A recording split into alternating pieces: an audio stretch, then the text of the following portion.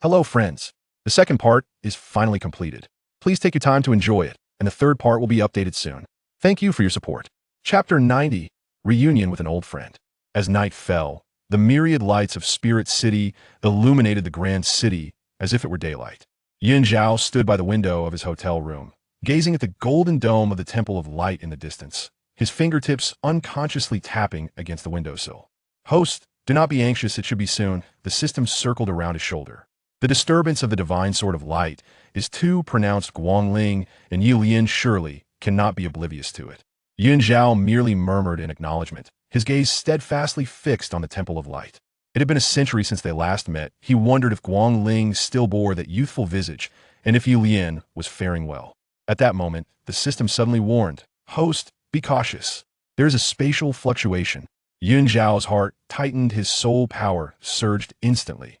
Yet he refrained from immediately unleashing his martial spirit. He sensed the fluctuation was exceedingly faint, indicating that the visitor had deliberately restrained their aura, but their strength was undoubtedly on par with his own. He slowly turned, directing his attention toward the shadows in the room. A figure emerged from the darkness, a woman clad in a pale purple gown, appearing to be in her 30s, possessing a striking beauty and a gentle demeanor, yet emanating the formidable aura of a 95th-level Light Douluo. Though her martial spirit was not released, Zhao instantly recognized her as Zhuhan Mo, the sister of Yuguan. Zhuhan Mo fixed her gaze on Zhao, her eyes brimming with vigilance and scrutiny. "Who are you? Was the disturbance of the divine sword of light you're doing?" Her voice was cool, tinged with a barely perceptible tension. The divine sword of light symbolized the Temple of Light and was a relic of the Light Douluo from a century ago. Any anomaly would warrant the attention of its devotees. Startled, Zhuhan Mo instinctively turned to look behind her. Another figure stepped forth from the deeper shadows, a woman clad in white, her hair flowing down to her waist, her beauty unparalleled, radiating an overwhelming pressure of a 98th level super Dou. It was Yilian. Yilian's gaze fell upon Zhao, and the usual calmness in her eyes was suddenly replaced by a tempest of emotions: excitement, disbelief, joy. A tumult of feelings surged within her, nearly overwhelming her control over her soul power. Before she could finish speaking, she knelt on one knee with a resounding thud, her posture reverent and sincere, just as she had done countless times a century ago. "This subordinate, Yilian, pays homage to His Highness. The title of Your Highness shattered the last remnants of distance in Zhao's heart." A relaxed smile broke across his face, akin to shedding an immense burden. Ding! Mental shielding activated, preventing any divine entities from eavesdropping. The system timely notified. Zhao slowly raised his right hand, a golden flame blossoming in his palm, a vivid illusion of a radiant phoenix taking flight within the flames. Though its light was slightly dim and unstable, its aura was undeniably pure. I. He spoke softly. Zhuhan Mo was rendered speechless, her astonishment palpable. "The radiant phoenix. Your Highness." The young soul sage's ability to trigger the disturbance of the divine sword of light, combined with the legends of the Light Douluo from a century ago, led her to a sudden realization. She promptly knelt as well, her voice filled with reverence. "This subordinate, Zhuhan Mo, has met the benefactor. I have met the Light Douluo. I have met the God of Light. Had it not been for this individual's intervention back then, she would have perished in the city from illness, and her brother Yuguan would not have achieved his current accomplishments. This debt of gratitude she would carry for a lifetime." "Rise." Zhao extended his hand, assisting them both to their feet. "Seeing you both brings me great comfort." Yilian stood, her excitement still palpable as she scrutinized Zhao from head to toe, yet her brows gradually furrowed. "Your Highness, your appearance, and your strength." The man before her was strikingly handsome, yet entirely different from the Light Douluo she remembered. His soul power was merely at the 71st level, leaving her bewildered. Zhao sighed and briefly recounted the events of a century past. "When I vanquished the netherworld ancestor, my soul power was exhausted and my physical body shattered. By a stroke of fortune, I retained a remnant of my soul, which slumbered for a century before I could reconstruct my physical form. However, the process encountered some unforeseen complications. Not only has my appearance changed, but my strength has regressed significantly, and even my martial spirit has suffered damage." He deliberately omitted mentioning the existence of the system, attributing his revival to sheer coincidence. Dawai Lian's eyes brightened in understanding. "I see. Do not worry. Your Highness, once your soul power is restored, your appearance will undoubtedly return to its former glory. Yin Zhao nodded, shifting the topic. Yi Lian, I require your assistance with a task. Your Highness, command me, and I shall face death without hesitation. Yi Lian replied unhesitatingly. I need you to secretly cultivate a force. Yin Zhao stated solemnly that my identity is sensitive at present, and it is unwise to expose myself. There are many matters that I cannot attend to personally. Understood. Yi Lian agreed immediately. Guangling is currently a worshipper in the Douluo Palace and also serves in the Temple of Light, surrounded by many soul masters from the Spirit Hall who follow him. I will select loyal and reliable individuals from among them to serve you in secret. She paused, her tone laced with a hint of reluctance. However, Guangling cannot come to see you for the time being. He is primarily stationed at the Douluo Palace, where several worshippers reside, and notifying him hastily could raise suspicion that I comprehend, Yin Zhao replied, unperturbed. Guangling held a unique position and was a 97th level title Dua, undoubtedly a focal point of interest for the Spirit Hall. He turned to Zhu Han Mo, his expression gentle. Han Mo, I hope you can keep my revival a secret. Rest assured, benefactor. Zhu Han Mo immediately affirmed, pressing her right hand to her chest. I swear by my martial spirit, the extraordinary celestial chrysanthemum, that should I divulge the news of your revival, I shall face the calamity of soul scattering. Swearing by one's martial spirit is the most solemn vow among soul masters, underscoring her resolve. Yin Zhao was taken aback by her decisiveness, his heart stirred, and he instructed the system to present two precious medicinal herbs. One was the extraordinary celestial chrysanthemum, radiating with 7-colored light, and the other was the snowy jade bone, entirely white and exuding a faint fragrance.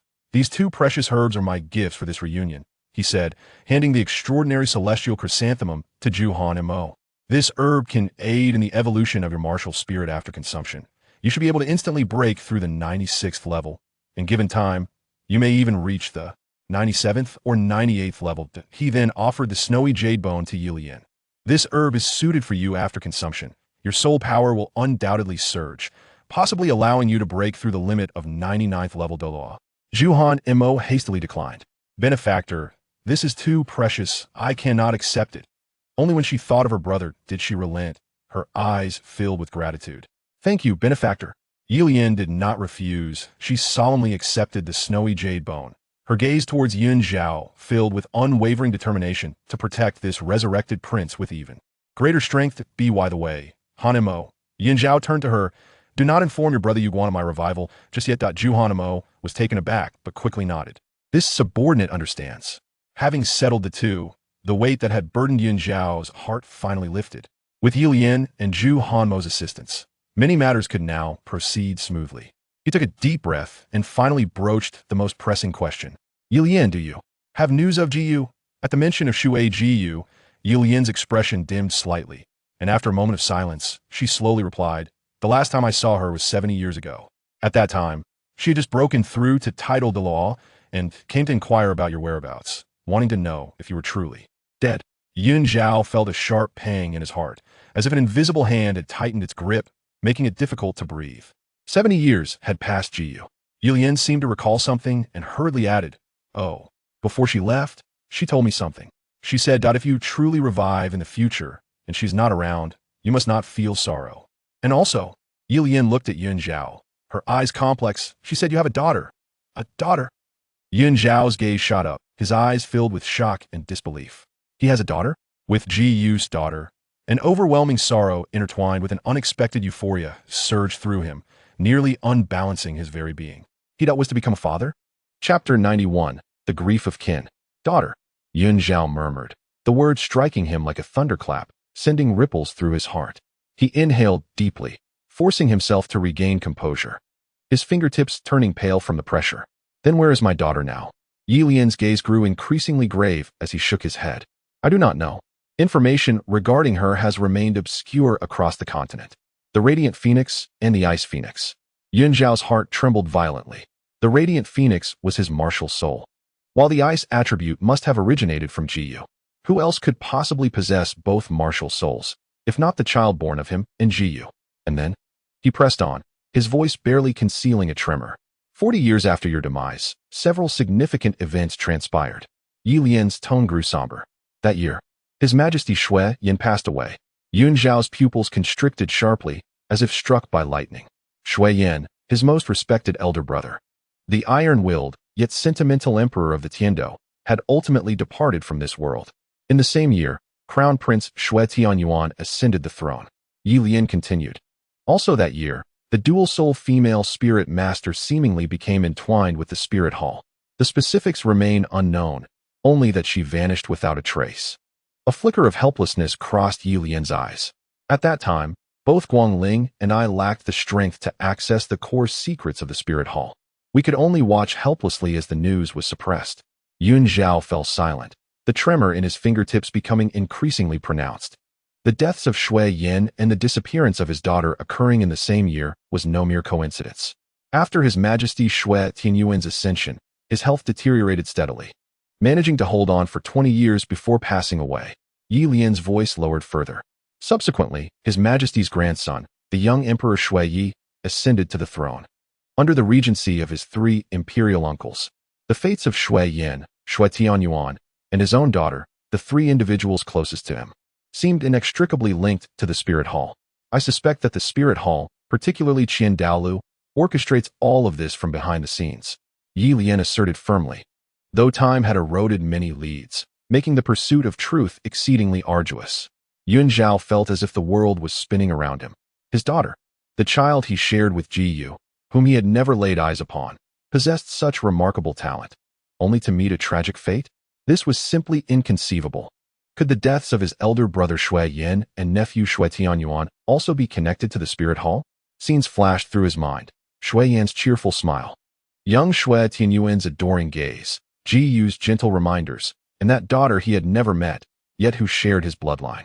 With a thud, Yun Zhao stumbled and collapsed into a chair, the light in his eyes dimming instantly. Overwhelming grief and fury engulfed him like a tidal wave, nearly suffocating him. Your Highness. Yi Lian rushed forward, his eyes filled with concern. Benefactor, please do not be too agitated. Zhu Huanma also grew anxious, eager to offer comfort, but unsure where to begin. Host, please do not despair. The system too became frantic, fluttering around his shoulders. Mourning is futile now. You must regain your strength. Only by growing stronger can you uncover the truth and find the whereabouts of the young lady. Perhaps she is still alive. Alive? Yun Zhao abruptly lifted his gaze, a flicker of hope igniting within his eyes. Indeed, the more the Spirit Hall concealed the truth, the more it signified that something was amiss. His daughter might still be alive. He took a deep breath, forcefully wiping his face, suppressing the tumultuous emotions swirling within him. His fingertips dug painfully into his palm, the sharpness of the pain keeping him grounded in reality. You are right, he rasped. This is not the time for sorrow. He turned his gaze to Yi Lian. His resolve rekindled. Yi Lian, continue your investigation. Whether it concerns Zhao or my daughter, even the slightest lead must be conveyed to me immediately. As you command. Yi Lian nodded solemnly. Yes. Time passed indeterminately, and fatigue finally enveloped him, lulling him into a deep slumber. In the ensuing 2 days, Yun Zhao meandered through the spirit city, observing the changes that had transpired over the century, yet his heart remained heavy. The brilliance of the Light God Palace, the grim aura of the Spirit Hall, the cheerful laughter of passers-by in the streets, all were shrouded in a veil of shadow in his perception.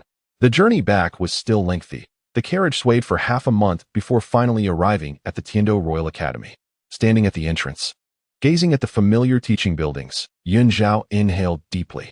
From this day forth, he was no longer merely the esteemed educator of Tiandou Royal Academy. He bore the weight of a century's grievances, seeking the truth as Xue Yun. The path of cultivation, power building, and uncovering the past and future was destined to be fraught with challenges. He straightened his attire and stepped into the academy, his silhouette tall and resolute. Sunlight bathed him, as if cloaking him in a golden armor. A new journey had just begun. Chapter 92. 6 years of accumulation. It's here. Within the faculty dormitory of Tiandou Royal Academy, Yun Zhao gradually concluded his cultivation, the golden soul power enveloping him receding like a tide, and the final barrier was quietly shattered. Opening his eyes, a glint of brilliance sparkled within, as he felt the soul power within him had thickened by nearly 30% compared to before, a smile gracing his lips. Level 72. He murmured, as a warm glow of the holy dragon's soul power surged from his palm. System, this month's training has yielded remarkable results. Of course, With my double cultivation speed enhancement, breakthroughs are but a breeze. The system exclaimed, circling proudly on his shoulder. When classes commence, those students will surely be left agape at your new level. Zhao chuckled, fully retracting his soul power. With the academy's opening imminent, it was time for this distinguished educator to prepare for his lessons. Little did anyone anticipate that this teaching endeavor would span 6 years. Over these 6 years, students at Tiando Royal Academy came and went, yet Zhao's name remained the brightest emblem of the institution. His classes were perpetually packed. Whether in theoretical discourse or practical demonstrations, both deemed flawless. Even the most mischievous offspring of nobility dared not exhibit the slightest negligence in his classroom. Moreover, his visits to the Seven Treasure Glazed Tile School evolved from once every fortnight to once every 10 days, ultimately settling at once every 5 days. Not for any other reason, but because his little disciple Ning Rongrong had blossomed into a spirited young girl with twin buns.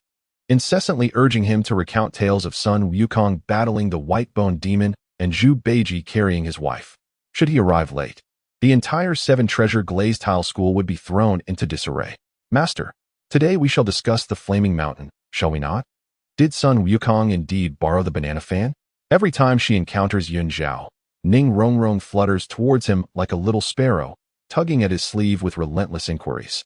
First cultivate, and once your soul power surpasses level 20, I shall reveal it to you. Zhao always manages to pacify her with a single phrase. Under the allure of such storytelling, although Ning Rongrong's cultivation was not exceptional, it progressed steadily.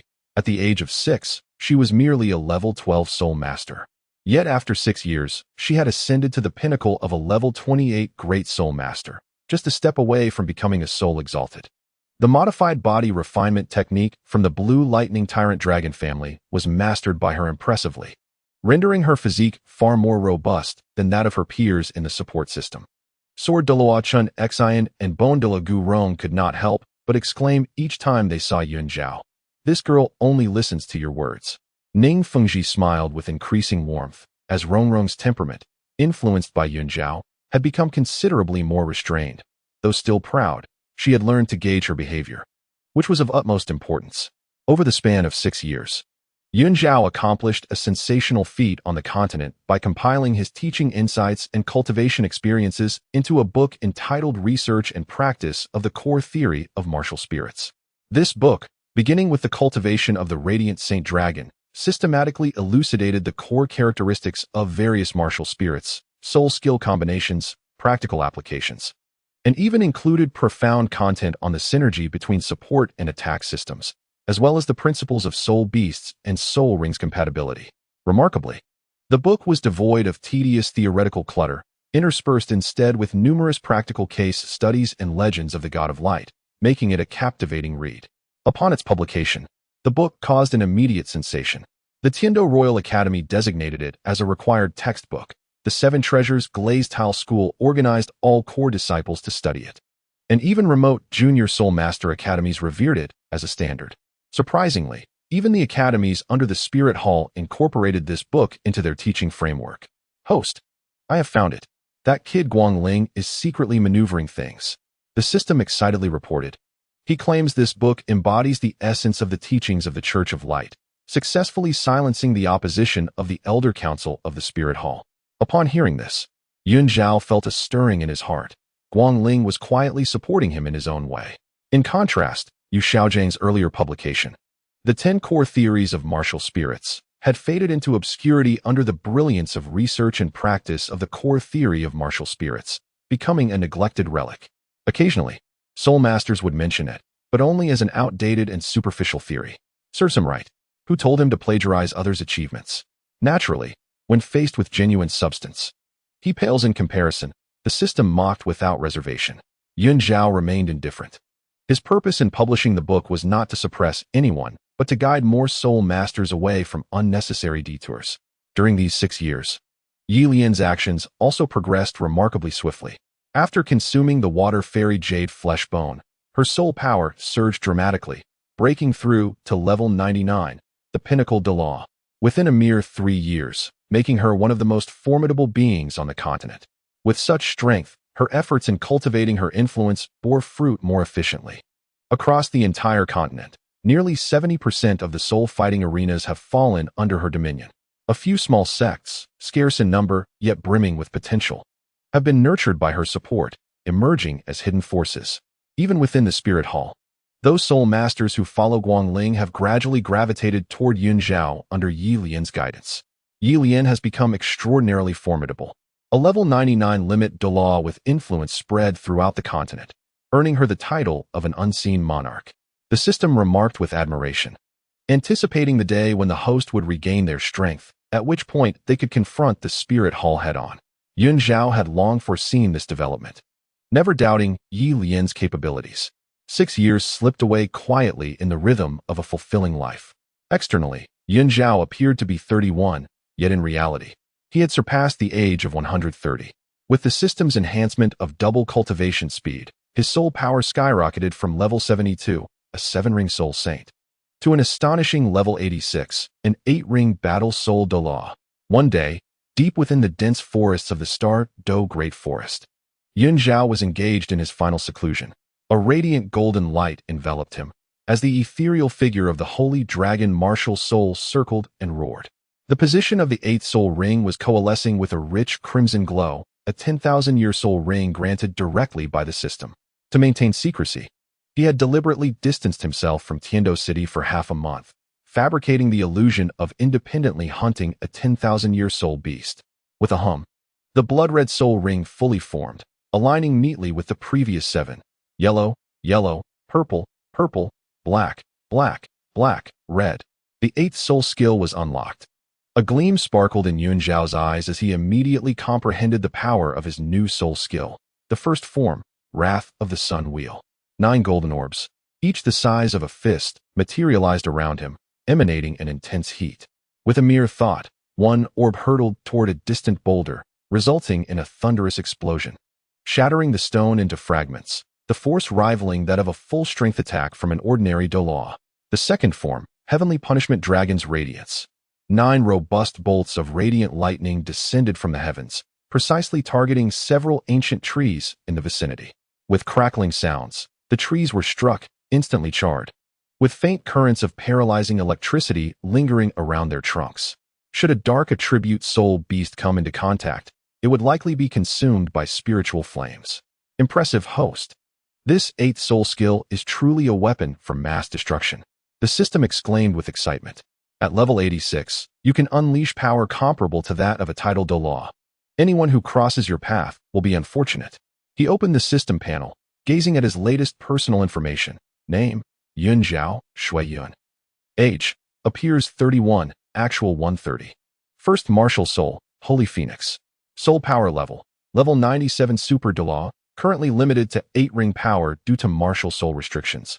Actual combat strength far exceeds that of the same tier. Soul ring configuration, yellow, yellow, purple, purple, black, black, red, red, orange gold, 700. 000 years. Currently only the first 8 rings are usable. Soul skills, current status, 9th soul skill currently unavailable. Second martial soul, Holy Dragon. Soul power level, level 86 8-ring battle soul Douluo. Soul ring configuration, yellow, yellow, purple, purple, black, black, black, red. The 9th soul ring, unlocked automatically at level 90, is red. Soul skills, soul bone skills, Holy Light left leg soul bone, 30,000 years light speed flash. Sacred right leg soul bone, 950,000 years heavenly light break. Evil shadow dragon left arm soul bone, 100,000 years shadow tier, light and darkness, light barrier. Flame right arm soul bone, 580,000 years phoenix explosive strike. Ice phoenix spiritual wisdom head soul bone, 400,000 years embrace of extreme cold, frost ashes eye. Eternal silence aurora kill, ice phoenix holy edict. Fire phoenix external attached soul bone, 400,000 years radiant judgment, divine radiance shadow. Bloodthirsty demon tiger torso soul bone, 100,000 years bloodthirsty rampage, eruption, demon tiger roar, defense. The ice and fire dual soul bone linked skill, ice and fire holy edict, is currently unavailable. Domain, fire god domain, unstable, holy light domain. Artifact, Radiant Divine Sword, stored in the Radiant Temple of Wuhuan City. Identity, Gold Medal Teacher of the Tiandou Royal Academy. External disciple of the Blue Lightning Tyrant Dragon family, now estranged. True identity, Radiant Douluo, God of Light. Comprehensive evaluation, his strength far exceeds that of his peers. An 8-ring Soul Douluo's combat power is comparable to an ordinary title Douluo, with numerous hidden cards and limitless potential. Gazing at the data on the panel, Zhao took a deep breath. After 8 years, from the rebirth of his golden body to now being an 86th level Soul Douluo, he finally possessed the foundation to stand at the pinnacle of the continent. Upon returning to the Tiandou Royal Academy, as he stepped into his office, a petite figure rushed in. Master, Master. Ning Rongrong clung to his arm, shaking it with excitement. I'm already at peak level 28. You promised me that when I was close to breaking through 30, you would take me out to play. The young girl, now 12 years old, blossomed into a graceful beauty, though her spirited temper remained as fierce as ever. Observing her exuberance, Zhao understood. According to the original trajectory, at her age, Ning Rongrong would be unable to endure the rules of the 7-treasure glazed tile school and would secretly escape, ultimately stumbling into Shrek Academy. He gently patted Ning Rongrong's head and smiled. All right, once you break through to level 30, I shall take you out for an adventure. Ning Rongrong cheered and began chattering animatedly about the tale of Sun Wukong borrowing the banana fan 3 times. Zhao listened patiently while his gaze drifted to the window. Ning Rongrong was destined for Shrek Academy, which meant that familiar names such as Tang San, Xiao Wu, Dai Mubai, and Oscar would soon make their appearances. The main storyline of Douluo Continent was about to commence.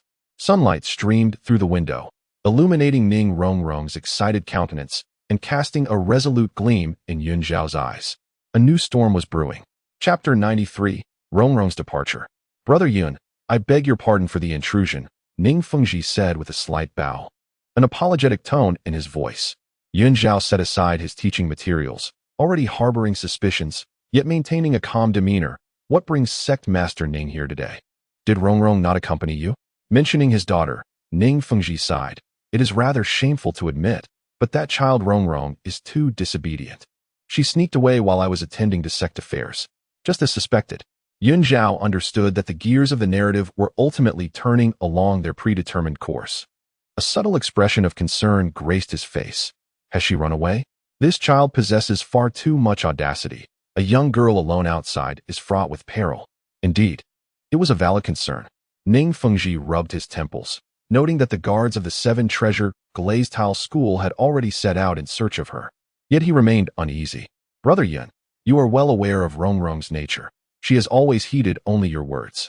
Now serving as the deputy director of the instructional department at the Heaven Dou Royal Academy, although his teaching responsibilities were substantial, the new generation of teachers, represented by Qin Ming, had matured to the point of being capable of independent instruction. Qin Ming, originally a graduate of Shrek Academy, had been personally mentored by Zhao for a year upon his arrival at the Heaven Dou Royal Academy, where Zhao imparted his educational philosophy.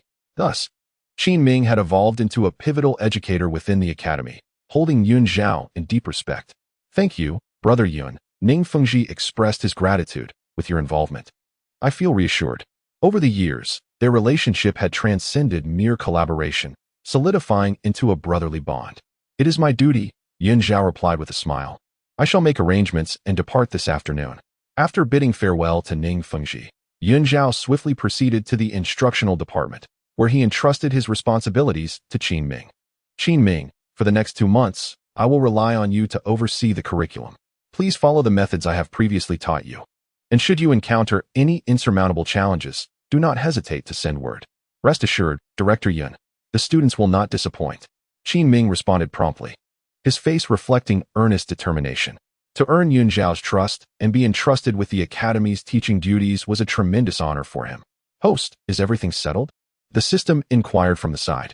Yes, let us go, Zhao nodded, quickly packing a small bundle before departing from the Heaven Dou Royal Academy. Instead of taking to the skies, he opted to rent a swift steed, galloping towards the direction of the Fasno province. According to Ning Fengji, Rongrong had stealthily slipped away from the 7-treasure glazed tile school, and considering her temperament, it was highly likely she had ultimately made her way to Shrek Academy, which exclusively accepted unusual talents. After a journey marked by early rises and late rests, 10 days later, Zhao finally arrived within the borders of the Barak Kingdom, drawing ever closer to the city of Soto, where Shrek Academy was located. Host, up ahead lies Soto City. Shrek Academy is just outside its walls. The system reminded him. Zhao reined in his horse, gazing into the distance where the outline of Soto City was becoming visible. He did not rush into the city. Instead, he sought lodging at in and outside the walls, intending to gather information first. Sure enough, shortly after settling in, he overheard spirited discussions among the soul masters at the inn. Have you heard? Shrek Academy has recently taken in several intriguing youngsters, particularly one named Tang San, who possesses innate full soul power, and his martial soul is blue silvergrass. Blue silvergrass? What use is that? Surely it must be a useless martial soul. What do you know? That lad managed to defeat teacher Zhao Wujia from Shrek Academy. Although Zhao Wujia may have gone easy on him, to withstand such a formidable soul sage for that long is already remarkable. And there is a young girl named Zhu Zhuqing, whose speed is astonishing. Even Dai Mubai could not catch up to her. The most intriguing character is the little princess of the Seven Treasure Glazed Tile School, Ning Rongrong. It is said that she has also enrolled in Shrek Academy and, along with a few companions, gave Zhao Wujia quite a beating. Zhao paused slightly, his hand holding the teacup, a glimmer of amusement flashing in his eyes. It seems he has arrived a tad late. Rongrong has successfully entered the academy and has already joined forces with Tang San and Xiao Wu, even enacting a scene of chastising Zhao Wujia. Haha, truly. She is Ning Rongrong, never one to remain idle wherever she goes. The system chuckled. However, I have heard that Zhao Wujia, in the end, seemed to have used excessive force, intending to teach those youngsters a lesson.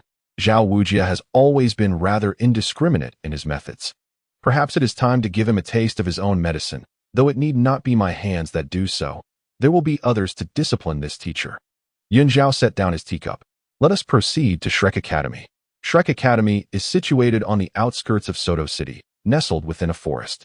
Rather than an academy, it resembles a dilapidated village. The low wooden houses, muddy paths, and rudimentary training grounds all evoke the image of an abandoned farmstead. As Zhao approached the academy's entrance, he was met with a cacophony of voices from within. Rongrong, you have gone too far.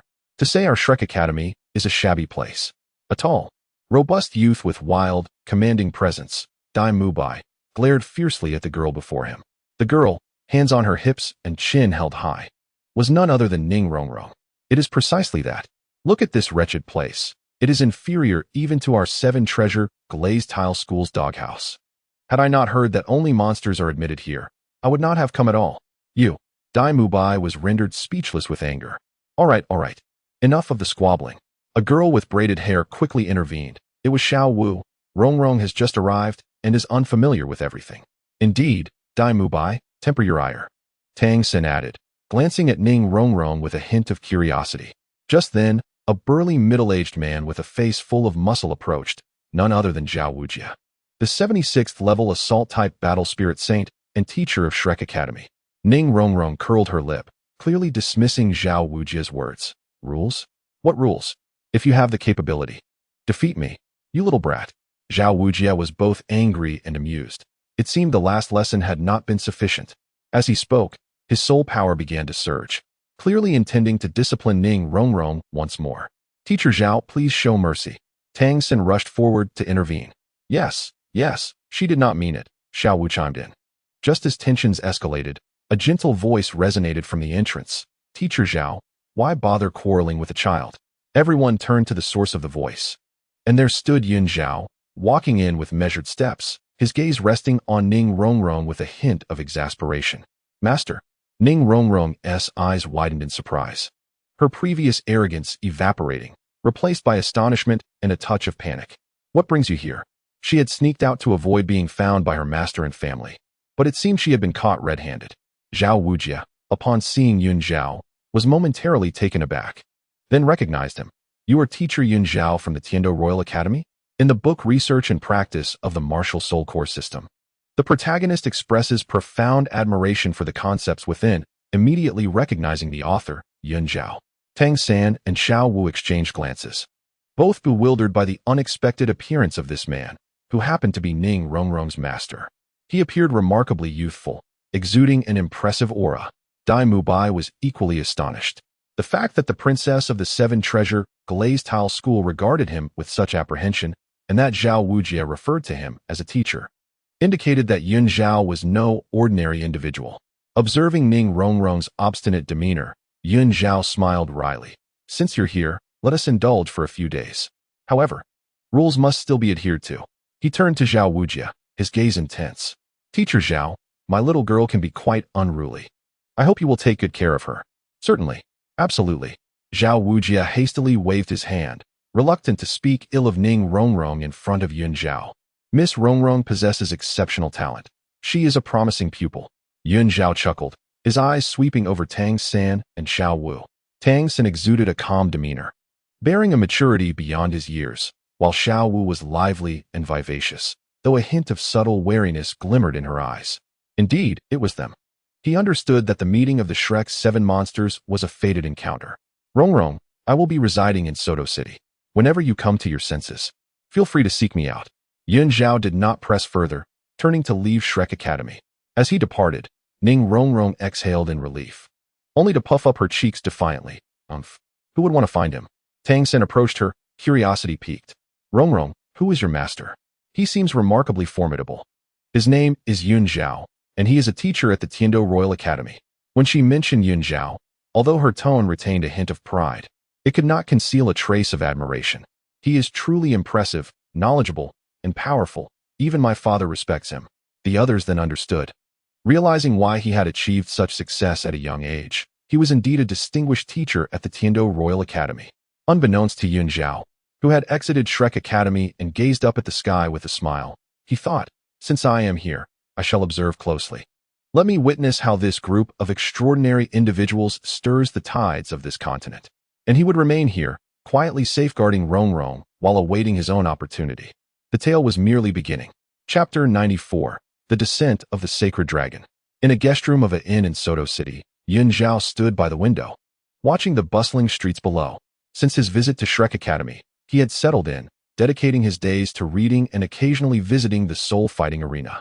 Under the covert operations of Yilian, the arena had changed ownership, and the manager treated him with utmost respect, even waiving the entrance fee. Host, life is quite pleasant. ISNT it. The system chimed. I wonder if Ning Rongrong has caused any trouble at Shrek Academy. Yun Zhao chuckled lightly, given her temperament. It would be strange if she did not stir up some mischief. Just then, the system abruptly alerted him. Detected significant emotional fluctuations from Ning Rongrong. She seems to have suffered a grievance. Yun Zhao raised an eyebrow. Let us go take a look. At the training grounds of Shrek Academy, the atmosphere had reached a tense stalemate. Flander, with his hands clasped behind his back and a stern expression, fixed his gaze upon Ning Rongrong. Run 20 laps around the academy. This is an order. Comply, or leave. Ning Rongrong's cheeks flushed crimson with indignation as she placed her hands on her hips. I refuse to run. Such a foolish method is utterly ineffective. I possess superior body refinement techniques that are tenfold more effective than yours. Impudent. Flander thundered. In Shrek Academy, one must adhere to my rules. Regardless of how exceptional your methods may be, they are of no consequence if they do not align with my directives. Standing nearby, Dai Mubai, Tang San, and the others lowered their heads, none daring to voice support for Ning Rongrong. Leave then. Who cares to linger here? Ning Rongrong's eyes brimmed with tears as she turned to flee. Rongrong. A sudden, gentle admonition rang out, accompanied by an overwhelming dragon's might cascading from above, causing all present to feel a surge of vitality. Astonished, the crowd looked up to behold a magnificent golden dragon, its length exceeding 30 meters, coiling majestically above the academy. Its scales shimmering with a divine radiance, the very embodiment of the holy dragon. Atop the dragon's head stood a familiar figure, Yun Zhao. With a resounding crash, the holy dragon dissipated, and Yun Zhao descended to the ground, exuding the unrestrained aura of an 86th level Soul Douluo, compelling Flander and the students to involuntarily step back. Yun Zhao? Flander's complexion paled. He had never anticipated that Yun Zhao was an 86th level Soul Douluo, a full rank above himself. Yun Zhao disregarded him and approached Ning Rongrong, gently ruffling her hair. There, don't be upset. Seeing Yun Zhao, Ning Rongrong could no longer contain her tears of grievance, yet stubbornly turned her head away. Why did you come? If I hadn't come sooner, my dear disciple would have been bullied away, Yun Zhao teased with a smile, then turned his gaze toward Flander. His tone calm, yet imbued with undeniable authority. Dean Flander, while my Rongrong may possess a somewhat proud disposition, she never slacks in her cultivation and physical training.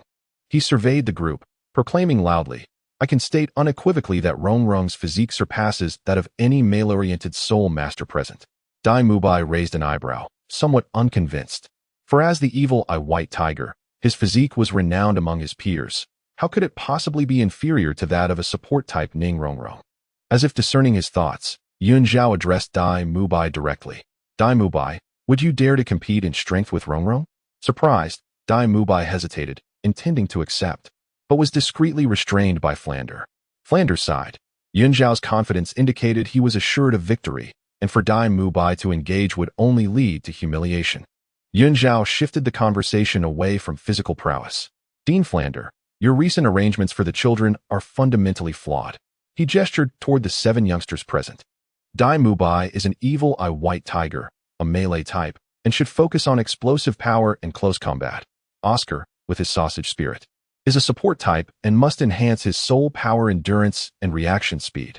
Tang San, with his blue-silver grass, is a control type and needs to refine his mastery over soul skills. Ma Hongjun, as the evil fire phoenix, is a melee type and must learn to suppress his malevolent flames while increasing their intensity. Xiao Wu, a soft-bone rabbit, is also a melee type and should emphasize explosive power and close-range agility. Zhu Zhuqing, the nether cat, is a sensitive attack type and must prioritize stealth and ambush. And Rongrong, with her 7 treasure glazed tile, is a support type and needs to bolster her physique to withstand high-intensity amplifications. Each individual's martial soul possesses unique characteristics, and thus, training methods should be tailored accordingly. It is folly to adopt a one-size-fits-all approach. Yun Zhao's voice, though not loud, resonated with profound wisdom. In my work, Theoretical Research and Practice of the Martial Soul Core System, I have elaborated extensively on the relationship between martial soul characteristics and targeted training. How could Dean Flanders, as the head of the academy, be unaware of this?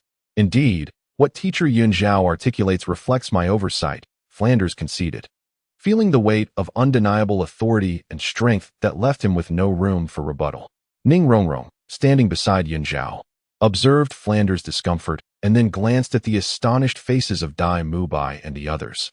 A smile crept onto her lips, and she proudly raised her chin. As if to say, see, this is my master.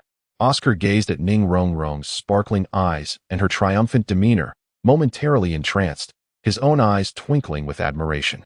Rongrong looks truly radiant when she smiles.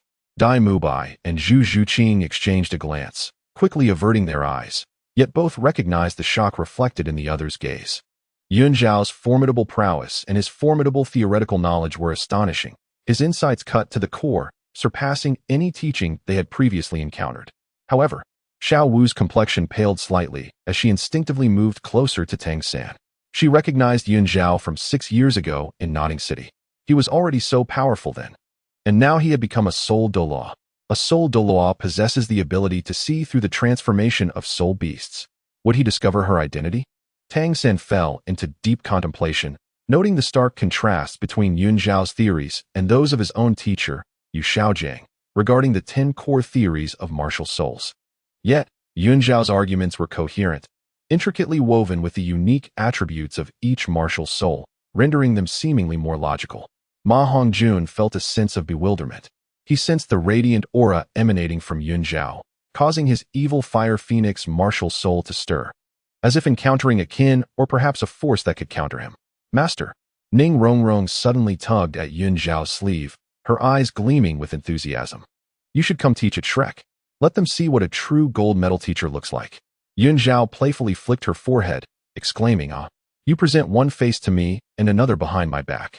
As for teaching here, we shall discuss that later. Ning Rongrong pouted, well aware that later essentially meant never. She quickly subdued her smile, standing obediently to the side like a chastised little rabbit. Only then did Yun Zhao turn his attention back to Flanders, his tone softening somewhat. Dean Flanders, I do not wish to criticize your teaching methods. I merely hope you understand that each child possesses their own talents and characteristics. Only through individualized instruction can we fully unleash their potential. Yes, yes, Teacher Yun Zhao is absolutely correct. I will certainly amend my ways, Flanders replied earnestly, nodding with newfound respect. Yun Zhao acknowledged him with a nod and prepared to depart. As he passed by Xiao Wu, he paused momentarily, casting a fleeting glance in her direction. Xiao Wu stiffened in fear, feeling as though she were being scrutinized by something terrifying, instinctively shrinking her ears. Yun Zhao's gaze did not linger, shifting instead to Ma Hongjun, observing the restlessness of his evil fire phoenix aura with a contemplative expression. Host, have you discovered a potential stock? The system jested. Observing the retreating figure of Yun Zhao, the training ground fell into a profound silence. After a considerable pause, Flanders finally exhaled deeply, wiping the cold sweat from his brow. My heavens, an 86th level Soul Douluo, and this Yun Zhao is so remarkably youthful. Ning Rongrong raised her chin with pride. Indeed, my master is the most formidable. Dai Mubai approached Tang San, whispering, Tang San, which theory do you believe is more accurate? That of Teacher Yun Zhao, or that of your own teacher? Tang San furrowed his brow and shook his head. I am uncertain. Yet I feel that Teacher Yun Zhao's words merit thorough contemplation. Xiao Wu gazed towards the direction Yun Zhao departed, her heart brimming with unease. This Yun Zhao is truly formidable. Meanwhile, Ma Hongjun touched his heated martial spirit, murmuring, Who is that person, really? The tranquility of Shrek Academy was thoroughly disrupted by Yun Zhao's unexpected visit, and the tale of these young souls was only just beginning. Chapter 95, The Holy Dragon versus the Giant Ape. After Yun Zhao's departure, the training ground of Shrek Academy lingered in silence for an extended period. Flanders stared at the direction he had vanished, his expression shifting through various emotions before finally culminating in a deep sigh. He produced paper and pen, swiftly drafting new training tasks based on Yun Zhao's prior insights. Dai Mubai, daily weight bearing of 50 kilograms, running 50 laps around the forest, focusing on explosive power training. Oscar, procurement of ingredients at the Soto City Market, with a timed round trip, enhancing soul power endurance and reaction speed. Tang San, manipulating blue-silver grass to entwine and target moving objects, refining the precision of soul skills. Ma Hongjun, releasing flames within a designated area, controlling the intensity of the fire to suppress the evil flames.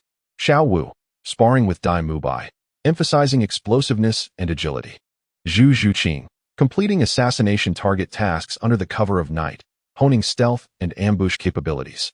Ning Rongrong, continuing to cultivate the body-refining techniques imparted by Yun Zhao, fulfilling the prescribed training daily.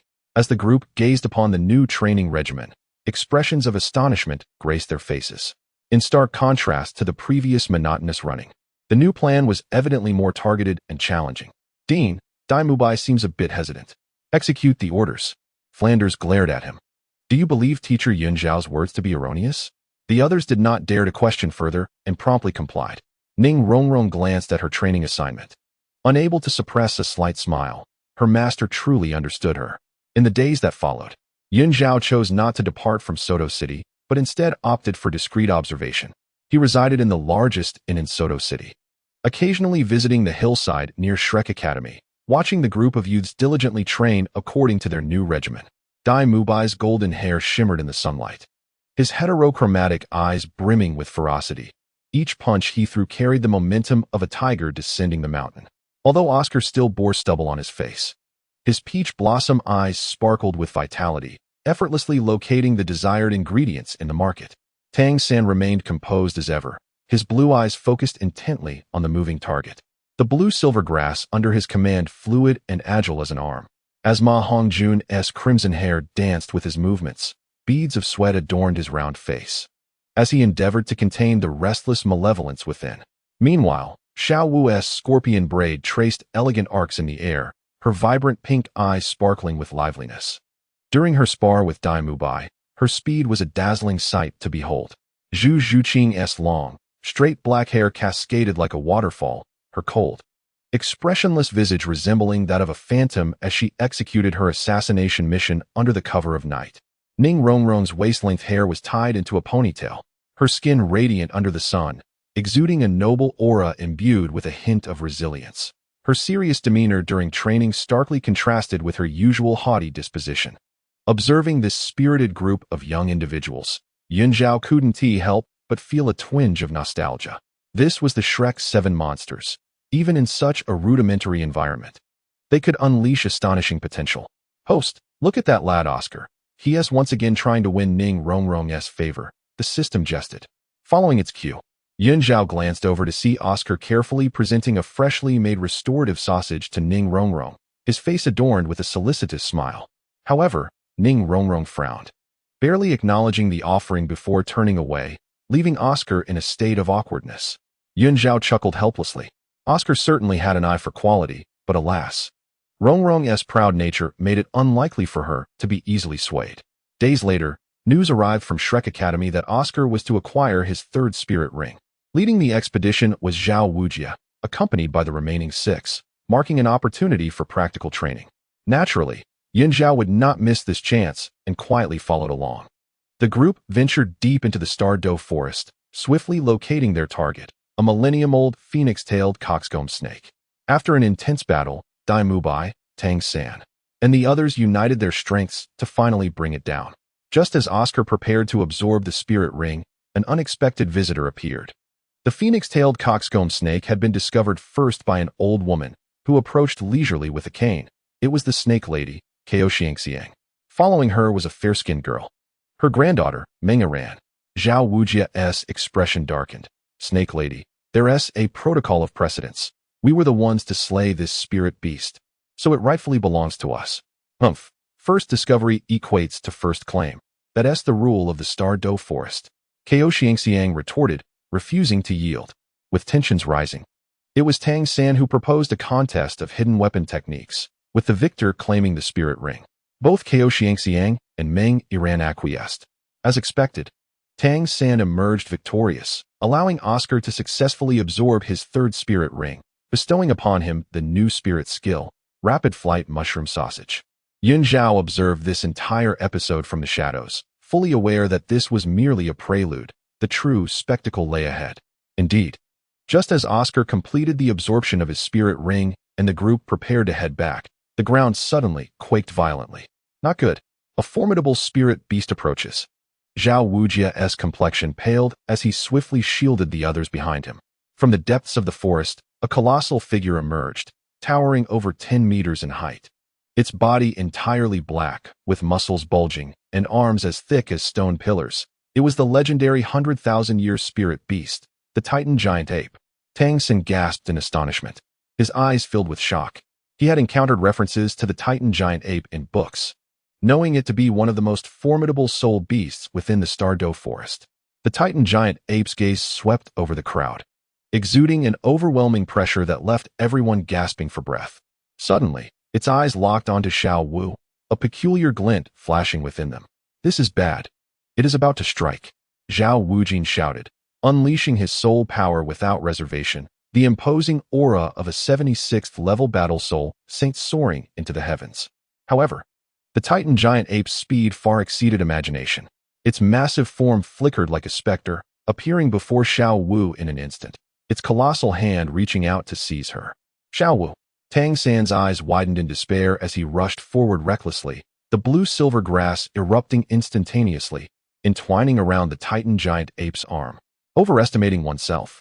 The Titan giant ape snorted disdainfully, casually swatting Tang San aside, causing him to spit blood. Dai Mubai, Zhu Zhuqing, and the others also sprang into action. Yet all were effortlessly repelled by the Titan giant ape. Oscar, in a bid to protect Ning Rongrong, was struck by the ape's residual force and fell unconscious on the spot. Oscar, Ning Rongrong exclaimed, her heart racing as she gazed at the unconscious Oscar and then at Xiao Wu, who was on the brink of being captured, tears streaming down her face. At that moment, the Titan giant ape's hand had already grasped Xiao Wu, preparing to turn away. Master, if you do not intervene, I will perish.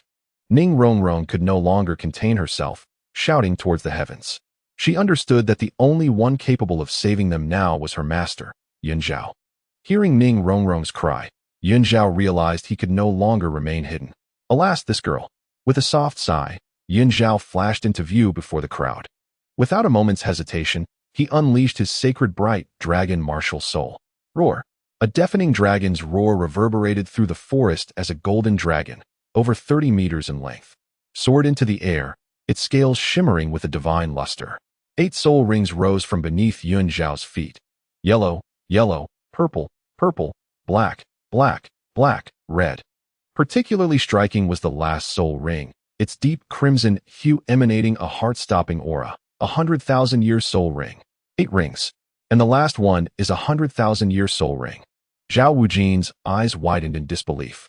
He could hardly fathom that Yun Zhao was actually an 86th level Soul Douluo. Tang San, Dai Mubai, and the others were equally stunned. They had always known Yun Zhao to be powerful, but never imagined he could possess a 100,000-year soul ring as his 8th. The Titan giant ape also halted, turning to face Yun Zhao, warily assessing him. It could sense that this human before it emanated an aura that inspired a degree of trepidation, particularly the sacred bright dragon martial soul, which radiated a formidable divine presence. Standing atop the head of the sacred bright dragon, Yun Zhao calmly addressed the Titan giant ape. Release that young girl. The Titan giant ape growled lowly, clearly unwilling to comply. Despite its wariness of Yun Zhao's strength, its resolve to take Xiao Wu was unyielding. Yun Zhao smiled wryly. He had initially wished to keep his power concealed, but since Rongrong had called upon him, he might as well reveal a fraction of his abilities. Just as he desired to test whether the radiant holy dragon spirit truly surpassed the radiant phoenix, he was acutely aware that he could not unleash his full strength. The Titan great ape, a formidable soul beast of 100,000 years, posed a significant threat. Should it feel cornered, it might retaliate with dire consequences, potentially harming Rongrong. If you refuse to relent, do not blame me for my lack of courtesy, Yun Zhao declared. And with a powerful flick of its tail, the radiant holy dragon surged towards the Titan great ape. The Titan great ape, undeterred, roared fiercely and swung its massive fists to meet the challenge. The collision of dragon and ape produced a thunderous sound that echoed through the forest, shattering trees in its wake. Yun Zhao, commanding the radiant holy dragon, launched a series of relentless attacks against the Titan great ape. The dragon moved with incredible speed, its claws and tail alternating in a flurry of strikes that forced the Titan great ape to retreat. Conversely, the Titan great ape's strength was equally terrifying. Each punch it delivered carried the potential to unleash cataclysmic destruction, compelling Yun Zhao to evade direct confrontation. The battle raged on, each combatant exchanging blows in an evenly matched contest. Host, this Titan great ape is indeed formidable. It lives up to its reputation as a 100,000-year soul beast, the system remarked. Xiao Wu paused for a moment, then quickly regained her composure. Casting a glance at the anxious Tang San in the distance, and then back at the fierce combat before her, she whispered a few words to the Titan great ape. The creature hesitated, glancing between Xiao Wu and Yun Zhao, a flicker of indecision crossing its eyes. It realized that continuing the fight may not yield any advantage and could potentially attract even stronger adversaries. Ultimately, with a low growl, the Titan great ape ceased its engagement with Yun Zhao, turned, and swiftly vanished into the depths of the forest. Yun Zhao did not pursue. He understood that the Titan great ape sought only to take Xiao Wu away and bore no intent to harm her. Moreover, he had achieved his objective of testing the strength of the radiant holy dragon. Xiao Wu. Tang San charged forward like a whirlwind, his eyes bloodshot as he gazed in the direction of the Titan great ape's disappearance. He quickly turned to Oscar, exclaiming urgently, "Oscar, your third soul skill. Rapid flight mushroom sausage, give me one now." Oscar, just regaining consciousness and still bewildered by the situation, instinctively handed a mushroom sausage to Tang San upon hearing his request. Without hesitation, Tang San consumed the sausage. With a loud pop, a pair of translucent wings unfurled from his back, manifesting the effects of the rapid flight mushroom sausage. "Xiao Wu, I will save you," Tang San shouted, flapping his wings and pursuing the direction in which the Titan great ape had vanished. Chapter 96, The Faced Demon Spider. As the silhouette of the Titan great ape faded into the depths of the Star Doe forest, Yun Zhao dismissed the radiant holy dragon spirit and turned to the Shrek members. Golden soul power swirled in his palm as he approached Ning Rongrong, meticulously checking. "Are you unhurt?" Ning Rongrong shook her head, her face still pale from shock, and urgently pointed to the other side of the forest. "Master, Tang San has gone after the Titan great ape alone." Yun Zhao's brows suddenly knitted together as his gaze swept across the gathered individuals. Dai Mubai, clutching his arm, was gasping for breath, while Zhu Zhuqing supported the swaying Dai Mubai. Ma Hongjun was using his soul power to tend to a wound on his forehead. and Oscar sat on the ground, recovering his soul energy. Yet, one figure was conspicuously absent, the black-haired, blue-eyed youth. Dai Mubai and the others quickly huddled together. Their eyes filled with complexity as they gazed in the direction Yun Zhao had departed. This rank 86 Soul Douluo possessed an unfathomable strength and demonstrated a remarkable concern for their well-being. Yun Zhao's silhouette had long since vanished into the dense forest, his spiritual energy spreading like a tide, encompassing a radius of 10 miles. The fluctuations of soul power within the Star Dou forest were laid bare to his perception. Every rustle of grass and tree, every breath of a soul beast, was distinctly discernible. Host, that young man Tang San truly dares to pursue, given his current strength. Encountering the Titan Great Ape would be akin to offering himself as a meal. The system's voice carried a hint of exasperation.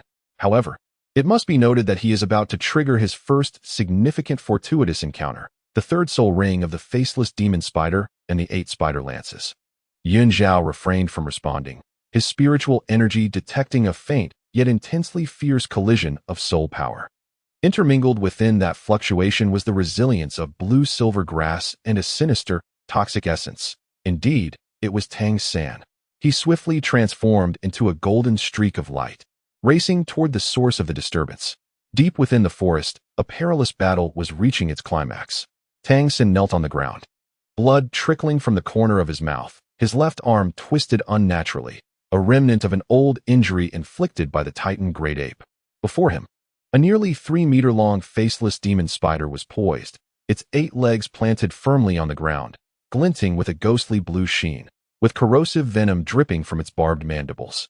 This 2,000-year-old soul beast was evidently enraged, its crimson compound eyes fixated on Tang San, brimming with brutal intent. Whoosh, whoosh, whoosh. Tang San gritted his teeth, raising his right hand as dozens of bone-piercing nails shot toward the spider's compound eyes like a torrential downpour. Seizing the moment to repel his adversary, he flickered like a specter, employing the ghost shadow perplexing steps. His purple extreme demon eyes operated at their utmost, his focus unwavering on the spider's movements. As blue-silver grass erupted from the ground, attempting to ensnare its legs. However, the faceless demon spider's reaction far exceeded his expectations.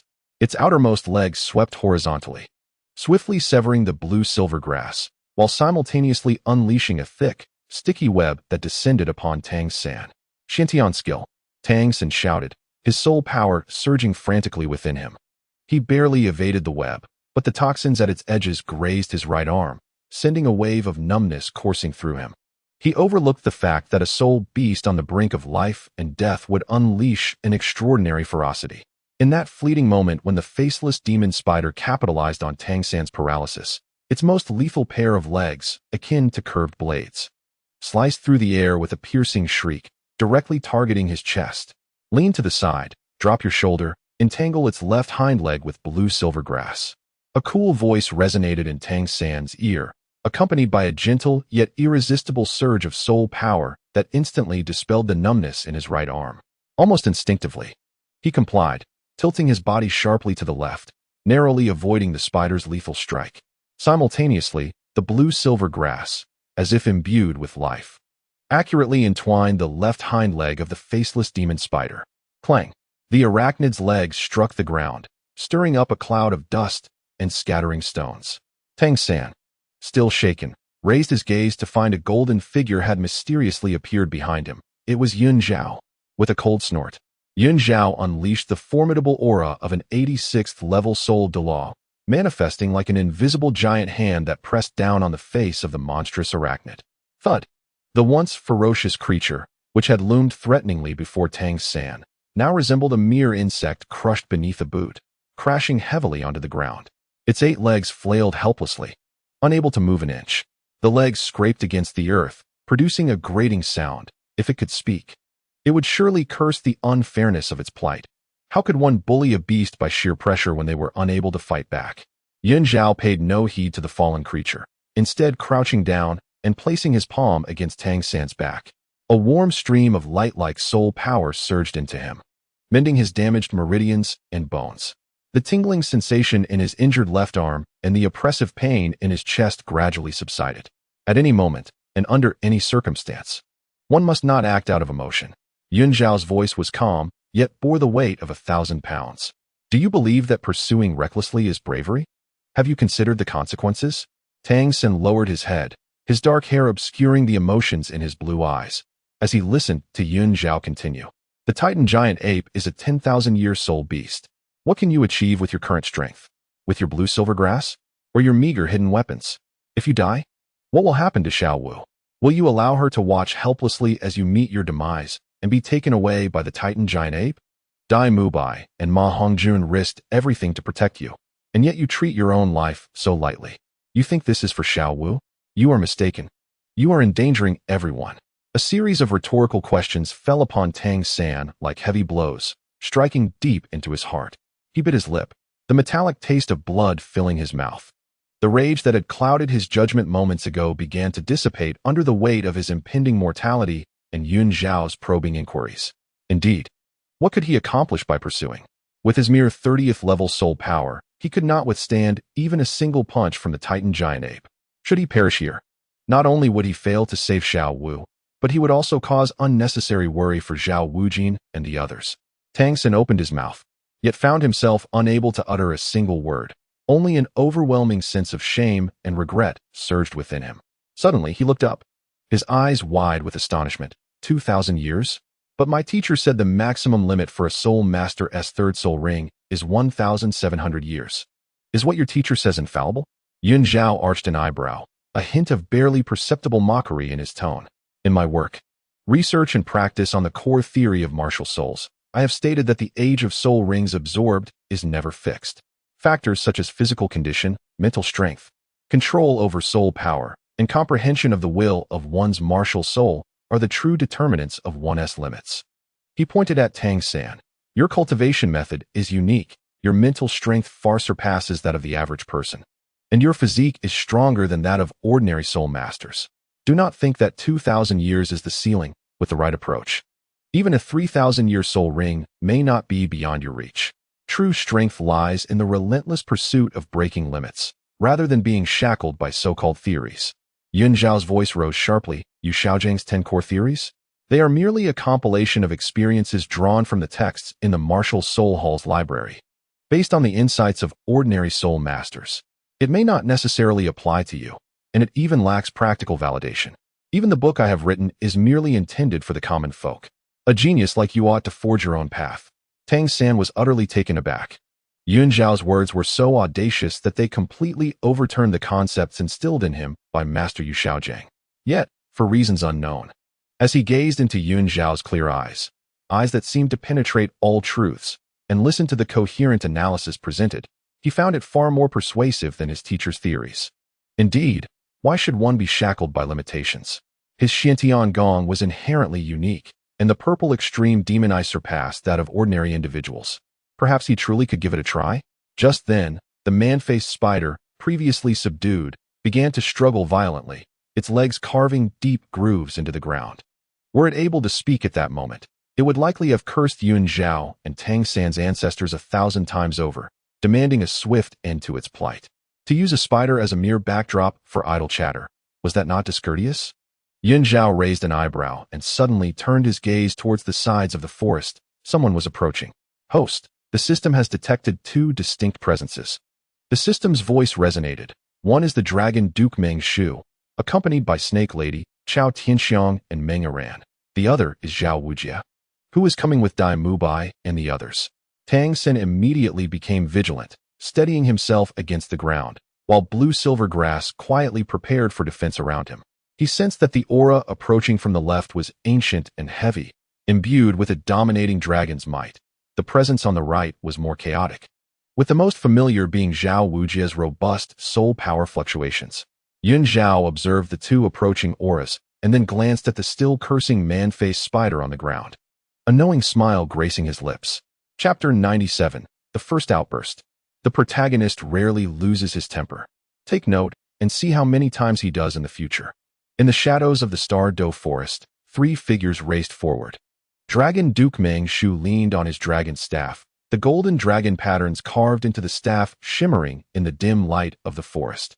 Snake Lady Chao Tianxiang closely followed, her serpent staff entwined with a ghostly green serpent that flicked its tongue. Meng Iran, visibly irate, trailed behind, her gaze fixed intently on the figure with black hair and blue eyes ahead. Upon recognizing the man-faced spider pinned to the ground by an invisible pressure, Meng Iran exploded. "That's it. Grandfather, grandmother, this is the man-faced spider we have been pursuing for so long." However, Dragon Duke remained still.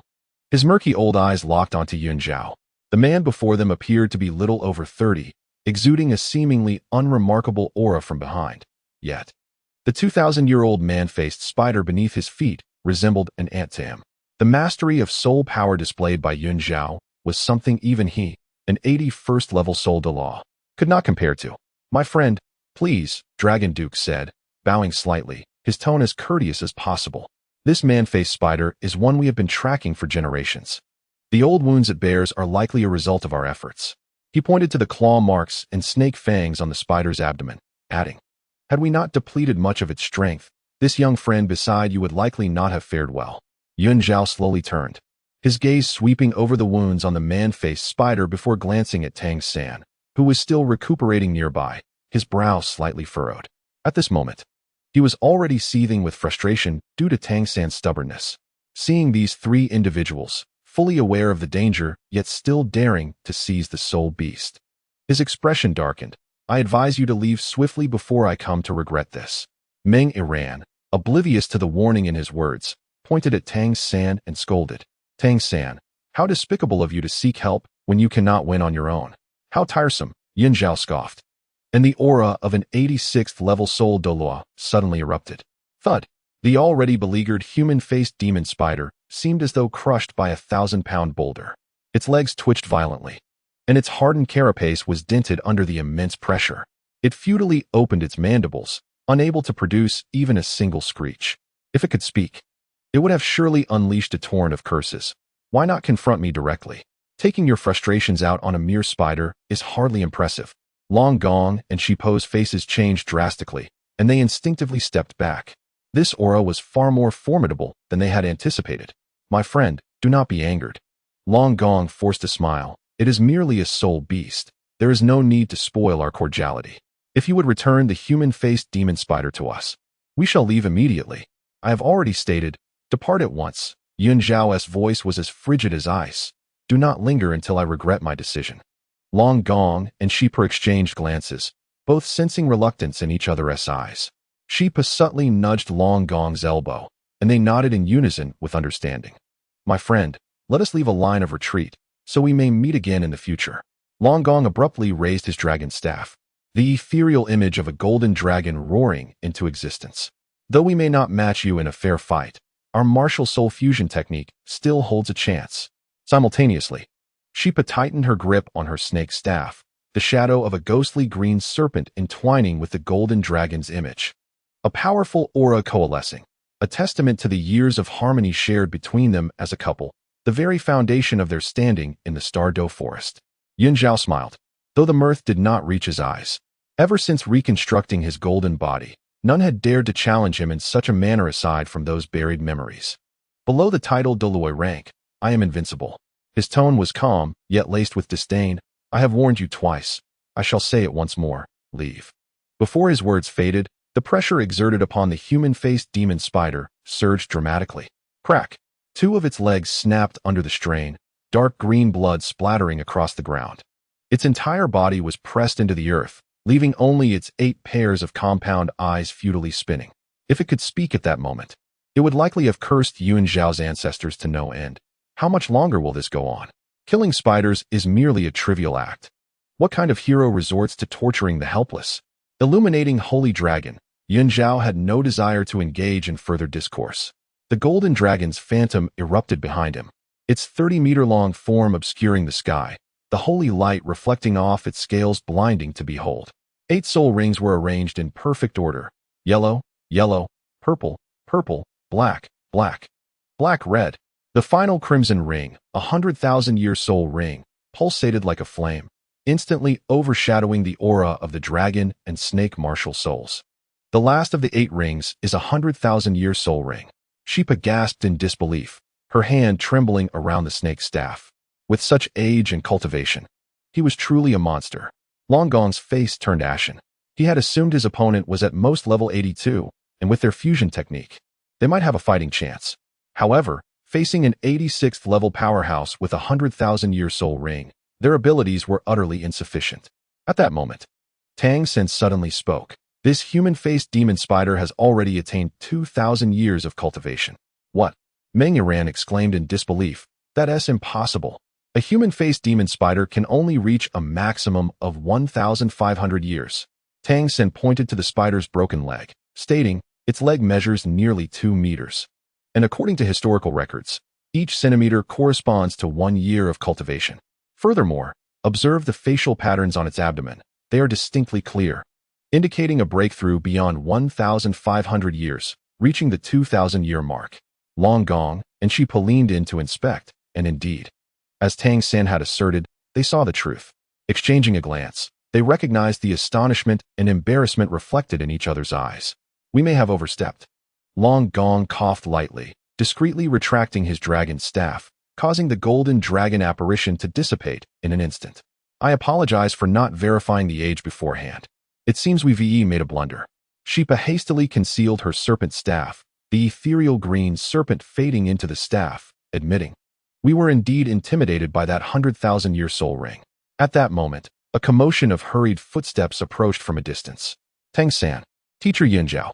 Zhao Wujin's robust voice resonated as he drew near, accompanied by Dai Mubai, Ning Rongrong, and others, stumbling forward in haste. Dai Mubai supported his arm. Zhu Zhuqing tugged at the still-recovering Oscar, and Ma Hongjun used his soul power to shield his forehead wound. Ning Rongrong immediately spotted Yun Zhao and rushed over like a startled rabbit, exclaiming, Master! Yun Zhao reached out to tousle her hair, his gaze sweeping across the group before finally settling on Long Gong and his entourage. Long Gong remained, his face adorned with an awkward smile as he stroked his beard, suggesting, since this young friend's companions have arrived, why don't we clear the air? Shipa quickly chimed in. Indeed, it's all a misunderstanding. Yet, Meng Yiran still held her breath, turning her gaze elsewhere, realizing that even she could perceive the extraordinary strength of the one surnamed Yun. Her grandparents were intimidated, and further outbursts would be futile. Yun Zhao remained silent, merely casting a glance at the wretched human-faced demon spider, which had ceased its struggles, its numerous eyes rolling back in a silent plea. Are you done chatting? If you wish to kill me, please do so swiftly. The atmosphere in the forest became tense, with the imposing presence of the Shrek group on one side and the cornered Long Gong family on the other, while the 2,000-year-old human-faced demon spider stood as the most innocent backdrop in this confrontation. Chapter 98. Does the system have this function? As Zhao Wujin arrived, he sensed the discordant atmosphere, the cold-faced Yun Zhao and the visibly embarrassed Long Gong family, with the half-dead human-faced demon spider lying on the ground. He quickly rubbed his hands together and chuckled. Ah, what a mess we've made. Soul beasts, after all, operate under the principle of the capable taking charge. Let us consider today's incident as an unexpected introduction. Yun Zhao ignored him, casting a frosty glance at Long Gong. He was already disinclined to engage with them. Had it not been for Ning Rongrong subtly tugging at his sleeve, he might have taken action to expel them. Master, Ning Rongrong swayed his arm, her voice soft and pleading. Although she did not explicitly ask for leniency, her eyes conveyed a message of let's resolve this amicably. She understood her master's temperament. He responded better to gentleness than force, a tactic that always proved effective. Yun Zhao, unable to remain irritated by her antics, snorted in response. This shall not happen again. The sound of a cold snort, neither too heavy nor too light, carried an undeniable pressure, causing the Long family to breathe a sigh of relief. Ning Rongrong's eyes sparkled as she discreetly winked at Zhao Wujia, Tang San, and the others. Dai Mubai was the first to react, pulling the still-dazed Ma Hongjun. Tang San, understanding the situation, quietly took a step back. Zhao Wujia, grasping the moment, quickly stepped forward to mediate. Senior Long, may we have a word in private? Long Gong, eager for an opportunity to alleviate the tension, promptly nodded. Sure, please, Teacher Zhao. The two moved behind a nearby tree, where Zhao Wujia lowered his voice and briefly explained Yun Zhao's identity. He is the deputy director of the teaching department at the Tiando Royal Academy, a gold medal teacher, and the author of the core theory and practice of martial souls. He paused, then subtly alluded to Tang San's remarkable background as well. With each revelation, Long Gong's astonishment grew. A high-ranking member of the Tiandou Royal Academy? The author of the Soul Master Bible that spread across the continent? No wonder he possessed the strength of an 86th-level Soul Douluo at such a young age. Coupled with Tang San's mysterious hidden weapon techniques and the purple extreme magic eyes, a terrifying name emerged in his mind. Heaven Dou Empire. Long Gong inhaled sharply, his gaze toward Tang San shifting entirely. This was no ordinary youth. He was clearly a descendant of that esteemed figure. It was fortunate that they had not engaged in combat earlier, otherwise, the consequences would have been dire. Suddenly, a notification from the system emerged. Ding. Detected a 4,000-year soul bone, a tribute, strength enhancement. The system continued. The host currently possesses 6 pieces of 1,000-year soul bones, 1 gifted annually by Ning Fengji, and with this one, there are a total of 7, enabling the fusion mode. The quality post-fusion will range between 10 to 12,000 years, and attributes can be selected. Zhao raised an eyebrow, surprised at this newfound functionality of the system, which he had previously been unaware of. It's just that the right opportunity hadn't presented itself until now, the system replied sheepishly. Previously, the host's soul bones were either too high in year count or insufficient in number, but now we have precisely 7,000 year pieces, triggering a hidden feature. Zhao, bemused by the system's response, took the soul bone. Since Rongrong desires it, let her have it. The moment his fingertip brushed against the soul bone, the system space automatically opened, absorbing it within. Ever since the system was updated, he no longer needed cumbersome soul-guiding devices. The system's spacious and secure storage was far more convenient. Long Gong, observing the exchange, wore an even brighter smile. If the young lady likes it, that's wonderful. At this moment, he shifted his focus to Zhao Wujia. Deputy Director Zhao, I see that the students in your esteemed academy are all exceptionally gifted, which is truly rare. My family has just broken through to level 30 and has yet to find a suitable academy. Might it be possible for her to join Shrek Academy? We would be willing to contribute a sum to support the academy, as a means of enhancing its facilities. Zhao Wujia's eyes lit up at the prospect of funding and a new student. He glanced at Zhao, noting that the latter showed no inclination to object, and patted his chest in assurance. No problem. I, Zhao Wujia, can make that decision. We warmly welcome Miss Meng to join. Dai Mubai and the others exchanged glances, each sensing the rapid turn of events, but none daring to voice their thoughts. For Long Gong was a figure of great stature, and it was best to avoid any offense. As Long Gong and his companions vanished into the thick forest, Zhao turned to Tang San. Are you prepared? Tang San took a deep breath, his gaze resolute. I am ready, Teacher Zhao. Then let us commence. Zhao raised his hand, channeling his soul power to lift the human-faced demon spider from the ground. The soul beast was still convulsing, its 8 pairs of bulging eyes wide with the despair of a creature that had endured an unfortunate fate, first hunted mercilessly by Long Gong and his kin, then crippled by the oppressive force of this man named Yun, and now facing the humiliation of having its soul ring extracted. A low hum resonated as Zhao's palms slowly constricted, his golden soul power acting like invisible pincers, gradually squeezing the spider's body. The creature emitted a piercing shriek, spewing dark green venom from its mandibles, only to be thwarted by Zhao's protective barrier. With a final dull thud, the human-faced demon spider's body went limp. The light in its eyes extinguished, marking the end of its tormented existence. Almost instantaneously, a purple soul ring ascended from its corpse, swirling gracefully in midair, pulsating with rich waves of soul power. Though purple in hue, its depth of luster far surpassed that of an ordinary 1,000-year soul ring. Is this truly a 2,000-year soul ring? Oscar murmured, awe evident in his eyes. Zhao waved his hand, dissipating the soul power. Tang San, begin the absorption. Remember what I just said. Focus your mind and remain calm. Do not let the soul power disrupt your concentration. Yes, Teacher Zhao, Tang San affirmed, settling cross-legged beneath the soul ring, inhaling deeply as he extended his right hand. The purple soul ring seemed to be drawn towards him, eventually resting upon his form and beginning to spin. Well, this lad has finally shed some of his naivete, the system remarked, circling around Zhao's shoulder. However, he was rather foolish when he confronted the Titan giant ape earlier. If it weren't for his protagonist's aura, he would have already ended up as spider excrement. Zhao chose not to respond. instead observing Tang San intently. He sensed the soul power from the purple ring flowing into Tang San's body, imbued with a chilling and domineering essence, characteristics of the human-faced demon spider that posed a formidable challenge for Tang San to overcome. Ning Rongrong leaned closer to Yun Zhao, whispering, "Master, do you believe Tang San can successfully absorb it? Is a 2,000-year soul ring too ambitious for him? Whether he succeeds or not hinges on his own will." Yun Zhao replied with a hint of impatience. "Sometimes, the limits we face are precisely the opportunities for breakthroughs. Rongrong, you must understand this as well." Zhao Wujia and Dai Mubai, among others, gathered around, holding their breath and fixating on the scene before them.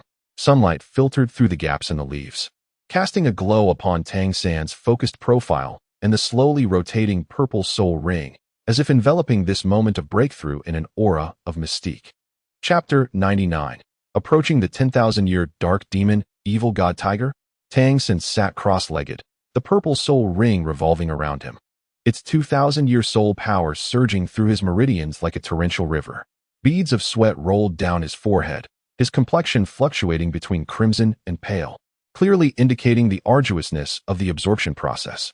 Yun Zhao stood quietly nearby, observing intently, when suddenly the system's voice resonated in his ear. "Host, 3 miles to the northwest. There is a familiar wave of soul power. It is Xiao Wu." On the other side of the starry forest, Xiao Wu was sprinting wildly, following Tang San's scent. Her scorpion braids danced behind her, and her pink eyes were filled with anxiety. Just as she was about to burst through a thicket, a golden figure suddenly appeared before her, blocking her path. "Yun Zhao, the teacher?" Xiao Wu abruptly halted, instinctively taking a half-step back as a flicker of barely perceptible fear crossed her eyes. She recognized that face. She had seen it 6 years ago in Nodding City. He had been terrifyingly powerful then, and now he was an unfathomable soul Douluo. Yun Zhao regarded her directly, stating plainly, "Do you understand what it means for a soul beast to transform into a human for a soul master?" Xiao Wu's pupils constricted sharply, as if her deepest secret had been publicly unveiled. She forced herself to remain calm, her voice trembling slightly. "Did we meet in Nodding City 6 years ago?" Biting her lip, as if resolving to confront something significant, she asked, "Were you alive 100 years ago?" She could never forget the time when, as a 10,000-year soft-bone rabbit, she fought valiantly against a 70,000-year dark demon, evil god tiger, ultimately being driven back by the thunderous roar of the 2 great Ming. At that time, 3 humans had observed from afar, one of whom later became the god of light. "The radiance you exude indicates that you are indeed he," Yun Zhao replied calmly. "I am not here to hunt you. With my current strength, it would be effortlessly simple to end your life." Xiao Wu's body stiffened abruptly. "I have come to inform you." Yun Zhao's voice was serene, yet carried weight. "As a human, one must possess the awareness of being human. Since you have transformed, you should live accordingly. Do not wait until it is too late to regret." He paused, then turned away. "That is all I have to say. Come with me, they are over there." Xiao Wu stood frozen, watching Yun Zhao's retreating figure, her heart a tumult of emotions, fear, confusion, and an inexplicable sense of reassurance. Ultimately, she gritted her teeth and hastily followed. Third brother. Xiao Wu immediately spotted Tang San, who was seated cross-legged. Upon seeing the deep purple soul ring, her heart raced. Why is it a 2,000-year soul ring? He is only at level 30. Do not panic. Ning Rongrong quickly grabbed her, recounting Yun Zhao's earlier words. Teacher Yun Zhao said that the absorption period for soul rings depends on one's physical condition and mental strength. Your brother Tang San is incredibly powerful, so he will be fine. Xiao Wu felt somewhat reassured, yet her heart tightened as she observed Tang San's pained expression. At that moment, a blinding blue light erupted from Tang San's back, as 8 sharp spider legs violently broke through his clothing, shimmering with a ghostly purple glow. It was the external spirit bone. 8 spider lances. This is a soul bone. Zhao Wuji exclaimed in shock. How could it grow from his back? Dai Mubai and the others were equally astonished, having never witnessed such a peculiar soul bone before. Only Yun Zhao recognized it as an external spirit bone, a flicker of understanding passing through his eyes. Host, lend him a hand. The system's voice echoed in his ear. Assist him in fully absorbing the soul ring and external spirit bone with your soul power mastery. It will be effortless. If this lad dares to be ungrateful in the future, you can deal with him then. Yun Zhao fell into silence, a multitude of thoughts racing through his mind. In his previous life, He had harbored a profound disdain for Yu Shaojing while reading the original text. The man, who shamelessly claims to be a master, has plagiarized others' theories. Despite possessing the potential for his martial soul to mutate into the radiant holy dragon through the fusion technique with the golden saint dragon martial souls of Flander and Lu Erlong, he wallows in despair due to his inability to break through the 30th level, relying on the remnants of Bibi Dong's affections and Lu Erlong's love. He wields an audacious script of defiance, solely intent on proving that he is not a failure through his disciples. The darkening of Bibi Dong's character finds its roots in him. As for Tang San, he receives no substantial assistance from this man. His cultivation is entirely self-driven. The so-called theories are easily accessible in the grand libraries of Heaven Dou or Star Luo City, merely articulated by Yu Shaojing ahead of time. What merit does such a person have to earn the respect of so many? With a soft sigh, Yun Zhao approached Tang San, placing his palm against his back. Should the future reveal a continued fade of hypocrisy, Yun Zhao would not hesitate to take action against him. Golden soul power flowed gently, cautiously entering Tang San's body. This was no ordinary transfer of soul power. It required precise guidance of the energy from the 2,000-year soul ring, simultaneously calming the restless 8 spider lances.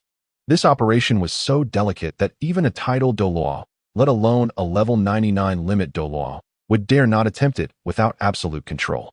For a slight misstep could lead to injury or death for either party. Yun Zhao, the teacher, is actually assisting him in channeling soul power? Dai Mubai inhaled sharply, realizing the risk involved. Xiao Wu clenched her fists, her large eyes fixed on Tang San, filled with anxiety. Under Yun Zhao's guidance, the turbulent soul power within Tang San gradually steadied, and the ghostly light on the 8 spider lances softened considerably. The rotation of the purple soul ring slowed, ultimately merging completely with his body. With a sudden awakening, Tang San exhaled a breath of turbid air, his eyes shining with brilliance. He felt the surging soul power within him and the 8 spider lances behind him, rising in excitement. "Thank you, Teacher Yun Zhao," Xiao Wu hastily explained, recounting her experience as in the original narrative, mentioning how she was seized by the Titan Great Ape, which suddenly released her after hearing a roar, and how she had later fainted, only to awaken and find herself in search of a suitable soul beast for her soul ring. Tang San, trusting her, breathed a sigh of relief. "Host, there is a situation." The system's voice turned grave. 10 miles to the northwest, a powerful aura is fixated on us. Its soul power fluctuations are peculiar, resembling that of the dark demon Evil Tiger, yet its intensity approaches 100,000 years. Yun Zhao's gaze sharpened, recognizing the undisguised greed and malice in that presence, evidently directed at him. A hint of urgency tinged his tone, perceptible only to Ning Rongrong, who opened her mouth to inquire, but was silenced by Yun Zhao's glance. "Master, what about you?" Ning Rongrong asked with concern. "I will join you shortly," Yun Zhao replied, swiftly leaping to a nearby tree, his voice echoing from above. "Hurry." In the depths of the forest, Yun Zhao stood atop the tree, his gaze locked onto the northwest, the corners of his mouth curling into a cold, sharp arc. The dark demon Evil Tiger? Approaching 100,000 years? Perfect. He was eager to stretch his limbs. The golden soul power surged within, the aura of the radiant holy dragon quietly emanating. Chapter 100. Death is the true essence of eternity. In the lofty expanse of the Star Dou Great Forest, Yun Zhao fixed his gaze on the increasingly distinct malevolent presence in the northwest. Suddenly, a notification tone echoed in his mind. Not as a mere alert, but as a comprehensive summary of his current state. Host current status summary. Name, Yun Zhao, Xue Yun. Age, appears 31 years, actual 130. First martial soul, Radiant Phoenix, Holy Phoenix. Soul power level, level 97 Super Douluo, currently can only summon the power of 8 rings, limited by the martial soul. Actual combat capability far exceeds peers. Soul ring configuration, yellow, yellow, purple, purple, black, black, red, red, orange gold, 700,000 years. Currently able to utilize the first 8 rings. Soul skills, current state Phoenix Rebirth, attack power increased by 300, accompanied by radiant purification, rebirth possible at the brink of death. Divine Light Shining, releases radiant feather blades. 100 piercing damage, incinerates dark soul power. Holy Light descends, wide area Divine Light, reduces enemy attributes by 50, amplifies own attributes by 30. Holy Flame of Judgment, piercing strike that ignores defenses, incinerates flesh, soul power, and spirit, marking the target. Second Martial Soul, Radiant Holy Dragon. Soul Power Level, Level 86, 8-Ring Battle Soul Douluo. Soul Ring Configuration, Yellow, Yellow, Purple, Purple, Black, Black, Black, Red. 9th Soul Ring automatically unlocks at level 90 as red. Soul Skills, Soul Bone Skills, Holy Light Left Leg Soul Bone, 30,000 years Light Speed Ambush. Divine Right Leg Soul Bone, 950,000 years Heavenly Light Break. Evil Shadow Flood Dragon Left Arm Soul Bone, 100,000 years Shadow Tier, Light Dark, Radiant Barrier. Flame Right Arm Soul Bone, 580,000 years Phoenix, Burst Strike. Ice Phoenix Spiritual Wisdom Head Soul Bone, 400,000 years Embrace of Extreme Cold, Frostfire Eye. Eternal Silence Polar Light Kill.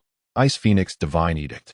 Fire Phoenix External Attached Soul Bone, 400,000 years Divine Judgment of the Fiery Sky, Glorious Shadow. Blood Fiend Magic Tiger Torso Soul Bone, 100,000 years Blood Fiend Frenzy, Eruption, Magic Tiger Roar, Defense. Ice Fire Dual Soul Bone Link Skill. Ice Fire Divine Edict, currently unavailable. Domain, Fire God Domain, Unstable, Radiant Holy Domain. Artifact, Radiant Divine Sword, stored in the Radiant Temple of Spirit City. Identity, Gold Medal Teacher of the Tiando Royal Academy. External Disciple of the Blue Lightning Tyrant Dragon Clan, previously detached. True Identity, Radiant Douluo, God of Radiance. Comprehensive Evaluation, in the current state. Combat power rivals that of a level 95 title Douluo, with soul bones and dual martial souls perfectly complementing each other. The Radiant attribute naturally counters dark creatures, possessing numerous hidden cards and exceptional survival capability. Yun Zhao's gaze sharpened slightly. These statistics were already ingrained in his mind. Yet the system's deliberate summary was a clear indication of an extraordinary crisis. Indeed, the next moment, the system's voice sharpened, infused with an unprecedented urgency. Warning. Anomalous energy entity detected. The dark demon Evil God Tiger is not a creature native to the original Douluo world. Its energy fluctuations are specifically designed to counteract the attributes of light. No. The existing 70,000-year dark demon Evil God Tiger in the Stardow Forest is recuperating in the Eastern Valley, showing no signs of movement. This is merely another one. A wave of unease washed over Yun Zhao as he sensed that malicious gaze drawing ever closer, the dark energy in the air thickening like viscous ink, relentlessly eroding the surrounding light. The system's voice began to falter, as if it were experiencing severe interference. Host. This is the first anomaly since the system's inception. I cannot connect to the database. Yun Zhao's pupils contracted sharply. It was the first time he had witnessed the system so flustered.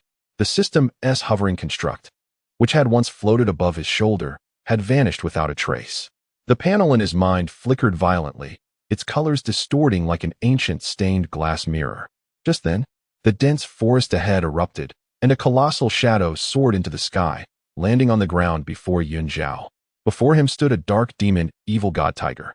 Exceeding 20 meters in size, its body cloaked in dark purple scales, each scale adorned with flowing black demonic patterns. The curved horns on its forehead resembled poisoned sickles, shimmering with an eerie green light. A pair of scarlet vertical pupils locked onto Yun Zhao, its mouth agape, revealing a set of barbed fangs. The oppressive aura it exuded was several times more terrifying than that of the Titan giant ape he had encountered previously. Merely standing there, the surrounding trees began to wither, and the ground blackened. This was not the power of a mere 70,000-year soul beast. Host, run. The system's voice thundered in his mind, laden with a desperate urgency. It is at least a 200,000-year dark demon, Evil God Tiger. Behind it lies a transaction among the divine beings of the God realm. They are aware that you might not be dead and have specifically arranged this lethal strike. A surge of faint yet resilient energy coursed through Yun Zhao's body, as if a barrier were being erected deep within his soul. Farewell, host. With those words, the panel in his mind extinguished completely, even the last glimmer of light fading away. Yun Zhao's heart felt as though it were gripped by an invisible hand. The system had vanished. This was the first time since his rebirth that he had lost the protection of the system. He realized with clarity that this time, if he were to die, it would be true eternity. There would be no second chances. A bone-chilling dread surged from his feet, not stemming from the oppressive presence of the dark demon evil god tiger, but from the terror of the unknown. The existence of the dark demon evil god tiger, which could instill such trepidation in the system and provoke the divine realm to violate rules for its eradication, was far more formidable than mere strength. A deafening roar erupted from the dark demon evil god tiger, the sound waves transforming into a tangible black shockwave sweeping towards Yun Zhao. With his pupils constricting, he instinctively unleashed his light holy dragon martial soul, the true form of the light holy dragon. The golden dragon's phantom unfurled, 8 soul rings illuminating in perfect sequence. The final 10,000-year red soul ring particularly striking. He unleashed the heavenly punishment dragon's radiance. 9 bolts of radiant lightning descended from the heavens, colliding with the black shockwave, producing a sizzling sound of annihilation. However, at the moment of impact, the figure of the dark demon evil god tiger suddenly vanished from its original position. A deafening alarm rang in Yun Zhao's mind, and before he could react, the surrounding space suddenly began to distort. Trees, the sky, and the ground all melted and reformed, ultimately transforming into a chaotic gray expanse. He had been pulled into an alternate dimension. However, this astonishment was quickly replaced by a surge of fury. The colossal tiger's paw lifted, striking towards Yun Zhao. A shadow of a claw, formed from condensed black soul energy, darkened the sky, causing even the space around it to tremble slightly. Yun Zhao took a deep breath, suppressing the fear within him. With the system gone, he could rely only on himself. The aura of the radiant phoenix surged from within, intertwining with the power of the radiant dragon. Although he could not utilize his 9th soul skill, the strength of the first 8 rings, combined with a soul power quality that far surpassed his peers, was sufficient for him to fight back fiercely. Aurora Judgment Domain. Infernal Soul Locking Arrow. The 8th soul skill activated simultaneously, enveloping the area in a golden judgment domain, attempting to suppress the dark demon tiger's movements. Countless fiery arrows, ablaze with sacred flames, coalesced and shot towards the shadow of the claw, accompanied by the sharp sound of piercing air. The dark demon tiger disdainfully snorted, sweeping its claw to effortlessly shatter the arrows. Yet the suppression of the judgment domain still delayed its actions for a fleeting moment. In that brief interval, Yun Zhao's figure had vanished from his original spot. He executed a light-speed strike, utilizing the skill from the sacred light left leg soul bone. He appeared at the side of the dark demon tiger, his right arm gathering golden soul energy. Phoenix explosive strike. The power of the fire arm soul bone erupted, delivering a punch imbued with both light and flame towards the back of the dark demon tiger's neck. Clang! The punch landed against the tiger's scales, producing a sound akin to metal clashing, leaving only a faint white mark. Yun Zhao's heart jolted. This defense was even more terrifying than that of the titan giant ape. The dark demon tiger, in pain, swiftly turned around, its tail whipping out like a steel whip, unleashing a force that tore through space, aimed straight for Yun Zhao's head. Yun Zhao's eyes narrowed. Instead of retreating, he pressed forward. Radiant Barrier. The skill from the evil shadow serpent's left arm, soul bone, unfolded, creating a golden shield that blocked the tiger's tail while his right hand grasped a forming golden longsword, a phantom of the radiant divine sword conjured by the radiant dragon's soul energy. Sword of Judgment. The 5th soul skill was activated, and the golden longsword, imbued with celestial majesty, slashed towards the dark demon tiger's eye. This was the only potential weakness on its entire body. The dark demon tiger clearly did not expect Yun Zhao to dare to counterattack. Its pupils constricted and instinctively turned its head aside. Swoosh! The golden longsword grazed the corner of its eye, drawing forth a stream of black blood. Victory surged in Yun Zhao's heart, and just as he was about to press the attack, he saw black mist emanating from the wound, and within a single breath, it had fully healed. An immortal body? Yun Zhao's pupils constricted. The dark demon tiger licked the blood from the corner of its eye, its crimson slit pupils filled with brutal malice. It slowly lowered its head, the curved horn on its forehead beginning to shimmer with intense black light. A presence 10 times more terrifying than before began to permeate the alternate dimension. Yun Zhao gripped the golden longsword tightly, unleashing the realm of divine radiance without reservation. The golden glow clashed fiercely with the surrounding gray chaos. He understood that the true battle was only just beginning. Meanwhile, in another part of the Stardow forest, the members of Shrek Academy were besieged by a swarm of human-faced demon spiders, descendants of the 2,000-year-old demon spider previously slain by Tang San. As their strength waned, Tang San suddenly produced a flurry of gleaming hidden weapons.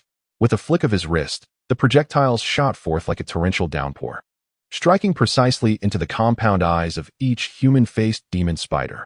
The swarm emitted anguished hisses, retreating in panic. Dai Mubai sighed in relief and opened his mouth to speak, only to be interrupted by a deafening tiger roar.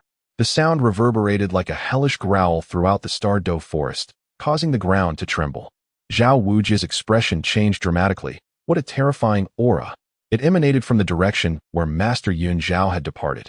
Ning Rongrong's face turned ashen as she clenched her fists, her nails digging deeply into her palms. Master! In a secluded space, a woman clad in an ice blue gown stood quietly. Her tall and voluptuous figure was accentuated by the gown, which outlined her exquisite curves, while a jade belt emphasized her slender waist. Her long hair was styled in a complex updo, with a few strands cascading down the sides of her neck, and her ice blue eyes reflected a tranquil depth of time. Suddenly, her body trembled violently, her right hand clutching her chest as her complexion drained of color. Yungu. She yearned to rush out but was hindered by an invisible barrier, helplessly feeling the fading pulse grow weaker. Within the alternate dimension, Yun Zhao faced the dark demon evil god tiger from afar, the energy in the air reaching a critical point. In the next moment, both moved simultaneously. Golden radiance and black shadows ignited a cataclysmic storm within the chaotic realm. Chapter 101, The Evil God's Conspiracy. Inside the alternate dimension, the gray chaos surged restlessly. Yun Zhao darted like lightning, utilizing the light speed assault of his left leg soul bone to evade the dark demon evil god tiger's claws. The frostfire eye of the ice phoenix head soul bone emitted a ghostly blue light, attempting to freeze the beast's movements, but was easily dispelled by the black demonic runes entwined around its body. Shadow Tear. He swung his left arm, unleashing a blade of interwoven light and darkness towards the tiger's forelimb, leaving only a faint white mark upon its dark purple scales. The defense of this 300,000-year soul beast was astonishingly formidable. Roar. The dark demon evil god tiger roared, summoning a black storm that intertwined wind, thunder, and dark energy into a net, enveloping Yun Zhao. The space twisted within the tempest, and time seemed to slow. Had it not been for the temporal immunity activated by the system, he would have been reduced to dust within the chaotic currents of time and space. Dragon Wing Guardian. The golden wings of the radiant holy dragon unfurled, forming an impenetrable barrier. The storm crashed against the wings with a series of explosive cracks, and Yun Zhao felt his blood surge, staggering back several steps before regaining his footing. Cold sweat beaded on his forehead as he sensed his soul power rapidly depleting. The Radiant Phoenix and the Radiant Divine Dragon, two formidable soul spirits, inherently demand an immense amount of soul power. In the midst of such intense combat, the speed of recovery has long been unable to keep pace with the rate of consumption. Unable to keep up, the dark demon evil god tiger suddenly interjected, its voice scraping like two stones grinding against one another. With my 300,000 years of cultivation, my combat power rivals that of a beast with 600,000 years of experience. Do you truly believe that your meager strength can endure for long? It advanced slowly, its crimson vertical pupils glimmering with a gluttonous light. Once I slay you, I shall ascend to the rank of divine envoy, and in time, I shall transcend my limitations and achieve the monumental feat of a soul beast becoming a deity. You are destined to die. Yun Zhao gripped the radiant sword he had forged, concentrating his mental energy to its utmost, leaving no opportunity for his adversary. He scoffed, a soul beast becoming a deity? Such delusions are utterly preposterous. Since the Dragon God War, the divine realm has established an unyielding decree. No soul beast shall ascend to divinity. Should you forsake your beast form and transform into a human, perhaps there exists a glimmer of hope. Yet, to aspire to godhood in beast form is merely the folly of a dreamer. Those so-called deities are merely using you. Once you eliminate me, your demise will not be far behind. Impossible. The dark demon evil god tiger roared with fury, its black soul power surging wildly. The lord of the evil gods sent me through the Rakshasa divine general. How could it deceive me? You seek to disrupt my focus. Damn you. Its assault became frenzied. Black lightning darting forth like venomous serpents, the fabric of space around Yun Zhao rippling as if it were being torn apart. Clearly, it had struck a nerve. Yun Zhao's heart quaked. An evil god? Is it not the sinful god of the divine realm? Could it be connected to the abyssal plane? Have the forces of the abyss begun to covet Douluo continent so soon? Yet, he maintained his composure, continuing to provoke, no matter your origin. Whether from the abyss or elsewhere, having borrowed the path of the Rakshasa god. How would the other divine kings of the divine realm allow you to thrive after you slay me? You assist tyranny today, and tomorrow you shall face divine retribution. The dark demon evil god tiger, utterly incensed, ceased its prattle. A dense black light erupted from the corners of its brow, and a shockwave imbued with spatial and malevolent power surged directly towards Yun Zhao's heart. At that moment, Yun Zhao's soul power abruptly faltered. The last vestige of his essence had been exhausted. This is bad. Panic surged within him as he attempted to evade, but it was already too late. The black shockwave transformed instantaneously into a curved evil god's hook, piercing through his chest with a sickening squelch, leaving a trail of golden blood in its wake. As excruciating pain coursed through him, Yun Zhao found himself ensnared by the evil god's hook, dragged before the dark demon evil god tiger. It is over. The tiger's eyes fixated on him, a torrent of immense mental energy flooding into Yun Zhao's mind. Your body and soul spirit are so exquisitely perfect. They are ideally suited for my possession. Yun Zhao felt a sharp agony in his consciousness as the mental entity of the dark demon evil god tiger invaded his spiritual sea. It manifested as a small tiger composed purely of dark energy, fierce and avaricious, lunging for the core essence of his two soul spirits. The essence of the radiant phoenix and radiant divine dragon materialized as a barrier in defense.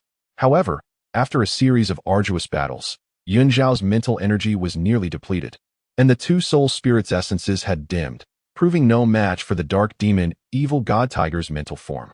Bang! Bang! Two muffled sounds echoed as the essences of the radiant phoenix and radiant divine dragon were shattered, dispersing into a myriad of luminous shards. The spirit of the dark demon evil god tiger opened its massive jaws, beginning to voraciously devour the fragments of light.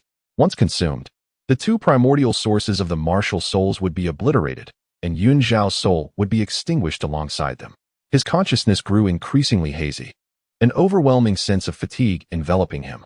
Before his eyes flashed countless images, the gentle smile of his elder brother, Xue Yun, the ice-blue eyes of his beloved Xue Yun, the innocent visage of his nephew, Xue Tianyuan, the languid profile of Yi Lian, the piercing gaze of the light-winged Douluo, and that of his biological daughter, whom he had never seen nor even knew by name. Discontent gnawed at him. He murmured to himself, his heart heavy with regret. He had yet to find Xue Yun, to uncover the truth behind the deaths of his brother and nephew, and to meet his daughter. There were still so many unfinished matters. Was this how his life was destined to conclude? Just as his consciousness was about to plunge into darkness, a blurred voice resonated deep within his heart, as if transcending the barriers of time and space, imbued with boundless hope and strength. What was that? In the darkness, Yun Zhao groped until his fingertips brushed against a faint glimmer. Boom! Yun Zhao, a voice thundered, akin to the clash of metal and stone. I have said before, one must not utter the word give up until the final moment. He raised his hand, and the tidal Douluos behind him transformed into streams of light, merging into the long sword he had conjured. You have long since gathered the heart of light. The sword of the light god shall forever follow the light god. We are the sword in your hand, the path within your heart. As the words fell, a resplendent long sword materialized in Yun Zhao's grasp, forged from countless shards of light. Although it was not the true body housed within the light god temple, it harbored the will and power of the formidable beings from a century ago. Simultaneously, deep within the light god temple in Wuhuan City, the light god sword, quietly suspended, suddenly dimmed, as if something had been extracted from it. Buzz! Yun Zhao abruptly awakened from the sea of his spirit, his eyes igniting with an unprecedented brilliance. Grasping the light god sword, he bellowed at the dark demon evil god tiger, which was consuming the martial soul's essence. Get out of my body! Judgment of the holy light. A golden beam of sword light rent the darkness of the spiritual sea, cleaving directly through the spirit of the dark demon evil god tiger. A howl! The dark demon evil god tiger emitted a wretched scream, unprepared for Yun Zhao's counterattack at this critical juncture. As its spirit was on the brink of collapse, it decisively chose to exchange injury for life, forcibly severing its mental connection with Yun Zhao and retreating from his consciousness in a state of disarray. In the alternate dimension, the tide of battle shifted in an instant. Yun Zhao did not grant it the opportunity to react, his figure flashing to appear behind it. Wrath of the Sun Wheel. The 8th soul skill of the Holy Light Dragon activated, a golden sun rising behind him, radiating a cataclysmic brilliance. At the same time, he thrust the light god's sword into the sun, invoking the power of the fire god domain. Infernal prison, soul, locking arrow. Countless arrows ablaze with golden flames shot forth from the sun, each imbued with both light and fire, descending like a meteor shower upon the dark demon evil god tiger. No, the dark demon evil god tiger frantically released dark energy, attempting to resist the rain of arrows, but the golden flames were particularly effective against darkness, melting the black energy barriers like snow in the sun. Puff, puff, arrows pierced through its scales, leaving behind a series of searing wounds. The dark demon god tiger emitted a pained roar, turning in an attempt to flee, only to be obstructed by Yun Zhao. Sword of Judgment. The radiant sword in Yun Zhao's hand unleashed a finely honed golden sword aura, disregarding the distance of space, and instantly struck the neck of the dark demon god tiger. With a crack, the resilient scales shattered, the golden sword aura embedding itself deeply within. With a final desperate retaliation, the dark demon god tiger thrust its sinister hook toward Yun Zhao's heart, fueled by the last vestiges of its strength. Unwavering, Yun Zhao conjured a barrier of light with his left hand to deflect the attack and exerted immense force with the radiant sword in his right. With a whoosh, the sword light flashed, severing the head from the body of the dark demon god tiger, its crimson vertical pupils still reflecting a profound sense of unwillingness and fear.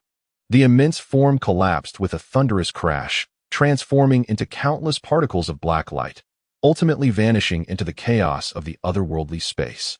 Grasping the fragments of the dissipating radiant sword, he lifted his gaze toward the gray canopy of the otherworldly realm, a glint of cold determination flickering in his eyes. Abyssal evil god, this debt shall be settled in due time. Chapter 102. Master, I have arrived. The gray barrier of the otherworldly space shattered like fractured glass, peeling away in layers, eventually dispersing into myriad luminous specks within the air of the starry forest. As the space crumbled, the colossal form of the 30,000-year-old dark demon god tiger began to dissolve, its black scales and demonic patterns losing their luster, ultimately coalescing into a bead the size of a pigeon's egg, entirely black and suspended in midair, emanating a faint yet sinister aura. As the bead was about to transform into a shadow and flee, an invisible force abruptly activated the confinement function of the system space. Ding! Successfully absorbed the core energy entity of the 30,000-year-old dark demon god tiger, evil god pearl. Host life signs detected as stable, system rebooting. However, this moment of elation was short-lived. The exhaustion from excessive soul power consumption washed over him like a tidal wave. The hollow feeling left by the devoured origins of the light phoenix and the light sacred dragon throbbed painfully, and his vision blurred into darkness. He could not even voice a question about where the system had vanished before he collapsed. In the final moment before his consciousness sank into darkness, a familiar icy blue aura enveloped him, bringing with it a chilling yet comforting warmth. He felt himself gently lifted, and a vague yet profoundly familiar voice reached his ears, as soothing as moonlight gliding over a lake. Yungu, it's wonderful that you are still alive. It was Jiyu. Yun Zhao yearned to open his eyes, to reach out and touch that long-missed figure from a century past, but his eyelids felt as heavy as lead, his limbs utterly devoid of strength, leaving him to surrender to that aura as his consciousness once again descended into boundless darkness. When he awoke again, a faint scent of sandalwood lingered at his nose, a fragrance he knew all too well. Slowly opening his eyes, he beheld the intricately carved canopy above and the light azure curtains hanging down. This was the guest room he regularly occupied at the Seven Treasure glazed tile school. Sunlight streamed through the window, warming the floor and dispelling the lingering chill within him. He moved his fingers, feeling the surge of strength coursing through his limbs, and was astonished to discover that not only had his previous injuries fully healed, but his soul power had also returned to its peak state, even more refined than before. The void left by the devouring of his martial soul's essence by the dark demon evil god tiger had been completely filled by a gentle energy. And although the aura of the radiant phoenix and radiant holy dragon remained restrained, it emanated an unprecedented sense of stability. System? He tentatively called out in his mind. Ding. System online. The mechanical voice carried a hint of pride. Flight mode activated. A glimmer of light flickered, and the fist-sized system flying object once again hovered before him, its metallic shell even projecting a virtual victory sign, exuding an unmistakable air of self-congratulation. Zhao chuckled and poked at its shell. How long was I unconscious? And what about my body? It shook with delight. I've stored the 300,000 year evil god pearls safely. When you reach level 90 and break through to Light Douluo, it will serve as the 9th spirit ring for the radiant holy dragon martial soul. The skills will be absolutely astonishing. Of course, a proud emoji popped up on the system's virtual screen. You should consider whose system this is. Zhao chose not to engage in further banter and got out of bed.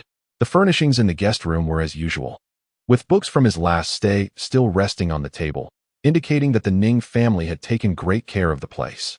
He opened the door, and the maid stationed outside immediately bowed. Lord Zhao, you are awake. The sect master has instructed that you should find him in the front hall upon waking.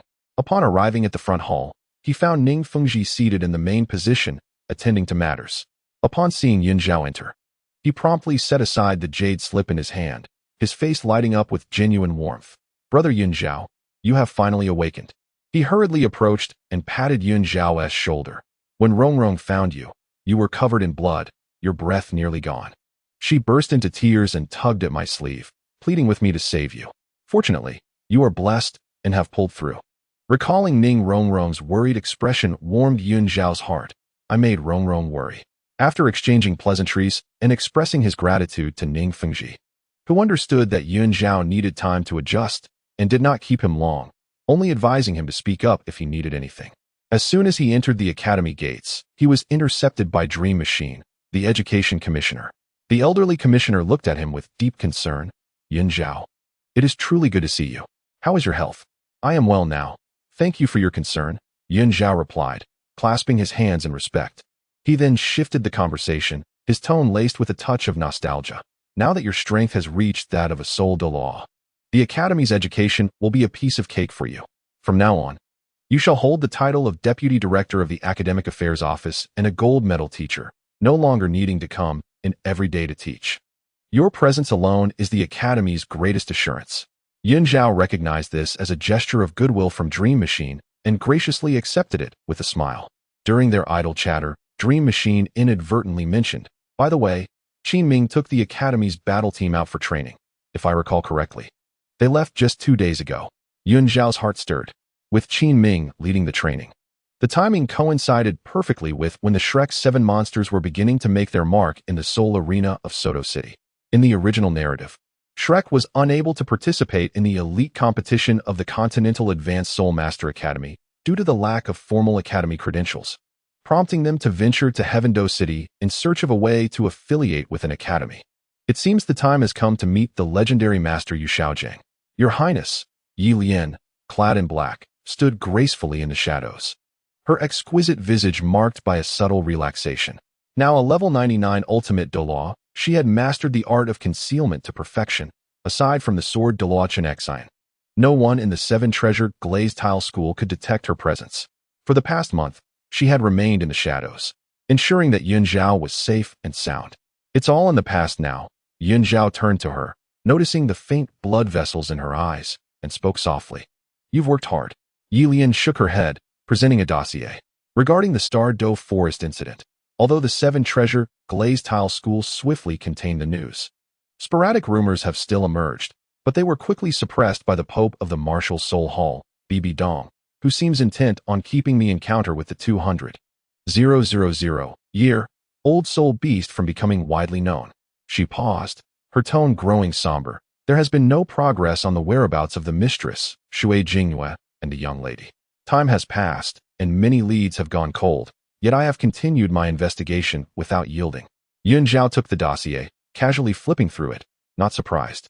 The disappearance of Xue Yun and the whereabouts of her daughter were matters that could not be resolved quickly, especially with the Martial Soul Hall's deliberate obfuscation. I understand. There is no need to rush, he reassured her, patting Yi Lian's shoulder. Take care of yourself, and don't overexert. A flicker of warmth crossed Yi Lian's eyes as she bowed respectfully. I understand, Your Highness. If there are no further orders, I shall take my leave. No sooner had she spoken than her figure melded into the shadows, vanishing without a trace, as if she had never existed. The dormitory fell silent once more. Yun Zhao approached the window, gazing at the sky painted red by the setting sun. Qi Ming was leading the team in training, and the Shrek 7 had likely already made a name for themselves in Soto City. The master, whom he had greatly disdained in his previous life, now resided at Shrek Academy. It was time to pay him a visit. Yun Zhao turned, his gaze falling upon the system's flying device. Let us proceed to Shrek Academy. Received. Navigation has commenced. Destination, Shrek Academy outside Soto City. The system's voice brimmed with enthusiasm, and a simple map popped up on the virtual screen. Yun Zhao smiled, and with a flash, he disappeared from the dormitory. In the direction of Soto City, a new encounter and collision awaited. Master, I am coming. Chapter 103, A New Theory from Gongzi. In the courtyard of Shrek Academy, dust swirled about. Dai Mubai was instructing Ma Hongjun in his training, while Oscar squatted in a corner, munching on sausages. Tang San and Xiao Wu were huddled together, whispering, and Zhu Zhuqing leaned against a tree, resting with her eyes closed. Meng Yiran stood somewhat awkwardly beside them, holding a serpent staff. The funds sent by Long Gong had long since reached Flinder's hands, yet this dilapidated courtyard remained unchanged, with even the roof's holes left unrepaired. What has the principal done with the money? Ma Hongjun wiped the sweat from his brow, unable to suppress his complaints. He can't be gambling again, can he? Dai Mubai rolled his eyes. What else would you expect, given that old fox's nature? It's a wonder if he ever spends money on repairing the academy. As the conversation unfolded, Flinder's booming voice resonated from the doorway. Everyone, pay attention. Look who has arrived. The crowd turned to see Flinder, his face aglow, leading a middle-aged man into the room. The man, of modest stature, was clad in a faded gray robe, his short hair standing on end, and a light stubble gracing his chin. Despite his relatively symmetrical features, his gaze bore an unexpected weight of melancholy that belied his age. Allow me to introduce, Flinder announced, proudly patting the man's shoulder. This is my brother, Yu Xiaojiang. He is renowned in the Spirit Master community as a master, an invincible theoretical authority. Especially concerning this young man, he has personally guided him. He shot a warning glance at the assembly. Hurry and greet the master. Greetings, master. Tang San was the first to bow, his tone respectful. The others exchanged glances. Although they found the claim of invincible theory somewhat exaggerated, they reluctantly followed suit, acknowledging, greetings, master. Out of respect for Flinder and Tang San, only Ning Rongrong, arms crossed, scoffed dismissively, her eyes filled with disdain. Invincible in theory? I have never heard of such a figure in the Spirit Master world. She laughed, her voice ringing clear. My master is the true authority on theory. Even my father seeks his counsel. Flinder's expression darkened. Ning Rongrong. Do not be disrespectful. Disrespectful? I speak the truth. Ning Rongrong retorted defiantly. The library of the Seven Treasure Glazed Tile School is filled with my master's works, including theoretical research and practice of martial soul core system. I have yet to see any of this so-called master's writings. Rongrong is quite fierce, fiercely protective of her master. The system commented on Yun Zhao's shoulder. However, this Yu Xiaojing does seem rather unimpressive, resembling a down-and-out scholar.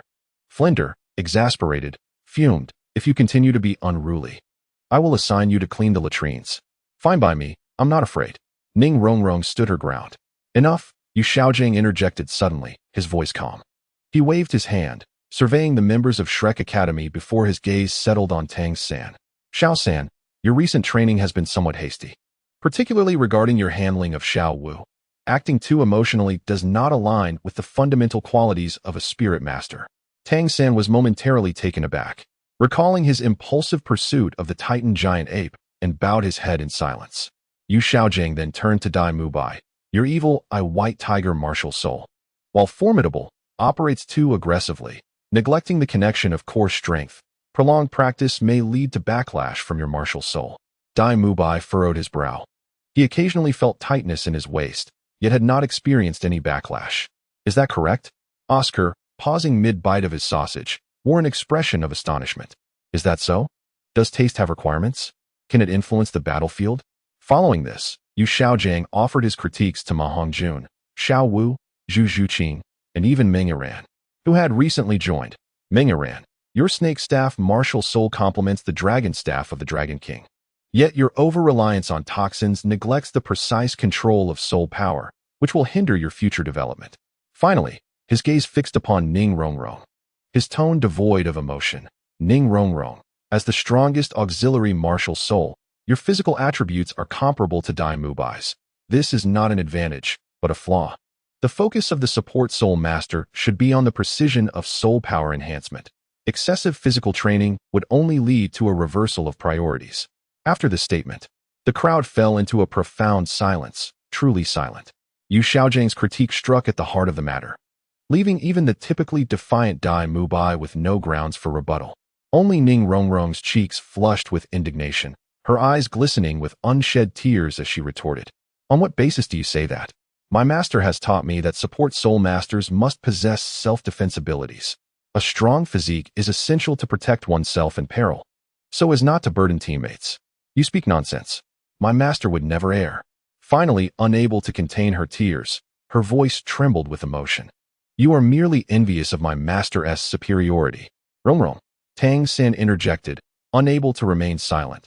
The teacher is merely providing an objective assessment. Be silent. Ning Rongrong interrupted him through her tears. Naturally, you would defend him. He is your teacher. Just as Flinder was about to reprimand her, Yu Xiaojiang gestured for silence once more. Let her speak. Young people possess their own thoughts, which is commendable. Nevertheless, his gaze bore an imperceptible arrogance, clearly dismissing Ning Rongrong's rebuttal. At that moment, a cold snort echoed like thunder, resonating throughout the courtyard. Suddenly, a golden light descended from the heavens, revealing a radiant holy dragon, its length exceeding 30 meters, spiraling majestically above Shrek Academy. Its scales shimmered with divine brilliance, and 8 soul rings were neatly arrayed around its form, with the final, glaringly bright red ring representing 100,000 years of power. An 86th ranked Soul Douluo. Flinder's countenance changed drastically, instinctively positioning himself in front of the others. Yu Xiaojiang's pupils constricted in response to the overwhelming aura of light, pure and breathtaking. The holy dragon lowered its head, its golden vertical pupils locking onto the people in the courtyard. In the next instant, the dragon transformed into a beam of golden light, landing in the center of the courtyard. As the brilliance faded, Yun Zhao's figure emerged. Having just arrived, he overheard Yu Xiaojiang's reprimand towards Ning Rongrong, igniting a fierce anger within him. Are students meant to be chastised in such a manner? Yun Zhao's penetrating gaze swept over Yu Xiaojiang, his voice icy. Is this your idea of invincible theory, to merely pick at their faults without genuinely helping them understand their circumstances? Master. Upon seeing Yun Zhao, Ning Rongrong's tears flowed more freely, filled with a mix of grievance and joy as she rushed into his embrace. He said you were wrong. He even claimed my training was misguided. Indeed, how dare he bully the disciple of the host? Yu Xiaojiang is quite audacious. The system chimed in from the side, adding fuel to the fire. When he critiqued others earlier, I sensed something awry. Much of what he said closely echoed the teachings in your writings, albeit in different phrasing. After soothing Ning Rongrong, Yun Zhao turned to face Yu Xiaojiang. The man before him was indeed reminiscent of his memories, exuding an air of unrecognized talent. So you are the master? Yun Zhao's tone revealed neither joy nor anger. Yu Xiaojiang, sensing the overwhelming soul power emanating from Yun Zhao, felt a shiver run down his spine and slightly bowed. Greetings, Teacher Yun Zhao. I am Yu Xiaojiang. Realizing the discord in Yun Zhao's tone, he hastily clarified. I dare not claim such a title. I am merely regarded as a master by some in the soul master community, but in truth, I possess only superficial theories lacking any substantial merit. Oh, you are aware that your theories lack merit? Yun Zhao's smile deepened, yet his eyes held no warmth. I initially believed he was a reclusive sage, but it turns out he is merely someone familiar with superficial theories. Ning Rongrong, nestled in Yun Zhao's embrace, stifled a laugh. She understood her master all too well. This was clearly a veiled mockery. Dai Mubai and the others sensed the discord, exchanging glances, while only Tang San remained furrowed in thought, seemingly on the verge of speaking, yet holding back. Yu Xiaozhang's expression darkened, but he maintained his composure. Teacher Yun Zhao is jesting. I mentioned in the 10 core theories of martial souls that a soul master's growth should emphasize the harmony between their martial soul and soul power. My earlier critique of the children was based on this principle. He began to elucidate his previous commentary, referencing Tang San's emotional overreach, Dai Mubai's soul power management, and Ning Rongrong's physical training, articulating his points with clarity and authority. Suddenly, a notification from the system interrupted. Warning. A significant amount of theory in Yu Xiaozhang's work is plagiarized. It revealed that over 60% of the contents in his 10 core theories of martial souls were derived from the host's research and practice of the core system of martial souls, with only slight modifications. This theory has gained popularity in remote academies where soul masters cannot discern the difference and have been misled. Yun Zhao's expression darkened instantly. It was no wonder the concept seemed so familiar. He had stolen his theories. He coldly observed Yu Xiaozhang's incessant chatter, and once the latter finished, he interjected, "Wait a moment." Yu Xiaozhang was taken aback. "What guidance does teacher Yun Zhao offer? You mentioned that the physical training of a soul master affects the precision of auxiliary martial souls." Yun Zhao fixed his gaze upon him. "Could you elaborate on this point? It would be ideal to reference some practical case studies." "What was the name of that soul master?" Yun Zhao interrupted. "Which branch of the 7 treasure glazed tile school did he belong to? At what level did his martial soul's precision issue arise? Who was the soul master leading the team at that time?" A barrage of inquiries left Yu Xiaozhang flustered. He coughed lightly. "The time is distant, and the specific names are no longer traceable. I heard this from my predecessors." He stepped forward, his aura suddenly intensifying. "As for the example you mentioned concerning the soul master from the 7 treasure glazed tile school, it is utterly fictitious. Their texts have never recorded such an account. You keep saying you heard it. How can I be sure you are not fabricating it?" The final statement struck Yu Xiaozhang like a hammer, rendering his face pale as he opened his mouth, yet no words emerged. The courtyard fell into a profound silence, all present stunned by Yun Zhao's words. Tang San's frown deepened. He looked at the teacher he had always revered, and then at the imposing Yun Zhao, for the first time casting doubt on his master's theories. Plagiarizing theories while daring to pose as a master before him? This matter would not be so easily dismissed. Chapter 104. The collapse of image begins. The air in the courtyard seemed to freeze. Yu Xiaozhang's complexion shifted from white to green, beads of cold sweat forming on his brow. He opened his mouth to retort, but was rendered speechless by Yun Zhao's piercing gaze. "Teacher Yun Zhao, one may indulge in a chaotic meal, but one must not speak recklessly." Yu Xiaozhang maintained his composure, yet his voice betrayed a barely perceptible tremor.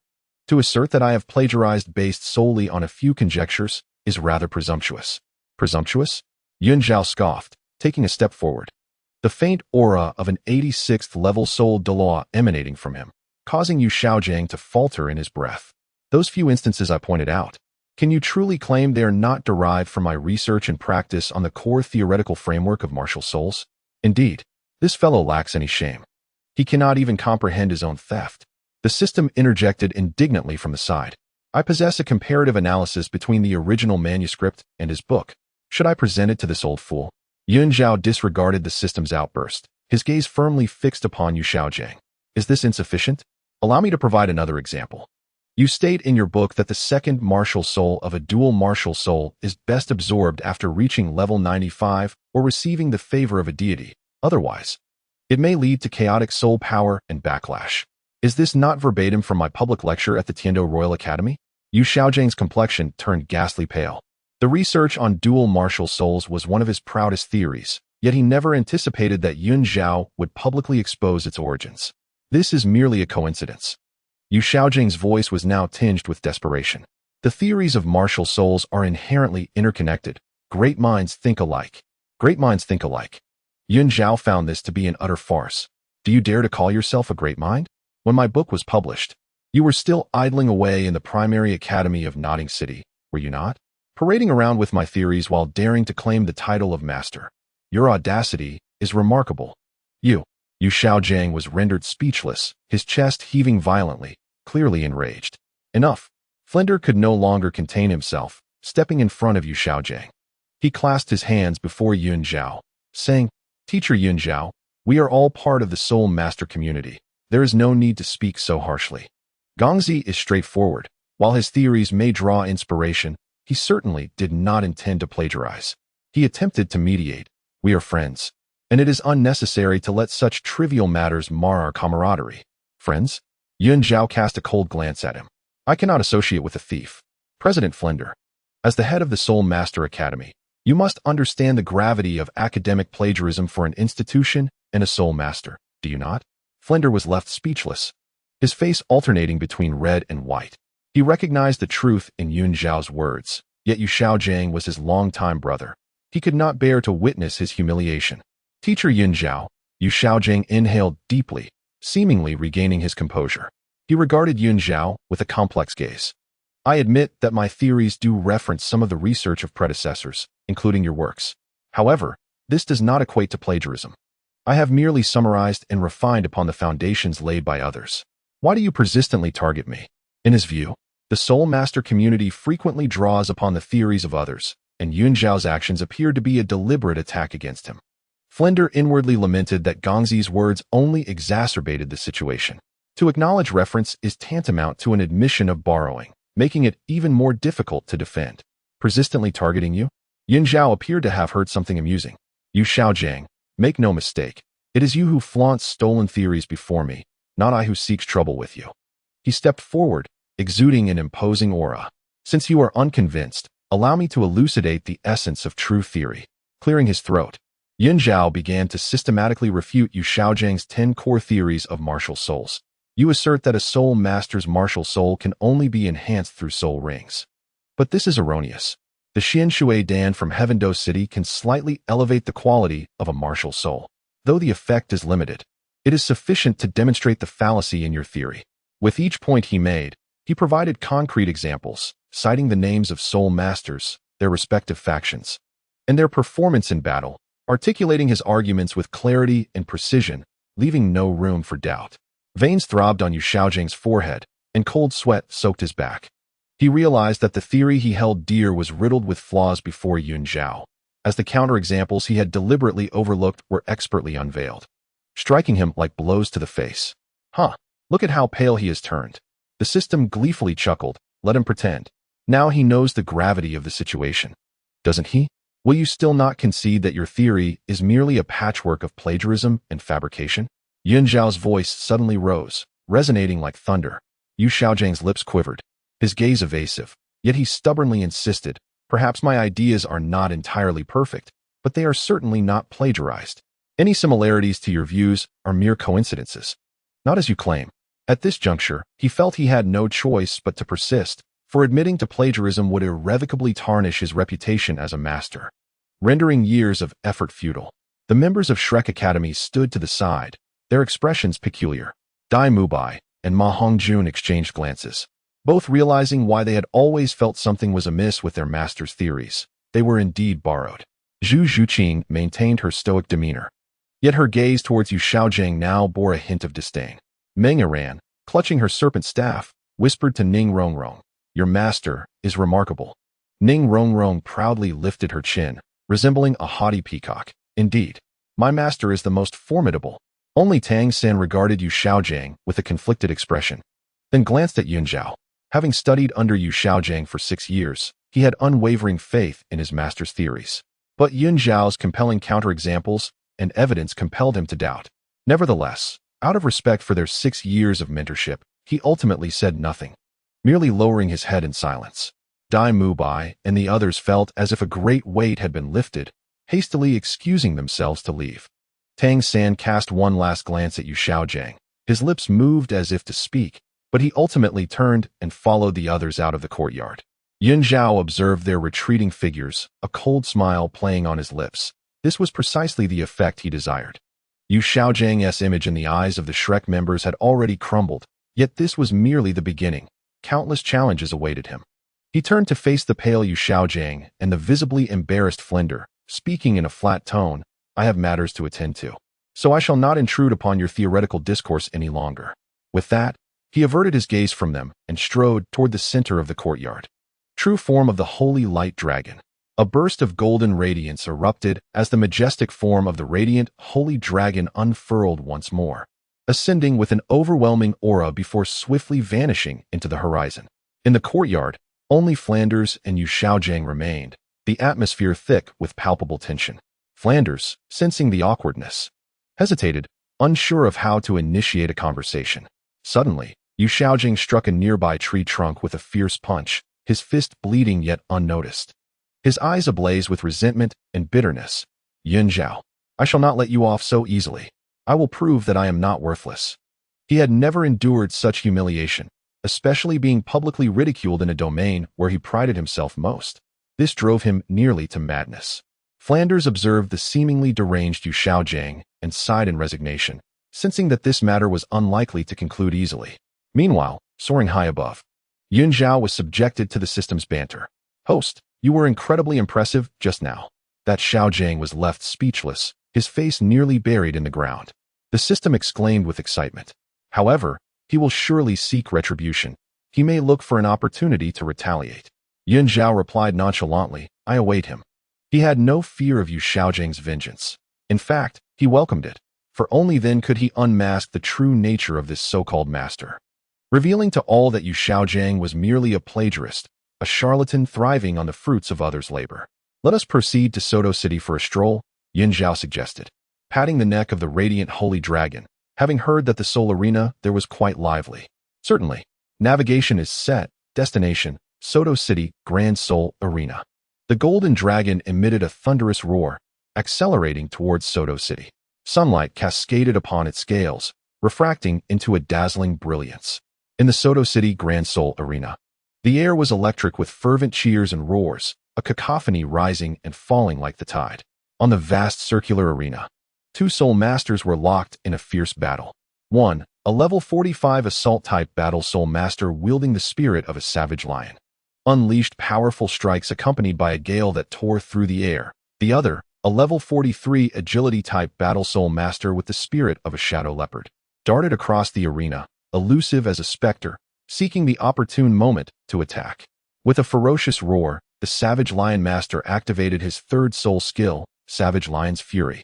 Muscles bulging as his soul power surged, withstanding the Shadow Leopard's sharp claws before delivering a forceful palm strike to his opponent's chest. The Shadow Leopard Master let out a muffled groan, hurtling backward to collide with the edge of the arena, clearly sustaining significant injury. The Savage Lion prevails, declared the referee, provoking an even more fervent eruption of cheers from the audience. In a luxurious private box, Yun Zhao reclined on a plush sofa, idly toying with a glistening grape as he keenly observed the unfolding contest below. The box was adorned opulently, with a crystal chandelier casting a soft glow. The table laden with fresh fruits and exquisite delicacies, a stark contrast to the raucous environment outside. Host, the Savage Lion Master's application of soul power is rather crude. If he had utilized it with greater finesse, he could have concluded the battle in 3 moves, the system commented. However, the Shadow Leopard Master's agility is commendable, though his soul power is somewhat lacking. Yun Zhao chuckled lightly, choosing not to respond. He arrived at the soul fighting arena not to witness the skirmishes of these low-tier soul masters, but rather to immerse himself in the vibrant atmosphere while sorting through his thoughts. Yu Xiaojiang's presence at Shrek felt like a thorn, unremovable and vexatious. At that moment, a gentle knock resounded at the door of the private room. Come in, Yun Zhao said with a calm demeanor.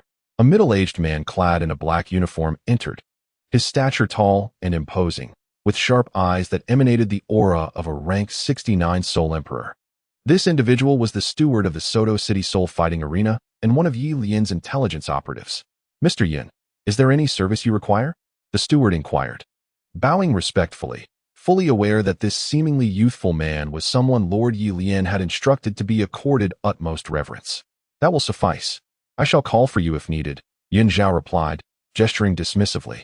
The steward bowed once more and quietly exited, closing the door behind him. Yun Zhao redirected his gaze to the soul fighting platform, where the next match had commenced. This time, it featured a duel between 2 soul kings. Wielding the martial spirits of the mighty gorilla and the lone wolf, the combat proving even more intense than before, eliciting gasps from the audience outside. As he was engrossed in the spectacle, another knock interrupted him. This time, a young waitress entered, her demeanor tinged with shyness. "Sir, there is a girl outside who claims to be your disciple, named Ning Rongrong, looking for you." Yun Zhao raised an eyebrow, glancing at the hovering system artifact nearby. Ding. Detection of Ning Rongrong's presence at the entrance of the soul fighting arena, accompanied by Oscar and Zhu Zhuqing. The system chimed. "It appears this little girl has come specifically to seek you out. Let her in," Yun Zhao said, a smile curving his lips as he surmised Ning Rongrong's intentions. Shortly thereafter, Ning Rongrong bounded into the private room, her eyes lighting up upon seeing Yun Zhao lounging leisurely on the sofa, surrounded by an array of fruits and snacks. "Master," she exclaimed, rushing to his side, plucking the largest grape, peeling it, and presenting it to his mouth. "I knew you would be here. I just knew you would enjoy the liveliness of the soul fighting arena." Yun Zhao bit into the grape, savoring its sweet and juicy flesh.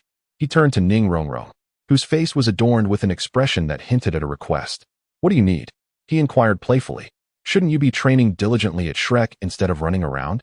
Ning Rongrong settled beside him, leisurely peeling another grape. "What could be more important than finding Master?" she retorted. "Besides, Shrek is so dilapidated. It's nowhere near as comfortable as here." She shifted her tone to one of complaint, "And ever since that Master arrived, all he does is pick on us, droning on with theories that make one's head spin. His lectures are a fraction as enlightening as yours. This little girl is becoming quite adept at flattery." The system whispered. "However, she speaks the truth, that fellow's theories are indeed lacking." Yun Zhao remained silent, encouraging her to continue. Seeing his response, Ning Rongrong leaned in closer, her voice imbued with a hint of charm. "Master, I have some wonderful friends at Shrek, Dai Mubai, Zhu Zhuqing, and they are all splendid company. Along with third brother." Upon mentioning Tang San, she hesitated, as if recalling something, then quickly corrected herself. "Oh no, I meant Tang San. His skill in using concealed weapons is truly remarkable. As you know, most disciples of our Seven Treasures Glazed Tile School possess relatively weak defensive capabilities. If they could master his techniques, their self-protection abilities would undoubtedly be greatly enhanced." She blinked, her tone growing more sincere. "The body-refining techniques you taught me can only be practiced by myself at most, and I can pass them on to my father, but I cannot share them with others in the sect. After all, you mentioned that it is a core technique of the Blue Lightning Tyrant Dragon family, and sharing it would not be appropriate. However, Tang San's concealed weapons are different. He himself has stated that he can provide a set for everyone, and our Seven Treasures Glazed Tile School is certainly not lacking in funds." Upon hearing this, Yun Zhao understood. The body-refining technique he imparted to Ning Rongrong was indeed a gift from the legendary Thunder Duo Yu Xianting of the Blue Lightning Tyrant Dragon family a century ago, belonging to the family's secret teachings. Although the Blue Lightning Tyrant Dragon family currently faces numerous internal issues, he has refrained from allowing Ning Rongrong to disseminate it, making only slight modifications based on her support type Soul Master constitution. As for Tang San's concealed weapons, they would indeed be a timely boon for the Seven Treasures Glazed Tile School. "So," Yun Zhao said, feigning ignorance. Ning Rongrong offered him peeled grapes, her eyes sparkling. "Therefore, I wish to request you, Master, to teach us at Shrek. That so-called Master possesses no real skills, and I fear that if we follow him, we might not even pass the first round of the Continental Advanced Soul Master Academy Elite Tournament." Observing her endearing demeanor, Yun Zhao's heart was already filled with joy. He had intended to find an opportunity to confront Yu Xiaojing at Shrek, and now Ning Rongrong's request provided him with a perfectly legitimate reason. Yet, he still pretended to hesitate, pondering for a moment before saying, "Teaching at Shrek? The conditions there are not comparable to those at the Tiando Royal Academy, and there are no private rooms for me to sit in. Oh, what's a little hardship? With you, Master, by my side, I can endure anything." Ning Rongrong quickly replied, "And I will have Dean Flinder clear out the best room for you, ensuring it is no worse than here." "Flinder, are you sure this isn't a robbery? And we don't even have a desk?" Seeing her eager expression, Yun Zhao finally could not suppress his laughter. "Very well. Considering your earnestness, I shall reluctantly agree to visit." He then shifted his tone to one tinged with coldness. "However, let it be known, I am willing to teach. But that so-called master should be wise enough not to interfere with my instruction, otherwise." "Rest assured, Master," Ning Rongrong assured, patting her chest. "With me around, he won't cause you any trouble. If he dares to prattle on, I will expose all his plagiarized theories and see how he continues to pretend to be a master. Let us go now." Ning Rongrong immediately stood up, pulling Yun Zhao's arm as they headed outside. I'll call Oscar and Zhu Zhuqing too. They are waiting outside. Yun Zhao, being dragged along, could only shake his head helplessly as he followed her out of the private room. The steward, witnessing this, hurriedly approached to see them off, maintaining a respectful demeanor. Host, is that all it took for you to agree? Wasn't that a bit too easy? The system expressed some dissatisfaction. Shouldn't you have made things a bit more challenging for this little girl? A cold glint flashed in his eyes. The Continental Advanced Soul Master Academy Elite Tournament? It is precisely the moment for all to witness who truly possesses theoretical authority and who merely engages in deceitful pretenses. Emerging from the soul arena, the sunlight proves somewhat blinding. Oscar and Zhu Zhuqing await at the entrance, and upon seeing Yun Zhao, both offer a somewhat reserved bow. Greetings, Teacher Yun Zhao. Yun Zhao nods, his gaze sweeping over the two. Oscar's spirit power has evidently advanced further. Zhu Zhuqing remains taciturn, yet the sharpness in her eyes has intensified. Hooray! Ning Rongrong exclaims, dashing eagerly towards the outskirts of the city. Oscar and Zhu Zhuqing exchange a glance before hastily following her. Observing the retreating figures of the three young individuals, Yun Zhao's lips curl into a meaningful smile. Shrek Academy, Yu Xiaojiang, I have returned. Chapter 106. Another frustrating day as the morning mist lingers. The dilapidated courtyard of Shrek Academy is already filled with individuals. Dai Mubai, Oscar, Tang San, Xiao Wu, Ning Rongrong, Zhu Zhuqing, and Meng Iran stand in an orderly line. Even the typically lethargic Ma Hongjun appears unusually spirited. Flender, Zhao Wujin, and Yu Xiaojiang stand at the forefront of the group, each exhibiting distinct expressions. Flender wears a pained countenance, evidently reluctant to part with the students soon to be taken away. Zhao Wujin rubs his fists together, seemingly intrigued by Yun Zhao's training methods. Yu Xiaojiang's demeanor is calm, yet beneath the surface lies an imperceptible resistance. With a creak, the Academy's rickety wooden door swings open, revealing Yun Zhao's silhouette. Dressed in a simple white outfit, with a jade pendant at his waist, he strides forth with composure. Although the aura of an 86th level Soul Douluo is somewhat restrained, it still elicits a sense of awe. Teacher Yun Zhao, Flender, and Zhao Wujin greet him warmly. However, Yu Xiaojiang's expression darkens instantaneously, his grip on his cane tightening. Having already bottled up frustration from the previous day, Yun Zhao's public disregard for him feels like a slap in the face. Yun Zhao, uninterested in Yu Xiaojiang's emotions, gets straight to the point. From today onwards, I shall be responsible for your training. Before we proceed, let us clarify each person's circumstances. His gaze scans the lineup. Dai Mubai, Evil Eye White Tiger, Assault Type, Level 38, 3-Ring Soul Master. Your issue lies in overly coarse control of spirit power. While your explosive power is ample, your endurance is lacking. Oscar, Sausage Martial Spirit, Support Type, Level 31, 3-Ring Soul Master. Your soul abilities are highly practical, yet your spirit power recovery is too slow. You must enhance your mental cultivation. Tang San, Blue Silvergrass, Control Type, Level 31, 3-Ring Soul Master.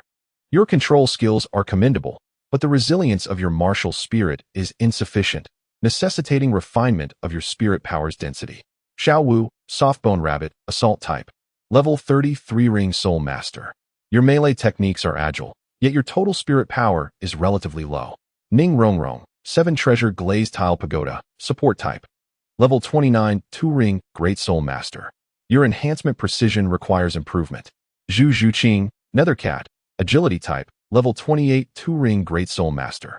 Your speed is impressive, but your attack power is inadequate. You must strengthen the synergy between your soul abilities and movements. Meng Iran, Serpent Staff, Control Type, Level 30, 3-Ring Soul Master. Your toxin control is commendable, yet your application of spirit power is overly conservative, lacking in proactivity. At last, his gaze settled upon Ma Hongjun. Ma Hongjun, the Evil Fire Phoenix, a formidable assault-type soul master at level 29 in the second ring. The issue of your evil fire is paramount. From this day forward, I shall utilize my light soul power to suppress it once daily. You, in turn, must refine your soul power to channel the evil fire. Remember, do not frequent brothels. Should you be caught, the consequences will be yours to bear. Ma Hongjun's face flushed at the admonition, and he hastily lowered his head. Understood, Teacher Yun Zhao.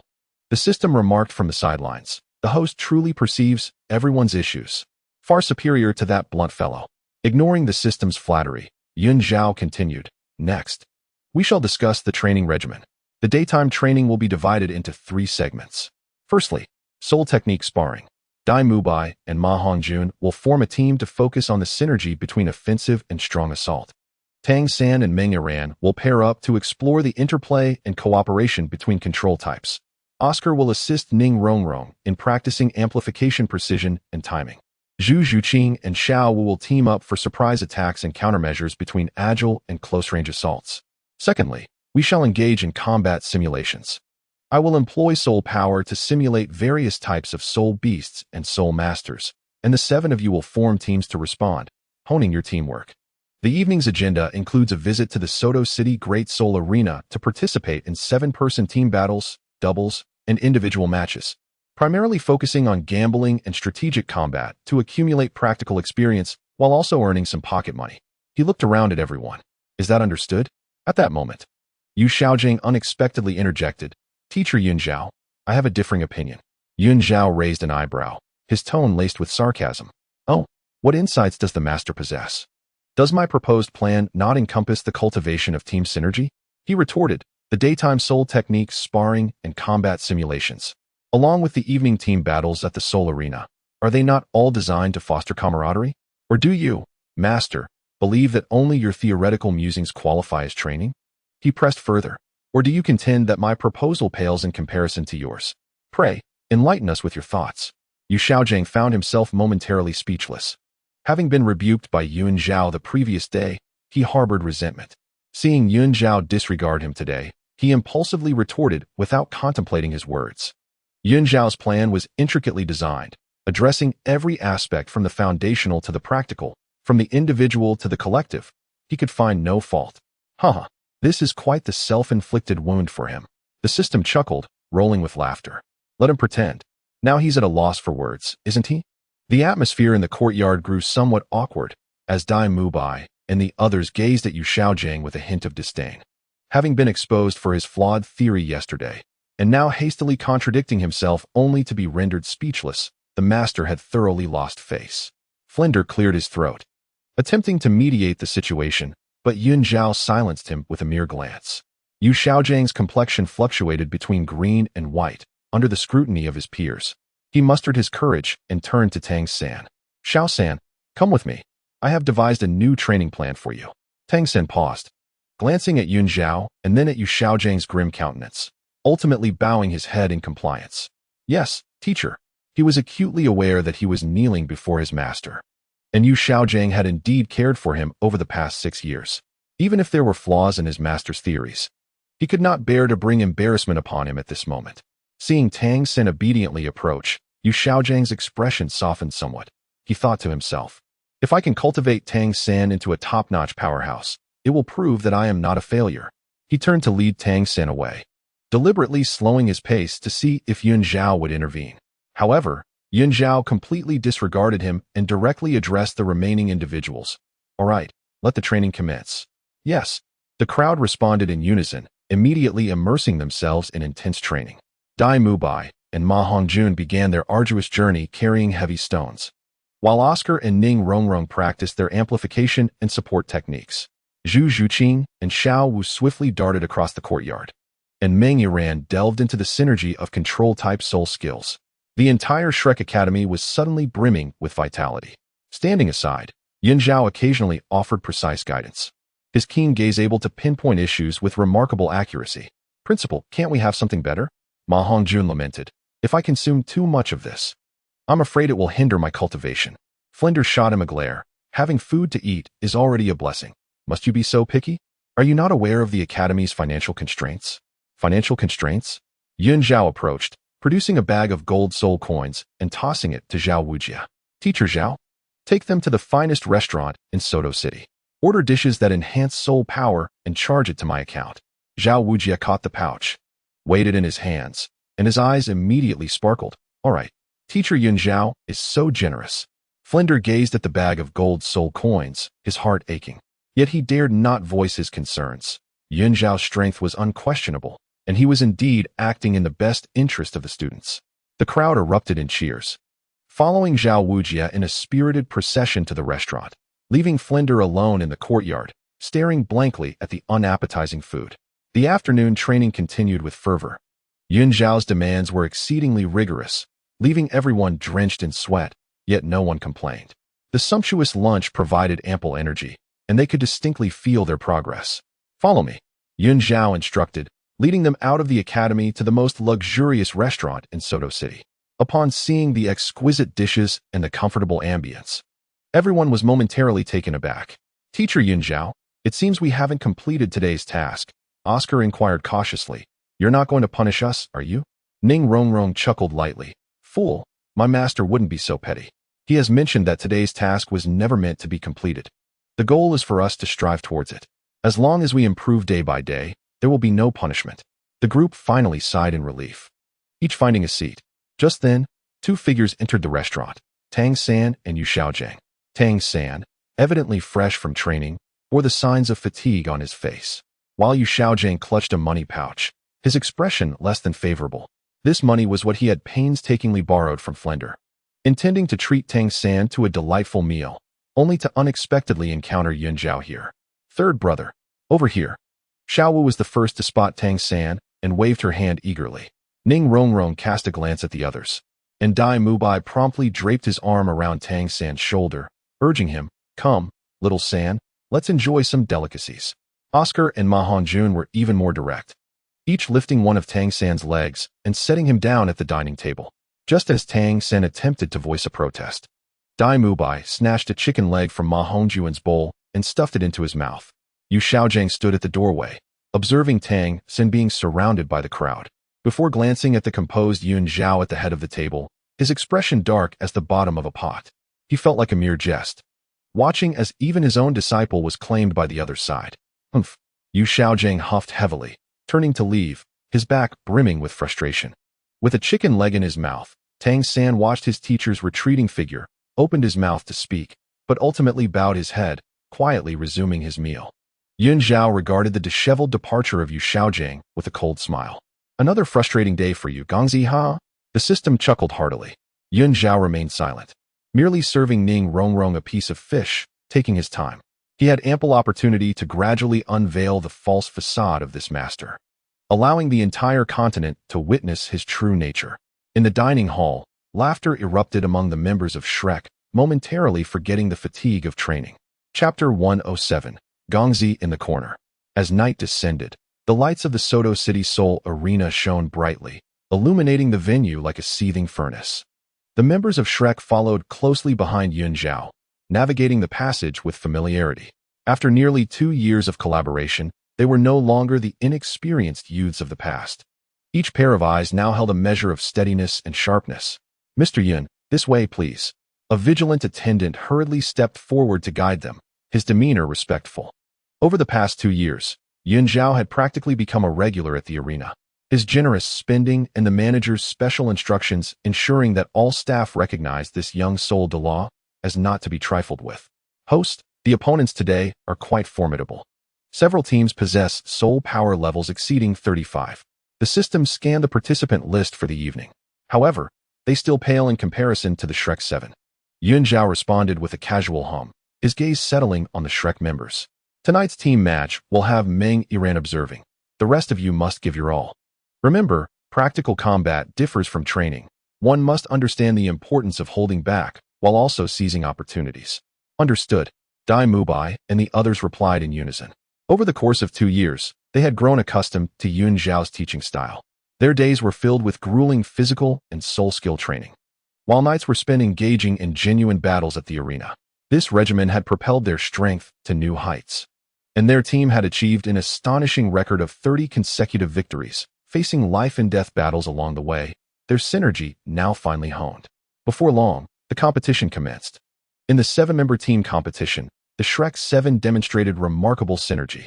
Dai Mubai, with his evil eye white tiger, launched a direct assault, while Zhu Zhuqing, embodying the phantom cat, executed a flanking maneuver. Tang San controlled the battlefield with his blue silver grass, and Xiao Wu, the soft-bone rabbit, engaged in close-range harassment. Ma Hongjun unleashed long-range attacks with his evil Fire Phoenix. Oscar provided sustenance with his sausages, and Ning Rongrong amplified their abilities with her 7-treasure glazed tile. The opponent had no chance to counter, ultimately succumbing swiftly. In the individual matches, Dai Mubai triumphed effortlessly due to his formidable physique and soul skills. Tang San, relying on the control of his blue-silver grass and the element of surprise with hidden weapons, secured victory as well. Although the others did not win, they showcased commendable strength, losing gracefully. The doubles matches were particularly thrilling. Tang San and Xiao Wu's enchanting synergy with blue-silver grass control embodied both offense and defense. Dai Mubai and Zhu Zhuqing revealed the initial form of their phantom white tiger, demonstrating tremendous power. Ma Hongjun and Oscar's combination of phoenix and sausages complemented each other perfectly, one providing damage while the other offered support. Meng Iran and Ning Rongrong's collaboration was exceptionally clever, employing the snake staff for control paired with the amplification from the 7-treasure glazed tile, leaving their opponents utterly helpless. Remarkably, all 4 pairs in the doubles matches emerged victorious. Rongrong, your timing for amplification was impeccable, exclaimed Meng Iran as they descended from the soul arena, unable to contain her admiration. Had you not timely enhanced my soul power, my snake shadow entanglement would not have ensnared the opponent. Ning Rongrong proudly lifted her chin. Of course, just look at who my master is. Over the past 2 years, she had not only elevated her soul power to level 37, but also surpassed her peers in physical prowess as a support soul master. Just moments ago, to evade an attack, she executed a challenging role that left even her opponent astounded. Tang San observed the jubilant expressions of his companions, a smile gracing his lips. Although he had trained under Yu Xiaojing during the day, the practical experience in the soul arena at night had proven invaluable, particularly in refining his sense of timing. TSK, look at Tang San's improvement. If it weren't for Gongzi holding him back, he'd probably be at level 39 by now. The system murmured in Yun Zhao's ear. Gongzi's training methods are simply misguided, spending all day on this and that. Tang San's soul power increases solely from his own efforts. Is this what one calls teaching? Yun Zhao cast a sidelong glance at Tang San, who was silently polishing his hidden weapons nearby, a flicker of coldness flashing in his eyes. Over the past 2 years, Yu Xiaojing had effectively become invisible within Shrek Academy. During the day, he dared only to devise basic training plans for Tang San, focusing on soul power control and physical conditioning, lacking any innovation. At night, he never appeared, allowing Tang San to join the main group at the soul arena. Each time Yun Zhao encountered him, he made a sarcastic remark, particularly about the saying that there are no useless martial souls, only useless soul masters, essentially berating himself twice in one go. This was recounted repeatedly, with Yun Zhao asserting that it was indeed true, lamenting that some individuals remained stuck at level 29, unable to break through to level 30. Was it the martial soul that was useless, or the person? Initially, Yu Xiaojing attempted to defend himself, but was always left speechless by Yun Zhao's retorts. Eventually, he resorted to feigning ignorance, opting to avoid Yun Zhao altogether. The Shrek members were keenly aware of this dynamic. Even Zhao Wujuan regarded Yu Xiaojing with disdain, though no one dared to voice their thoughts openly. Ma Hongjun let out a mournful cry, his facial flesh sagging. Dai Mubai delivered a light slap to him. Why lament? Can Teacher Yin harm us? The group laughed as they made their way outside, only to be halted by a familiar voice at the entrance of the Fighting Soul Arena. Director Yun. Qin Ming approached briskly, clad in the faculty uniform of the Tiandou Royal Academy, flanked by a well-organized team of soul masters. Indeed, the royal fighting team. Teacher Qin? Yun Zhao expressed his surprise. What brings you here? Qin Ming was a key instructor he had mentored during his tenure at the Tiandou Royal Academy. I have brought the royal fighting team to participate in the Fighting Soul competition for training. Qin Ming replied respectfully, his gaze shifting to the Shrek students. A flicker of astonishment crossing his eyes. Are these the students from Shrek Academy? Indeed, Flanders interjected proudly, having appeared from nowhere, puffing out his chest. What do you think of my little monsters? Greetings, teacher. Qin Ming promptly bowed to Flanders, recognizing him as a graduate of Shrek. Indeed, quite impressive, he remarked, genuinely admiring the Shrek 7, especially after witnessing their recent teamwork, which even surpassed his royal fighting team. He then turned to his team members. Pay close attention. This is the team led by Teacher Yun Zhao. He is a distinguished instructor and the vice director of the Tiandou Royal Academy. renowned for his teaching prowess across the continent. The members of the royal fighting team gazed at Yun Zhao with a mix of reverence and awe, feeling the imposing presence of an 86th level Soul Douluo, a weight they could scarcely bear. Yu Tianheng stood at the forefront, his eyes reflecting a complex expression as he regarded Yun Zhao. He had heard tales of this illustrious bright, sacred dragon Soul Douluo and was taken aback to encounter him here. Yun Zhao merely curled his lips into a cold smile. Disregarding him, Qin Ming ushered Flanders and Yun Zhao to the side, lowering his voice. Principal, Director Yun, I must confess, I have another proposal. What proposal? Flanders' eyes brightened, sensing something advantageous.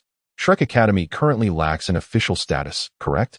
Qin Ming stated, with the upcoming elite competition for advanced Soul Master Academies across the continent. An official status is crucial for participation. Why not join the Tiandou Royal Academy? He dangled the bait. You need not dissolve Shrek.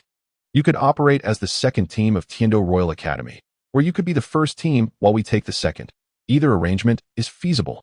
You would have unrestricted access to the Academy's resources and receive substantial monthly subsidies, far superior to your current situation. Flanders, captivated by the offer, rubbed his hands together.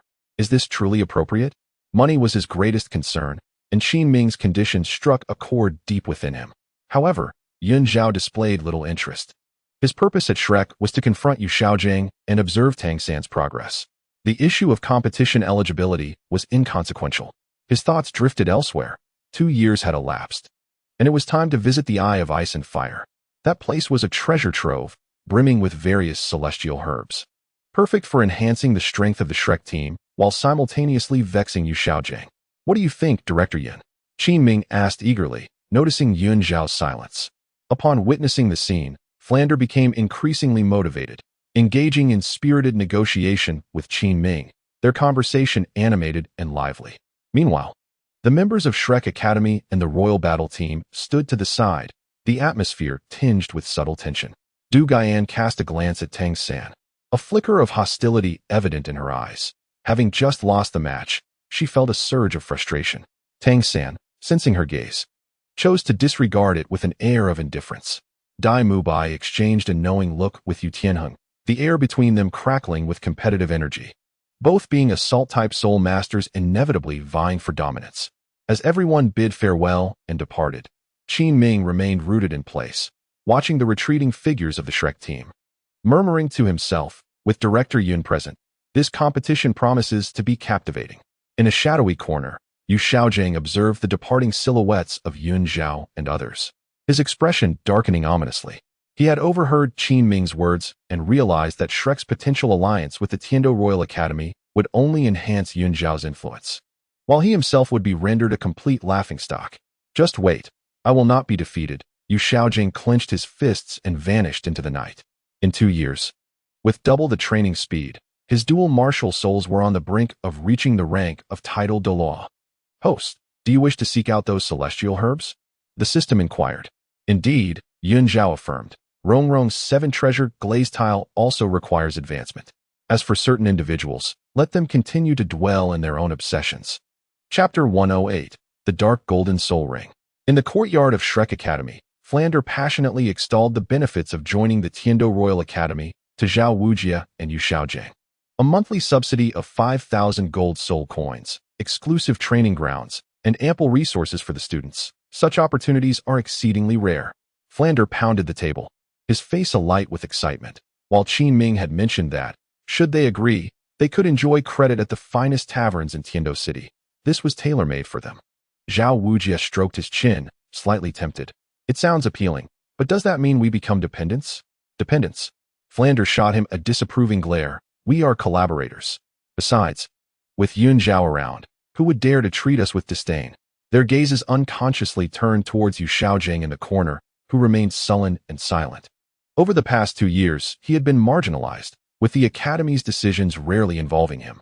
Yun Zhao stood at the entrance of the courtyard, observing everything unfold.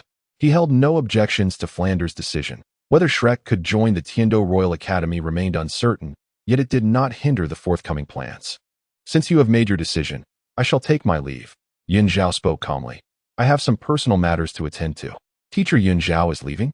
Flander was taken aback for a moment, then replied, Very well, Once we are settled, we will send someone to invite you to Tiando City. Zhao nodded, refraining from further conversation as he turned to exit Shrek Academy. Host, are you finally going to break through? The system buzzed excitedly around his shoulder. 2 years of super accelerated training have not been in vain. Now, breaking through to Light Douluo is absolutely assured. A smile played at the corners of Zhao's mouth. During these 2 years, while he appeared to be teaching at Shrek, he had actually been fervently cultivating with the system's assistance. Under the meticulous restoration of the system, the radiant phoenix martial soul has long regained its apex, and the soul power flows effortlessly, awaiting but a singular opportunity to transcend the 90th level. Deep within the sunset forest, where miasma pervades, ordinary soul masters dare not venture. Yet, Zhao traverses this treacherous realm as if it were uncharted territory. The system has activated hidden functionalities, rendering his form entirely undetectable, even to a Light Douluo. Here shall suffice, Zhao declares, descending into an expansive valley surrounded by ancient trees towering over 100 meters. Their spiritual essence so potent it nearly manifests as a physical entity. Ding. Environment suitable for soul ring absorption detected. Preparation commencing, the system announces with a solemn tone.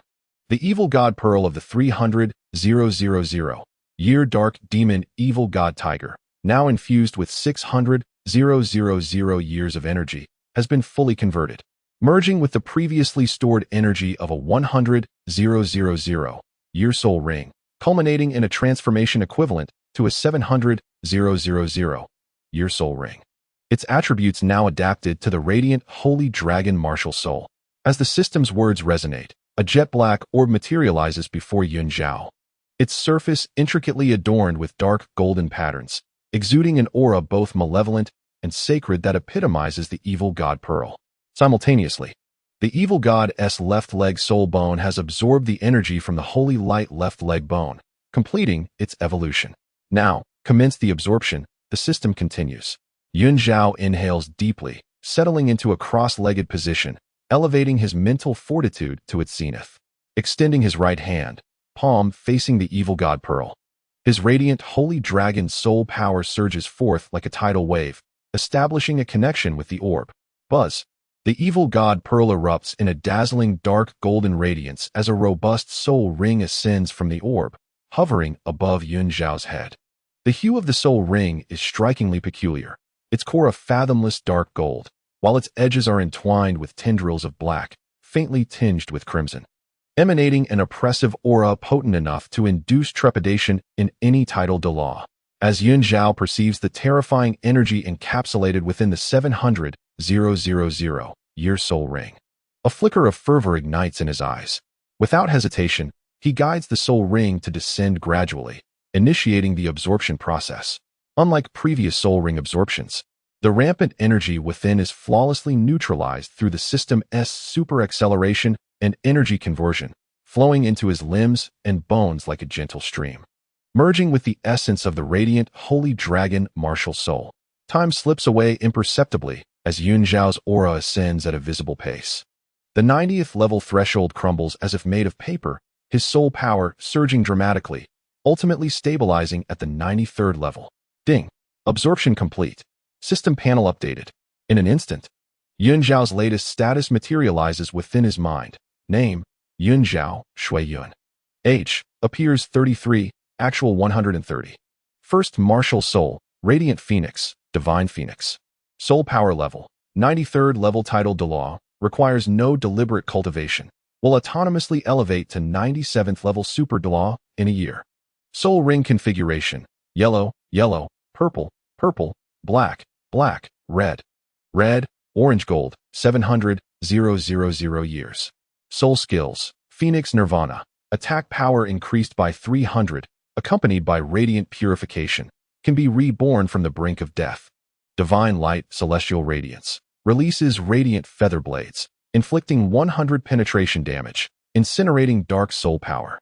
The divine light descends, a vast expanse of sacred illumination that diminishes the enemy's attributes by 50 while augmenting one's own by 30.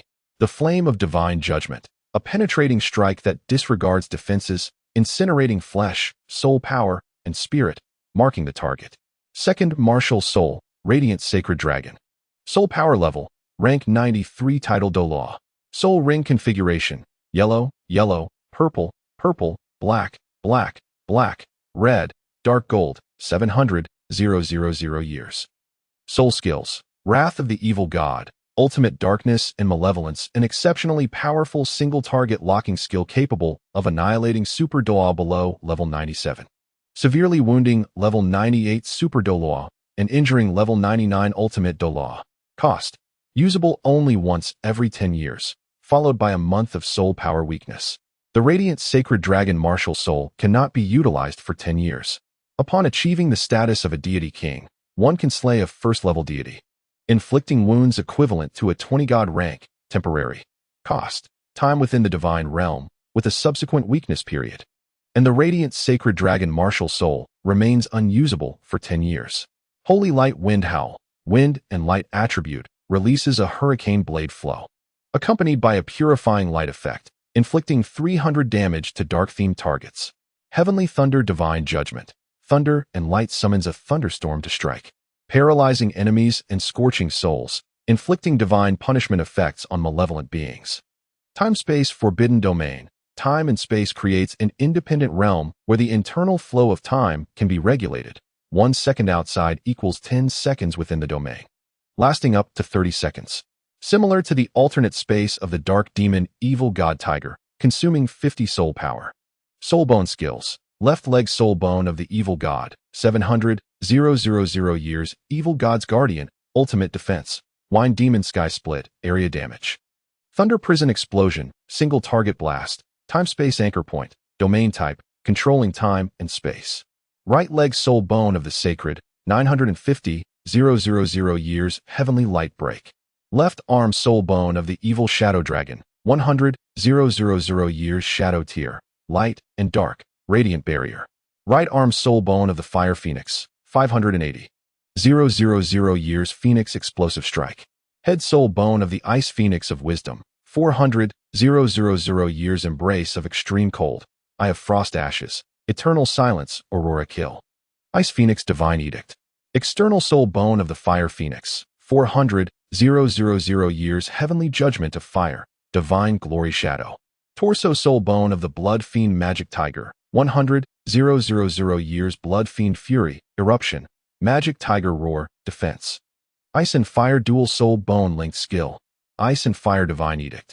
Domains, Fire God Domain, Radiant Sacred Domain. Artifact, Radiant Divine Sword, housed within the Temple of Radiance in the Martial Soul City. Identity, Gold Medal Teacher at the Tiando Royal Academy. Foreign disciple of the Blue Electric Tyrant Dragon Clan, now detached. True identity as the Radiant Douluo, God of Light. Comprehensive evaluation, combat prowess comparable to that of a level 99 Ultimate Douluo, merely a step away from divinity. Zhao slowly opened his eyes, a fleeting glimmer of golden light passing through them. He sensed the surging power within him, far more potent than during his peak a century ago, and could not help but wear a confident smile. The 9th soul skill of the Radiant Sacred Dragon, Wrath of the Evil God, he murmured to himself. The decade-long cost seems worth it. The system exuded an air of triumph, proclaiming, "Now, dear host, you are among the elite of Douluo continent's strongest. Even Bibi Dong might find it challenging to defeat you." Zhao rose, brushing off the dust from his attire. "Let us proceed. It is time to explore the back garden of the poisoned Douluo." He unfurled the wings of the radiant holy dragon, transforming into a beam of golden light as he soared towards the Eye of Ice and Fire. Surrounding the Eye of Ice and Fire was a haze of poisonous miasma, potent enough to deter even titled Douluos. Yet, Zhao strode boldly through the toxic barrier, impervious to its effects, with his current strength. Such toxins posed no threat to him. Just as he was about to step into the core area, an ancient voice resonated, "My dear friend, do you intend to intrude upon my territory?" From the depths of the poison fog emerged an elderly man clad in a green robe. His face gaunt, yet his gaze as sharp as an eagle's. It was the poisoned Douluo, Dugu Bo, sensing the unfathomable aura surrounding Zhao. He inwardly questioned who this individual was, capable of disregarding his poisonous barrier. Zhao halted, regarding Dugu Bo with clarity. "Elder Dugu, I am Zhao, here to the Eye of Ice and Fire in search of a few celestial herbs." "Celestial herbs?" Dugu Bo's brow furrowed. Do you comprehend where this place resides? I have heard whispers, Yun Zhao replied nonchalantly. Dougou Bo scrutinized Yun Zhao, astonished to find a youth of such tender years possessing the strength of a 93rd level title Douluo. With a disdainful snort, he declared, "This is my forbidden ground. You cannot simply come and take as you please." Yun Zhao refrained from idle chatter. Retrieving a dark green token from his system space and tossing it to Dougou Bo Elder, "Examine this, and you shall discern my qualifications." As Dougou Bo grasped the token, he beheld an exquisitely carved serpent on its surface, with the characters Dougou etched on the reverse side, an emblem passed down through generations of the Dougou family. His expression shifted dramatically. This token was once bestowed by his grandfather, Dougou Xue, to a friend, with the family decree stating that any bearer of this token must be accorded unconditional obedience by the Dougou descendants. Dougou Bo gazed at Yun Zhao, disbelief etched into his eyes. Could this remarkably young individual be a descendant of that benefactor from years past? Dougou Bo nodded vigorously, though a tempest of emotions swirled within him. The one deemed worthy of receiving such a token could not be an ordinary person. Observing Yun Zhao's retreating figure, he hesitated momentarily before deciding to follow, stating, "I shall guide you." Yun Zhao did not decline and proceeded toward the core area of the Eye of Ice and Fire. Unconcerned by Dougou Bo's lingering questions, some identities would inevitably reveal themselves in due time. In the core area of the Eye of Ice and Fire, a mist swirled, and the peculiar energies of warmth and coolness intertwined in the air. A pool of emerald spring water lay adjacent to a flow of crimson magma, yet they remained undisturbed by one another. Along the banks of the spring thrived dozens of extraordinary plants, each radiating a rich aura of life. These were the rare celestial herbs of Douluo continent. Yun Zhao's gaze swept over the celestial herbs, a flicker of recognition crossing his eyes. Xiang Si Duan Chang Hong, Qi Rong Tong Tianju, Ba Ban Xian Lan, Lai Hua Xing Jiao Shu, and Ba Jiao Xian Bing Chao. All these celestial herbs vividly materialized before him. "Host, we have struck gold. So many celestial herbs, any one of which could transform a soul master entirely." The system buzzed excitedly around him, urging, "Quickly collect them, lest that old man Dougou Bo changes his mind." Yun Zhao did not hasten to act. Instead, he approached each herb, observing them carefully for a moment before gently uprooting them with great care. His movements were remarkably delicate, causing no harm to the roots of the herbs, and he meticulously cleaned away even the adhering soil. "Is this the blazing fire apricot herb?" Dougou Bo, following closely behind, watched in astonishment as Yun Zhao effortlessly identified a herb that was entirely engulfed in flames. He had guarded this place for decades, aware of the peculiar nature of these plants, yet never having discerned their specific names and effects. His grandfather, Dougou Xue, had passed away in battle against the ancient nether ancestor before he could impart this knowledge to him. He then pointed to a frost-laden blue herb, exclaiming, "That is the 8-pointed ice herb, known for its extreme properties." Together with the blazing fire apricot herb, they form the complementary treasures of ice and fire. "Thank you, Senior Dougou, for your generosity," Yun Zhao said, clapping his hands and turning to face Dougou Bo with a faint smile. Dougou Bo's lips twitched, his gaze falling upon the empty spring, his heart aching, yet he could only force a smile and say, "Not at all." Yun Zhao perceived his thoughts and shifted the conversation. "Senior, the toxicity afflicting you resembles that which plagued your grandfather, Dougou Xue, does it not?" Dougou Bo's expression changed dramatically. "You knew my grandfather?" "My forebears did indeed know him a century ago," Yun Zhao replied without elaboration. "I have heard that Senior Dougou Xue was also tormented by this potent poison, but he eventually discovered 2 methods of alleviation. I might be able to teach you." "Really?" Dougou Bo stepped forward, hope gleaming in his eyes. This venom had been a constant torment for many years, and if it could be eradicated, he would be willing to pay any price. "The first method," Yun Zhao extended a finger, demonstrating the specific soul power route, "involves guiding the toxins within your body into your soul bone. While it will not completely eliminate the poison, it will lock its toxicity, rendering it harmless to you. Furthermore, it can be released strategically during combat to catch opponents off guard." Dougou Bo pondered, "And what of the second method?" "The second involves transforming oneself into a vessel of poison, nurturing one's soul with it. This would significantly accelerate the cultivation of your soul power. But the cost is a lifetime of being assailed by that very poison, drastically shortening your lifespan." Yun Zhao replied calmly, This method was devised by an old friend of mine. I do not recommend you pursue it. This second approach was, in fact, a risky gambit provided by the system. Advisable only in dire circumstances. Dugu did not hesitate. I choose the first method. Teach me quickly. He wished to extend his life rather than deplete it for the sake of soul power. Zhao nodded, gathering a strand of luminous soul power at his fingertip, tracing a complex route in the air for him. Observe closely. Begin at the Dantian. Traverse the 7 meridians and 8 vessels. Circle the soul bone 3 times. And finally converge at the head soul bone. Marvelous. Absolutely marvelous. Dugu could not help but clap in admiration. Young friend Zhao, I cannot express my gratitude adequately. Should you ever require my assistance, do not hesitate to ask. Zhao smiled. You are too kind, senior. Farewell.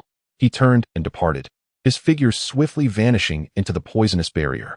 Dugu watched him leave, then glanced down at the soul power route he had noted.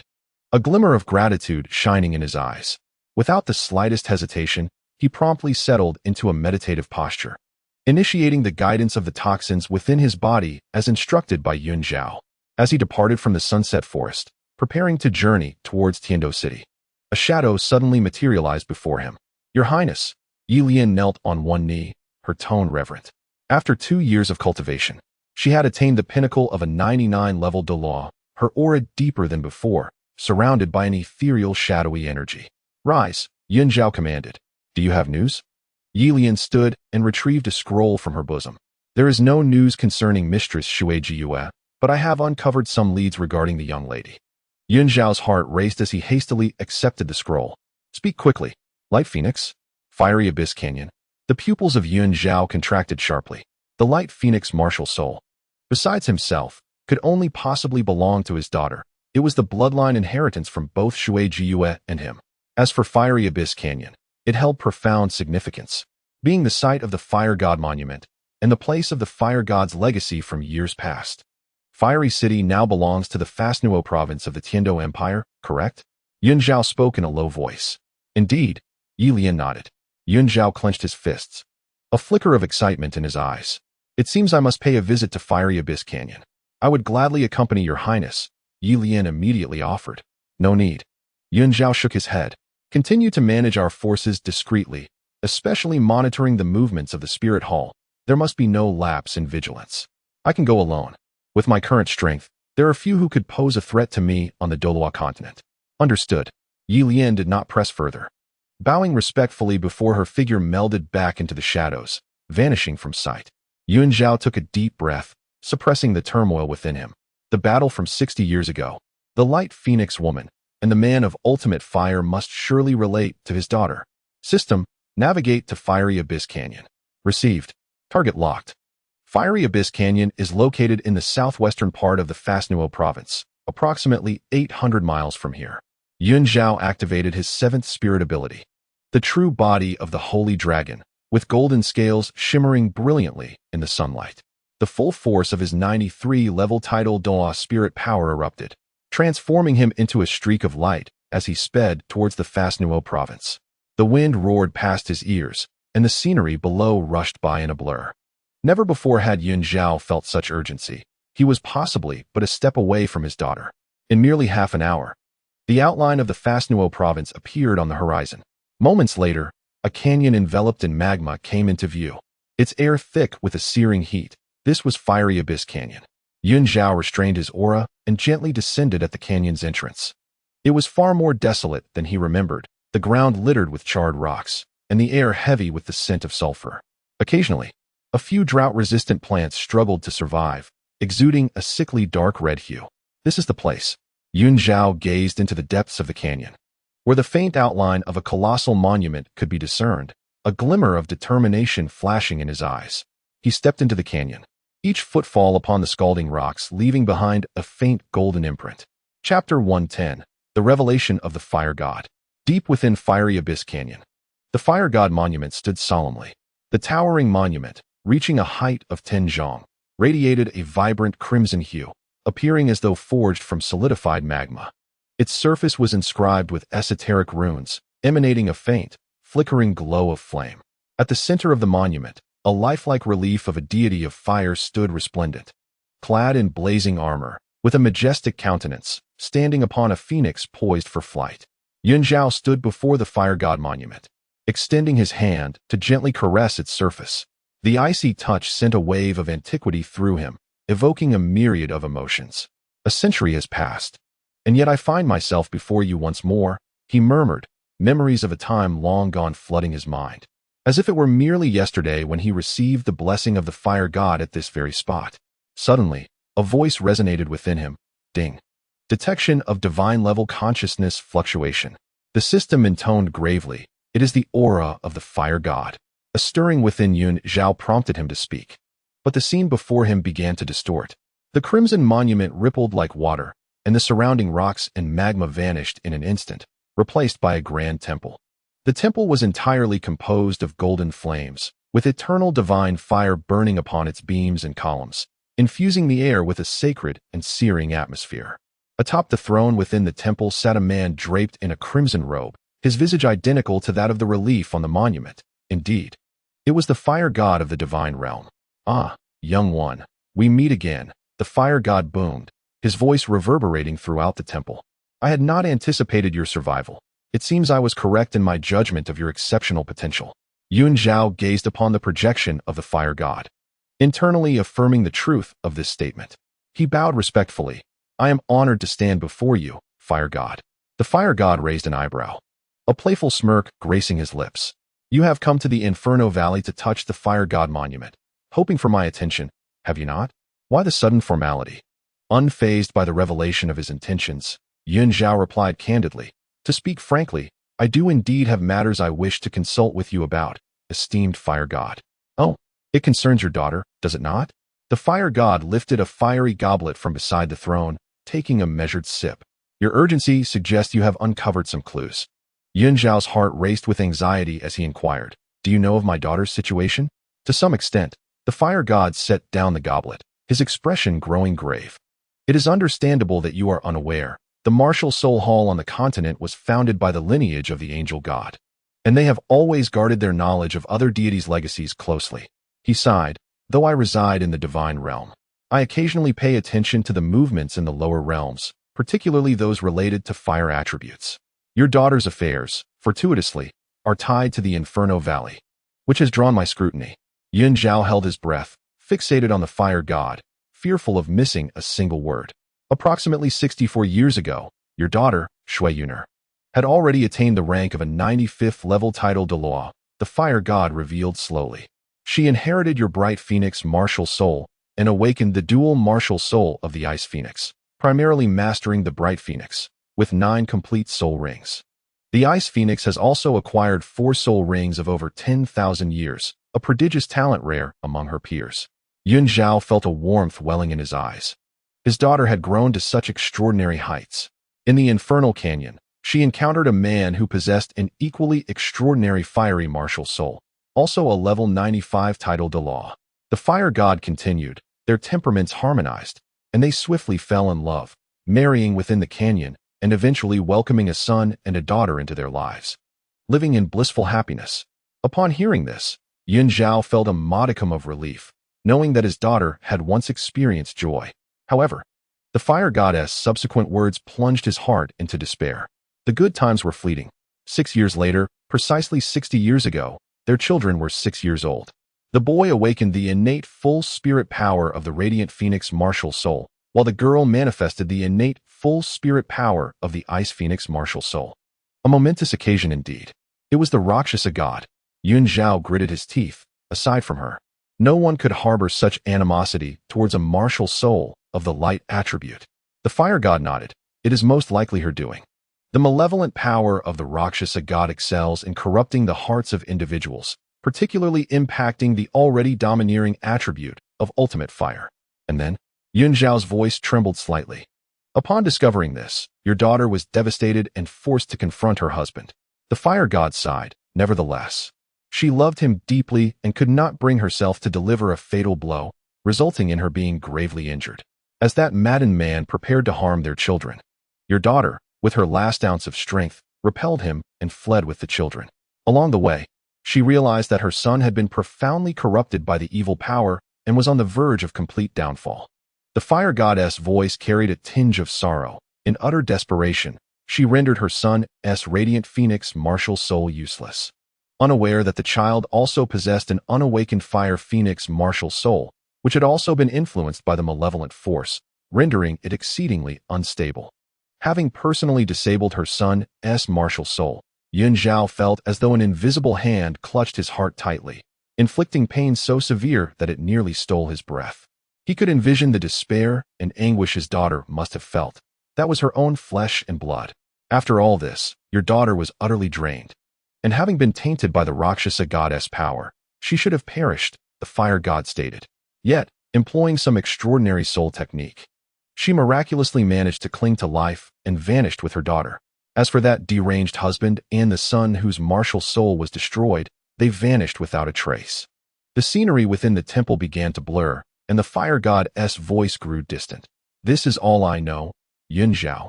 Your daughter, Xue Yun, is a fine girl. Take care of yourself. Fire god. Yun Zhao yearned to inquire further, but the scene before him abruptly shattered. The preceding events felt like a dream. Yet the fire god's words were indelibly etched in his mind, each word piercing his heart like a dagger, causing him profound anguish. Xue Yun, his daughter. A level 95 Light Douluo with twin martial souls, destined for a resplendent life, yet beset by such countless tribulations. A beloved driven to madness. A son rendered useless by her own hand, grievously injured, and wandering with her young daughter in disarray. My daughter, Yun Zhao's voice choked, revealing for the first time a deep sense of helplessness in his eyes. As a father, he had failed to protect his wife and remained oblivious to the suffering of his daughter. For a century, he had not even known that her name was Xue Yun. The voice of the system, rarely tinged with sympathy, echoed, "Do not be too sorrowful. At least Miss Xue Yun is still alive. As long as she lives, there is hope." Alive indeed. Yun Zhao took a deep breath, suppressing the anguish within. The fire god had stated that Yun still clung to life. Thus she must be alive. And what of that granddaughter, who inherited the ice phoenix martial soul? He wondered how she fared now. As for the grandson, stripped of the bright phoenix martial soul, and the son-in-law, tainted by the influence of the Rakshasa god, a glint of severity flashed in Yun Zhao's eyes. Regardless of their whereabouts or the forms they had assumed, he was resolute in his quest to find them, especially the son-in-law affected by the Rakshasa god. He would one day settle the score with that malevolent entity. He cast another glance at the fire god monument, its fiery runes seemingly alive, swirling before his eyes. Yun, wait for your father. Yun Zhao clenched his fists, his tone unwavering. Father will surely find you, and make those who have wronged you pay dearly. He turned away from the Inferno Canyon, the golden dragon unfurling its wings, soaring towards the direction of Heaven Dou City. Now, he needed to calm himself and meticulously piece together the clues. Simultaneously, he had to keep a vigilant watch on the actions of the Spirit Hall. As the Rakshasa god's intentions likely intertwined with his family, he had to prepare thoroughly. Beneath the setting sun, Yun Zhao's silhouette gradually faded from the horizon, leaving the fire god monument standing tall in the Inferno Canyon, silently witnessing the passage of a century filled with sorrows and joys. Chapter 111, Blubber Academy? No, Shrek Academy. Gongzi, I have returned. The city gates of Heaven Dou City cast elongated shadows in the twilight. Yun Zhao stood at the entrance. Gazing at the city he had not seen for 2 years, a wave of sentiment washing over him. In the span of 2 years, Heaven Dou City had changed little. It remained bustling with activity. Yet, an almost palpable tension seemed to linger in the air, presumably due to the Spirit Hall's expansion, which had placed pressure even on this imperial capital. Host, there are energy fluctuations emanating from the direction of the Heaven Dou Royal Academy. Something seems amiss. The system's voice chimed in, laced with curiosity. Yun Zhao furrowed his brow and quickened his pace towards the Heaven Dou Royal Academy. Inside the Heaven Dou Royal Academy, in the teaching committee office, he inquired, Dream Committee, what has transpired? Suddenly enlightened, Yun Zhao realized the situation. It appeared that despite his interventions, certain events continued to unfold along the trajectory of the original narrative. Where have they gone? Where could they possibly be? Dream Divine Machine sighed. They were taken by Lu Erlong from Blubber Academy. It is said that Flander, Yu Xiaojiang, and Lu Erlong were old acquaintances, once forming a so-called Golden Triangle. Now, Blubber Academy has been renamed Shrek Academy. A cold smile graced Yun Zhao's lips. Golden Triangle? With that useless Yu Xiaojing involved, can it truly be called golden? Is Prince Xuexing not concerned about the Academy's reputation? Yun Zhao remarked nonchalantly. He cares not for such matters. Dream Divine Machine lamented, filled with frustration. His eyes solely fixated on the trivialities of the royal family, utterly oblivious to the significance of true talent. As for Dugaboi, relying on his title of Light Douluo, allowed himself to be manipulated by Xuexing. What a travesty. Yun Zhao asked no further questions and rose to take his leave. Dream Teaching Committee, I shall first pay a visit. The newly established Shrek Academy, previously known as the Blue Tyrant Academy, seemed to be the ideal place to confront Yu Xiaojing. Departing from the Tiando Royal Academy, Yun Zhao did not hasten towards the new Shrek Academy. Instead, he began to deliberate within his mind. With a year remaining until the finals of the Continental Advanced Soul Master Academy Elite Competition, he calculated that, at his current rate of soul power growth, he would indeed reach the 97th level of Super Douluo in a year's time. By then, he would possess sufficient strength to inquire of Qian Daolu, who might hold knowledge regarding the whereabouts of Xue Yun and Xue Yun from years past. Though the Spirit Hall aroused considerable suspicion, Qian Daolu, while not entirely above board, conducted himself with a degree of integrity that suggested he might refrain from meddling in family affairs. Suddenly, a voice from the system resonated, brimming with anticipation. Ding. System energy sufficient. Commencing version 30 update. Estimated duration, 7 days. During the update, certain functionalities will be disabled, but new features will activate upon completion. Host, until we meet again. Yun Zhao raised an eyebrow at the mention of a system update. Very well. Perhaps it will yield some delightful surprises. The system's flying object flickered briefly before falling silent. No longer hesitating, Yun Zhao summoned the bright sacred dragon and soared towards the Blue Tyrant Academy. The new Shrek Academy lay on the outskirts of Tiando City, where the old Blue Tyrant Academy once stood. Upon his arrival at the Academy's entrance, he noticed that the plaque had yet to be replaced, still bearing the 4 prominent characters of Blue Tyrant Academy. As he was about to enter, 2 students stationed at the gate intercepted him. Who are you? One tall student furrowed his brow, scrutinizing Yun Zhao's attire, which lacked the school's uniform, and remarked, I have never seen you before among the faculty. Outsiders are prohibited from entering. The other student echoed, Yes, begone. Do not cause trouble here. Yun Zhao shook his head, feeling somewhat exasperated. He had no intention of resorting to force, but the ignorance of these 2 youths was maddening. He gently released a hint of his aura, that of a 93rd level title Douluo, not specifically targeting the 2, yet it enveloped the entrance like an insurmountable weight. The 2 students were instantaneously petrified, clutching each other, their legs trembling and faces ashen, teeth chattering in fear. Forgive us, senior. We were blind to your grandeur, stammered the tall student, his voice quivering. The other student broke into tears, exclaiming, I was wrong. Senior, we truly erred. Please, quell your aura. Observing their terrified demeanor, Yun Zhao found himself both amused and bewildered. He had merely intended to frighten them, not provoke such a reaction. Indeed, it was not long before hurried footsteps echoed from within the academy. Fran, Lu Erlong, and Yu Xiaojing emerged swiftly, and upon spotting Yun Zhao at the entrance, their expressions varied. Fran first appeared taken aback. Then his face lit up with a broad smile as he rushed forward. Teacher Yun Zhao, what brings you here? Welcome, welcome. Lu Erlong regarded Yun Zhao with curiosity, noting, this man exudes a formidable aura, at least at the title Douluo level. Meanwhile, Yu Xiaojing's expression froze, shock and a hint of fear filling his eyes. How could Yun Zhao have found this place? Moreover, his aura unmistakably belongs to a title Douluo. Yun Zhao disregarded Flinder's enthusiasm, his gaze fixating on Yu Xiaojing, a cryptic smile curling at the corners of his lips. Yu Xiaojing felt a chill run down his spine under Yun Zhao's scrutiny and, with a stiff demeanor, awkwardly cupped his hands, stammering, Welcome, Teacher Yun Zhao. Flinder, sensing the awkward atmosphere, quickly intervened. Casting a knowing glance at the 2 trembling students, what are you still standing there for? Hurry and leave. The 2 students, as if granted a reprieve, hastily scurried away. Flinder then turned to Lu Erlong, introducing, Erlong, this is the esteemed teacher Yun Zhao from the Tiando Royal Academy. You must have heard of his reputation in Tiando City, right? He is now a specially invited teacher at our Shrek Academy. Although Lu Erlong was unaware of the reasons behind Yun Zhao's visit, the latter's formidable presence and esteemed status compelled her to bow respectfully. Greetings, Teacher Yun Zhao. We welcome you to our academy. Teacher Zhao, allow me to escort you to your office. Flender enthusiastically offered. I have vacated the principal's office for you, ensuring it is spacious and comfortable. Zhao remained silent, following Flender inside. As they passed Yu Xiaojing, he let out a soft hum, causing Yu Xiaojing to shudder, his countenance growing even darker.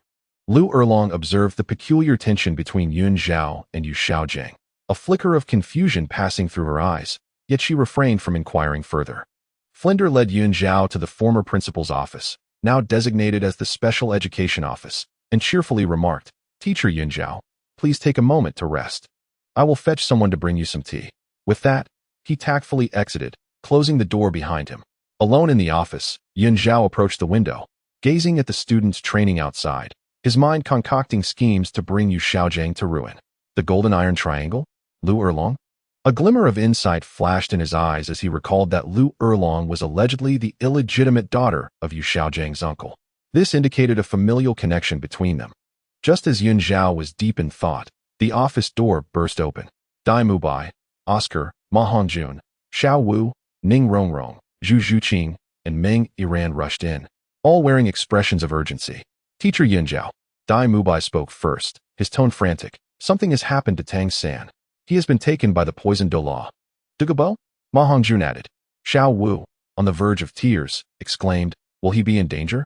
Ning Rongrong grasped Zhao's arm, pleading, Master, please go rescue Tang San. Dean Flender, Teacher Lu Erlong, and even Yu Xiaojing have already gone to the Sunset Forest to find Dugabo, but we're still worried. Zhao furrowed his brow. Dugabo, as in the original narrative, had captured Tang San, yet unlike the original tale, Dugubo's hidden ailment had been resolved by him, rendering Tang San far from the vulnerable state depicted before. He gently patted Ning Rongrong's hand, reassuringly stating, do not worry, with me here, Tang San shall be safe. He turned and strode toward the door. You all wait here at the academy. I will check. Before his words could fully resonate, Zhao's figure had already vanished from the doorway, leaving only a golden streak of light racing towards the Sunset Forest. In the office, the Shrek members exchanged glances, their hearts slightly reassured. With the appearance of the esteemed Cloud Zhao, a title Douluo of the 93rd rank, it seems that Tang San is indeed in safe hands. Chapter 112, The Useless Martial Soul of Gongzi. Deep within the Sunset Forest, in a valley shrouded in toxic miasma, the atmosphere was tense and charged. Flender hovered in midair, his four-eyed cat eagle martial soul unfurling its expansive wings. The fluctuations of soul power intense. Lu Erlong stood on the ground, her fire dragon martial soul enveloping her in searing flames, her gaze fiercely fixed on the formidable Dugubo. Yu Xiaojing positioned himself between them, his hands clenched tightly. As the restless Ro San Pao stirred at his feet, emitting a low, anxious whine. Senior Dugubo, Flender took a deep breath, striving to maintain a calm tone. Tang San is a student of our Shrek Academy, still young. If there have been any previous offenses, I offer my apologies on his behalf. He cast a glance at Yu Xiaojing, signaling him to speak. Master? Dugubo shot him a sidelong glance, a smirk of derision playing at the corners of his mouth. I have traversed the Soul Master realm for many years, yet I have never heard of such a figure. Moreover, when have I ever needed to heed the opinions of others? Today, I am in a foul mood, so I suggest you vacate the premises quickly. Your presence is a nuisance. Overlooked in public, Yu Xiaojing's expression darkened immediately. He wished to say more, but Lu Erlong grasped him firmly. Why waste words with him? Lu Erlong's fiery temperament ignited, the aura of her fire dragon surging. Hand over our student, or I shall wreak havoc upon this wretched valley. Oh, Dugubo's countenance darkened instantly, a glint of murderous intent flashing in his eyes. It has been a long time since anyone dared to speak to me in such a manner, since he refused to accept my hospitality. Do not blame me for being impolite. Emerald-scaled Serpent King. With a low shout from Dugubo, a colossal green serpent, several dozen feet long, manifested behind him. The toxic mist swirling ominously, exuding a heart-stopping poisonous aura, his true martial soul. The oppressive force of a 92nd rank title Douluo surged forth like a tidal wave, causing Flender and Lu Erlong to momentarily falter in their breaths. Erlong, Flender, prepare. Yu Xiaojing's expression grew serious as he issued a low command. Four-eyed cat, eagle true form. Fire dragon true form. Flender and Lu Erlong, not daring to slacken their efforts, simultaneously unleashed their true martial forms. A colossal cat-eagle spiraled in the air, echoing the fire dragon on the ground, forming a formidable offensive stance. Yu Xiaojing, observing Dugubo's relentless advance, exhibited a glimmer of determination in his eyes, nodding at Flinder and Lu Erlong. The three instantly formed a triangular formation, Yu Xiaojing at the forefront, Rosan Pao levitating before him, while Flinder and Lu Erlong flanked either side, their soul power continuously converging towards Yu Xiaojing. Sun and moon shine, golden transition, Flinder shouted. And the trio's soul power abruptly fused, a brilliant golden light erupting from Rosan Pao. Morphing into a colossal dragon clad in golden armor, the martial soul fusion skill of the golden iron triangle, the golden sacred dragon.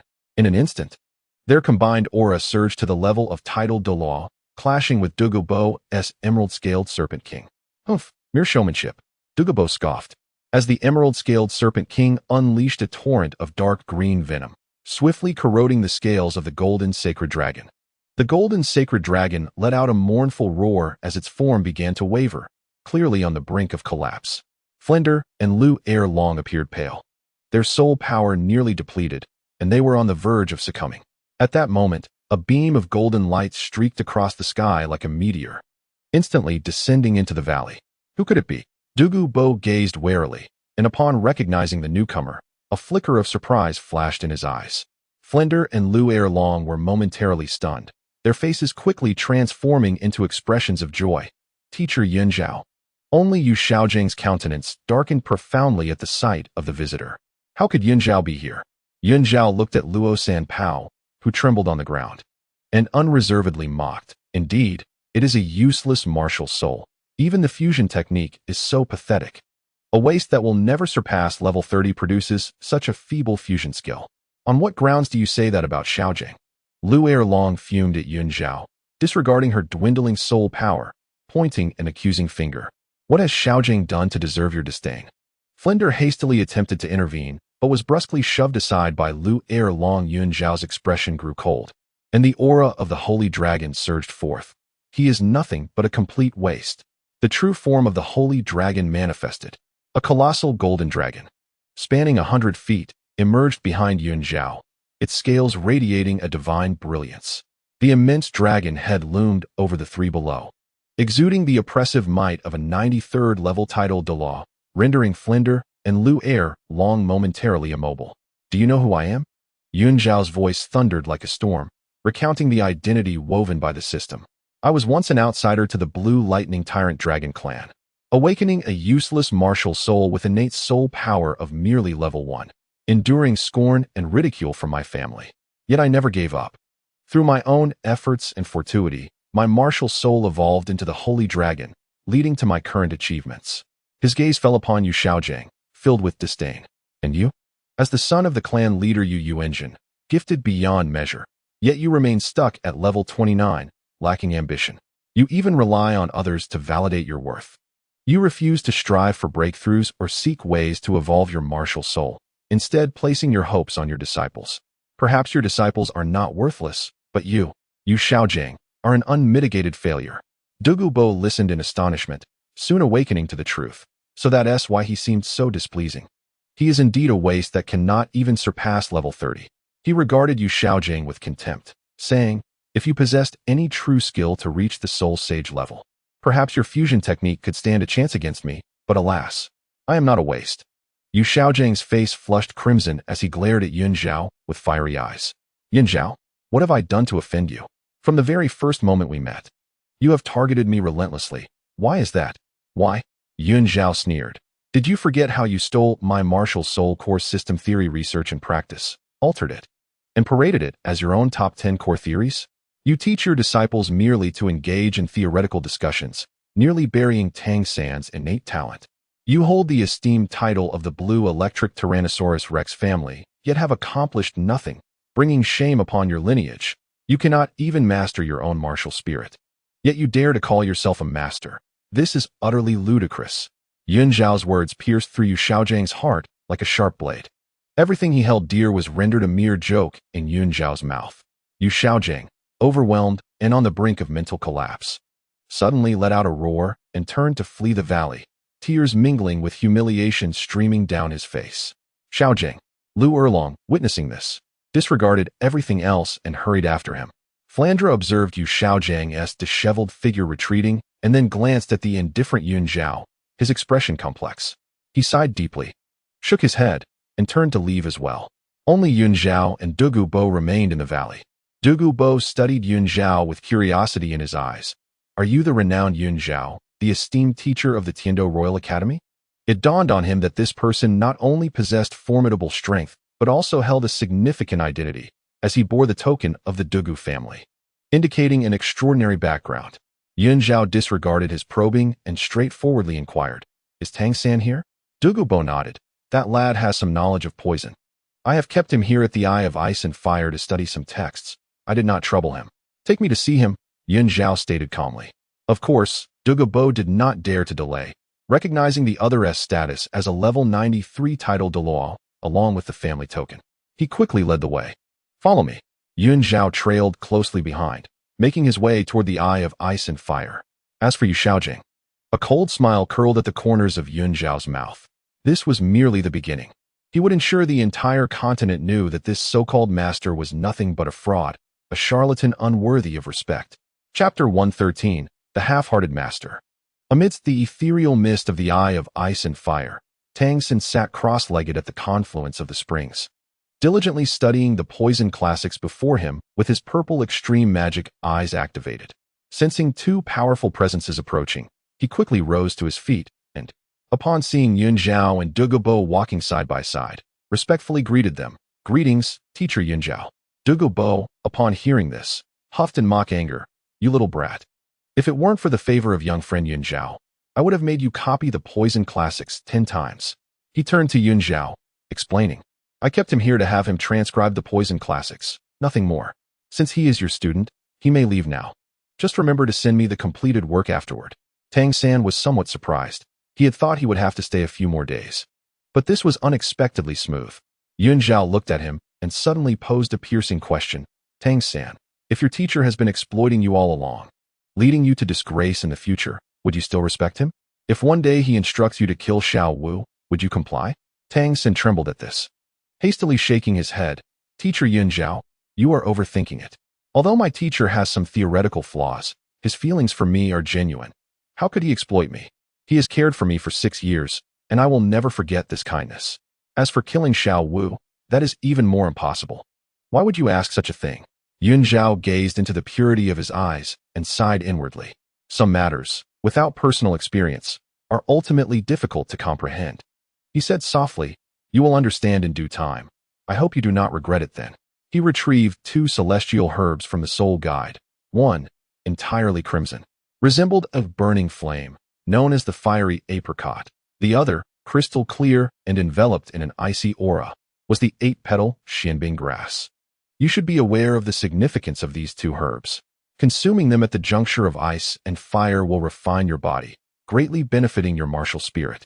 Tang San looked at the legendary herbs with astonishment, his eyes gleaming with gratitude as he solemnly accepted them. Thank you, Teacher Yun Zhao. He understood that simultaneously consuming these 2 herbs would subject him to extreme trials of ice and fire, yet he was confident he could endure. Just as Teacher Yun Zhao believed in him.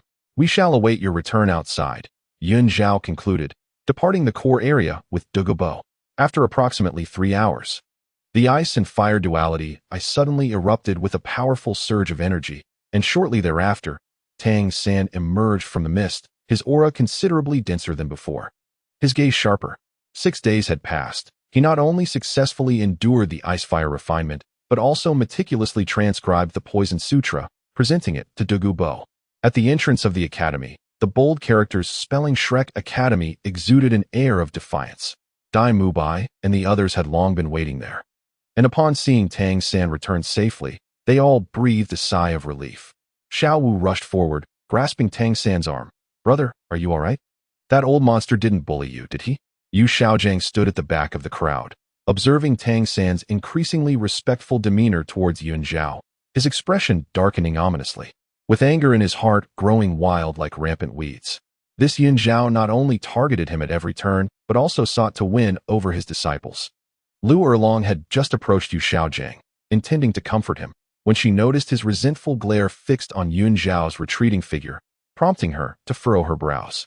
Yu Xiaojing, sensing her gaze, deliberately distanced himself from her. He indeed held feelings for this cousin, yet due to ethical constraints and past shadows, he dared not approach her. Channeling his resentment towards Yun Zhao instead, unperturbed by the scrutiny behind him, Yun Zhao addressed the crowd. "Come here, I have something for you." He gathered everyone into the academy's hall, where Flanders, Lu Erlong, and Yu Xiaojing were also present. The elite competition of high-level Soul Master academies across the continent is but a few months away. These items will elevate your strength to a new level. As he spoke, he produced several celestial-grade herbs from the Soul Guide, each exuding a rich vitality. Daimubai, this celestial chrysanthemum is for you. It will allow your physical body to attain an indestructible state, enhancing your strength, defense, and soul power. Daimubai accepted the herb, resembling a chrysanthemum adorned with golden veins. Feeling the violent energy within, rendered speechless with excitement. Oscar, the 8-petal celestial orchid is yours.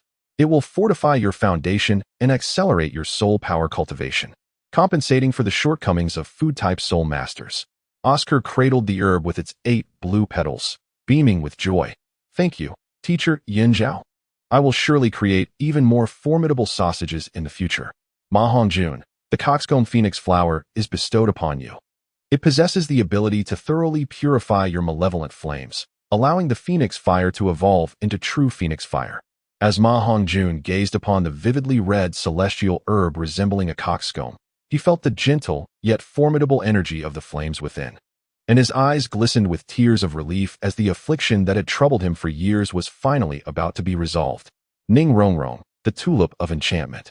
Yun Zhao presented her with a splendid celestial herb that radiated with brilliant colors and exuded a delightful fragrance. It could elevate your 7-treasure glazed tile to the 9-treasure glazed tile, breaking the limitations of the martial soul.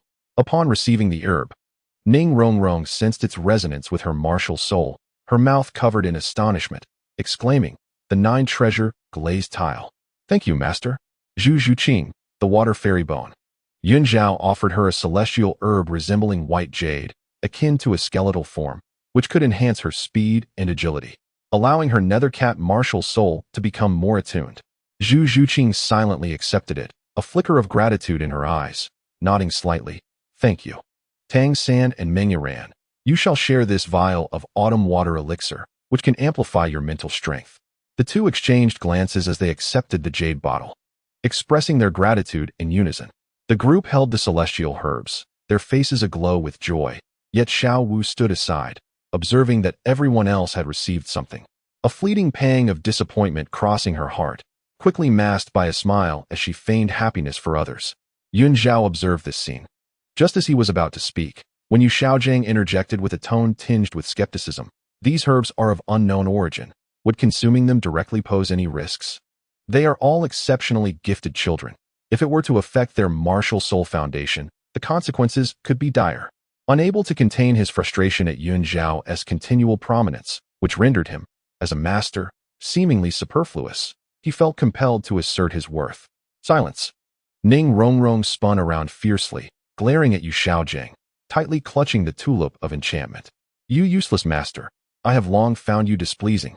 Had it not been for the favor of Dean Flander and Teacher Erlong, we would have scolded you already. My master states that these celestial herbs are safe for consumption. Who are you to question?" "Indeed," Dai Mubai chimed in. "When has Teacher Yun Zhao ever erred?" Ma Hongjun, Oscar, and the others nodded in agreement, their gazes filled with disdain for Yu Xiaojing. Tang San's expression was complex. He wished to speak, but was subtly tugged by Xiao Wu at his sleeve. Flander wore a pained expression, and Lu Erlong furrowed her brow, clearly sensing that Yu Xiaojing had overstepped. Yun Zhao scoffed, fixing his gaze upon Yu Xiaojing with palpable derision. "Since you, as a master, are so eager to prove your worth, I shall grant you an opportunity." He produced a resplendent red bloom, its petals cascading like flames. Known as the Heartbreak Red, this celestial herb possesses the miraculous ability to revive the deceased as long as there is a breath left. It can restore life and promote the evolution of martial souls.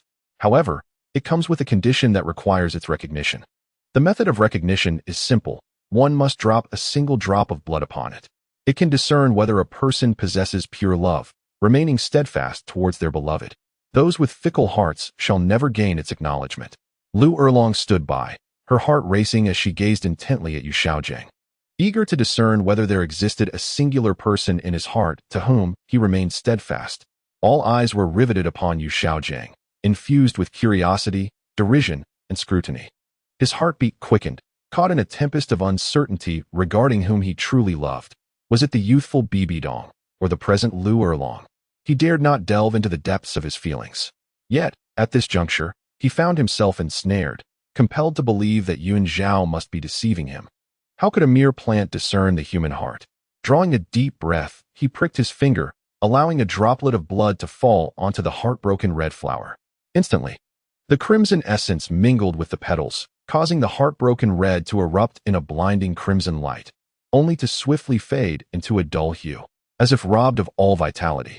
A cacophony of chaotic images flooded his mind: Bibidong's tears, Lu Erlong's smile, and the struggles and cowardice he had endured over the years, all surging forth like a relentless tide that threatened to engulf him. He jolted awake, drenched in sweat, his complexion as pale as parchment. It appeared that he was indeed a failure. Yun Zhao's voice pierced through him, cold and cutting. To lack even a singular focus deemed him unworthy of ever surpassing level 30. No, you are lying. Yu Xiaojing shouted frantically, disbelief consuming him. This cannot be. You must be up to something. He adamantly claimed ignorance, though the sweat beading on his forehead and his evasive gaze betrayed his true state. The onlookers regarded him with increasing disdain. Should they trust Yun Zhao, or this master who could not even confront his own heart? The answer was glaringly obvious. Yun Zhao, disinterested in further engagement, turned to Xiao Wu. Xiao Wu, why don't you give it a try and demonstrate to certain individuals what it means to be wholeheartedly devoted? He emphasized certain individuals, clearly directed at Yu Xiaojing. Tang San felt a jolt of surprise. He was aware of the legend surrounding the heartbroken red and did not anticipate Yun Zhao would encourage Xiao Wu to test it. Without hesitation, Xiao Wu accepted the heartbroken red and dropped a single droplet of her blood upon it. In an instant, the heartbroken red erupted in a radiant crimson glow, more resplendent than ever before, the petals seemingly coming to life, swaying gently and exuding a warm aura. Rather than withering, it blossomed even more vibrantly, evidently having recognized its master. Indeed, as expected, Yun Zhao nodded in satisfaction and turned back to Yu Xiaojing. Do you see? This is what true love looks like.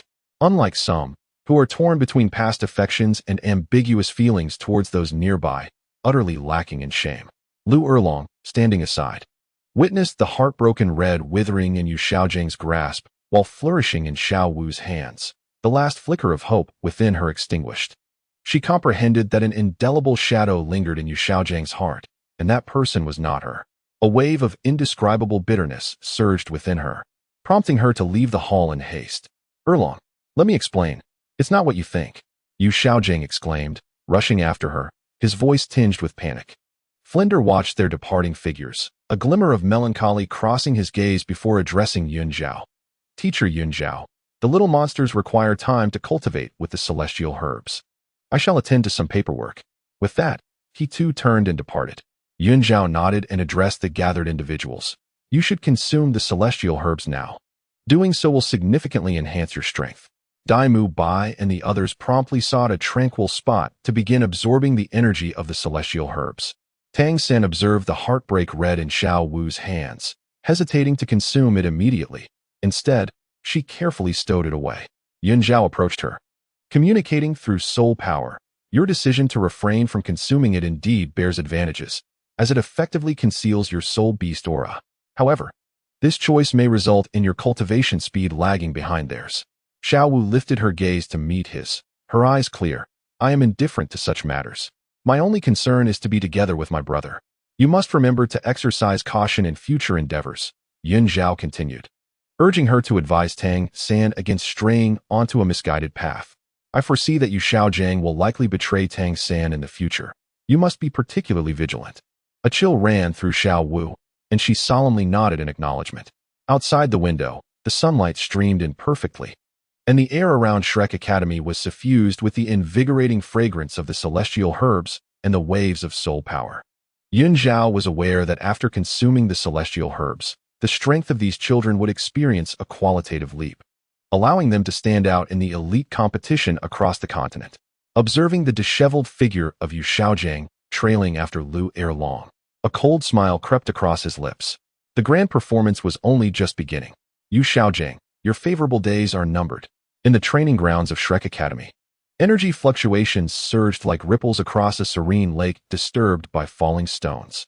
After hours of absorption, the power of the celestial herbs erupted within the group, each individual's aura undergoing a dramatic transformation. Dai Mu Bai radiated a faint golden halo. With a single punch, he left deep imprints in the solid rock. He felt the torrent of soul power coursing within him, a flicker of excitement in his eyes. Level 38. No, level 42. Moreover, my physical strength feels even more formidable than that of an ordinary soul king. Though he had yet to acquire his fourth soul ring, he could distinctly sense that the depth of his soul power far exceeded that of his peers, and combined with the indestructible body refined from the wondrous celestial chrysanthemum, his combat prowess had indeed doubled. Oscar sat nearby, his sausage gleaming with rich luster, as he circulated his soul power. The previously expended energy visibly replenished at an astonishing rate. Level 37. And my cultivation speed has at least doubled. He excitedly shook his fist. The 8-petal celestial orchid not only fortified his foundation, but also significantly enhanced his soul power recovery capabilities, alleviating any concern regarding the supply of sausages during group battles. Ma Hongjun stood in the center of the open space, a pure golden flame dancing in his palm. The fire burned without a trace of malevolence, exuding a sense of sanctity and dominance. Ha ha ha, the evil fire is gone. This Phoenix True Fire is at least 10 times stronger than the previous evil fire. His soul power had also broken through to level 36. Although he had yet to absorb his third soul ring, the evolved flames alone had dramatically increased his combat strength, rendering the troublesome issue of evil fire backlash a thing of the past. Ning Rongrong cradled a dainty, exquisite glass tower in her hands, its crystalline body shimmering with clarity. Standing proudly at 9 tiers high, the 9 Treasures Glazed Tower is indeed the 9 Treasures Glazed Tower. She was overwhelmed with emotion, tears brimming in her eyes, as her soul power stabilized at level 37. This achievement signified her breaking the lifelong curse of the 7 Treasure Glazed Tile sect, which had prevented soul masters from surpassing level 80. Her talent had ascended to the pinnacle of auxiliary soul masters on the continent, a feat that would undoubtedly send ripples of astonishment throughout the entire sect. Level 38. She paused, feeling the surging explosive power within her. Her gaze was as sharp as a blade. Her speed and agility had increased by at least 30%, and her explosive strength was now double that of her previous capabilities. The Water Fairy Jade physique not only optimized her constitution, but also elevated her affinity with the Phantom Spirit Cat Martial Soul to an unprecedented level. Beside Tang San, Zhao Wu observed the breakthroughs of their companions with a genuine smile, though a hint of inconspicuous melancholy lingered in her eyes. Her soul power had naturally risen to level 34, despite not consuming the Heartbreak Red. Witnessing her friends grow stronger filled her with satisfaction. Meng Yiran's mental strength had evidently strengthened, allowing her to wield the serpent staff with increased finesse, her soul power now at level 35, and her control more exquisite than before. As for Tang San, he was undoubtedly one of the greatest beneficiaries of this transformation. The tempering of the ice and fire yin-yang eyes had granted him a constitution immune to both elements, while the autumn water gaze had elevated his purple extreme magic eyes to the seed stage. At the moment his purple extreme magic eyes broke through, he instinctively glanced at Zhao Wu, his eyes momentarily flashing with shock as her figure seemed to merge with that of a fluffy, delicate-boned rabbit. Though it was but a fleeting instant, the vivid outline sent a tremor through his heart. He suddenly recalled Yun Zhao's earlier question. If he were to instruct you to kill Zhao Wu in the future, would you comply? Did Master Yun Zhao already foresee something? Was teacher Yu Xiaojiang truly exploiting him, as Master Yun Zhao suggested? For the first time, Tang San felt a flicker of doubt towards Yu Xiaojiang, and his gaze grew intricate and troubled. Under the dual influence of the ice and fire tempering and the celestial herb, his soul power broke through to level 38. And his blue-silver grass martial soul became increasingly resilient, subtly shimmering with a golden hue. Wonderful. Rong, your 9 treasure glazed tile is nothing short of miraculous. Oscar was the first to rush to Ning Rongrong's side, genuinely thrilled for her. Dai Mubai and the others soon gathered around, offering their congratulations. As they watched Ning Rongrong's departing figure, smiles exchanged among them were filled with anticipation for the future. Meanwhile, in the special education office, Yun Zhao stood by the window, observing the excited crowd in the training ground, a cold smile gracing his lips. It was time to utterly tarnish Yu Xiaojiang's reputation. He flicked his fingers, and a faint wave of soul power spread outward. Moments later, a shadow silently appeared in the office. It was Yi Lian.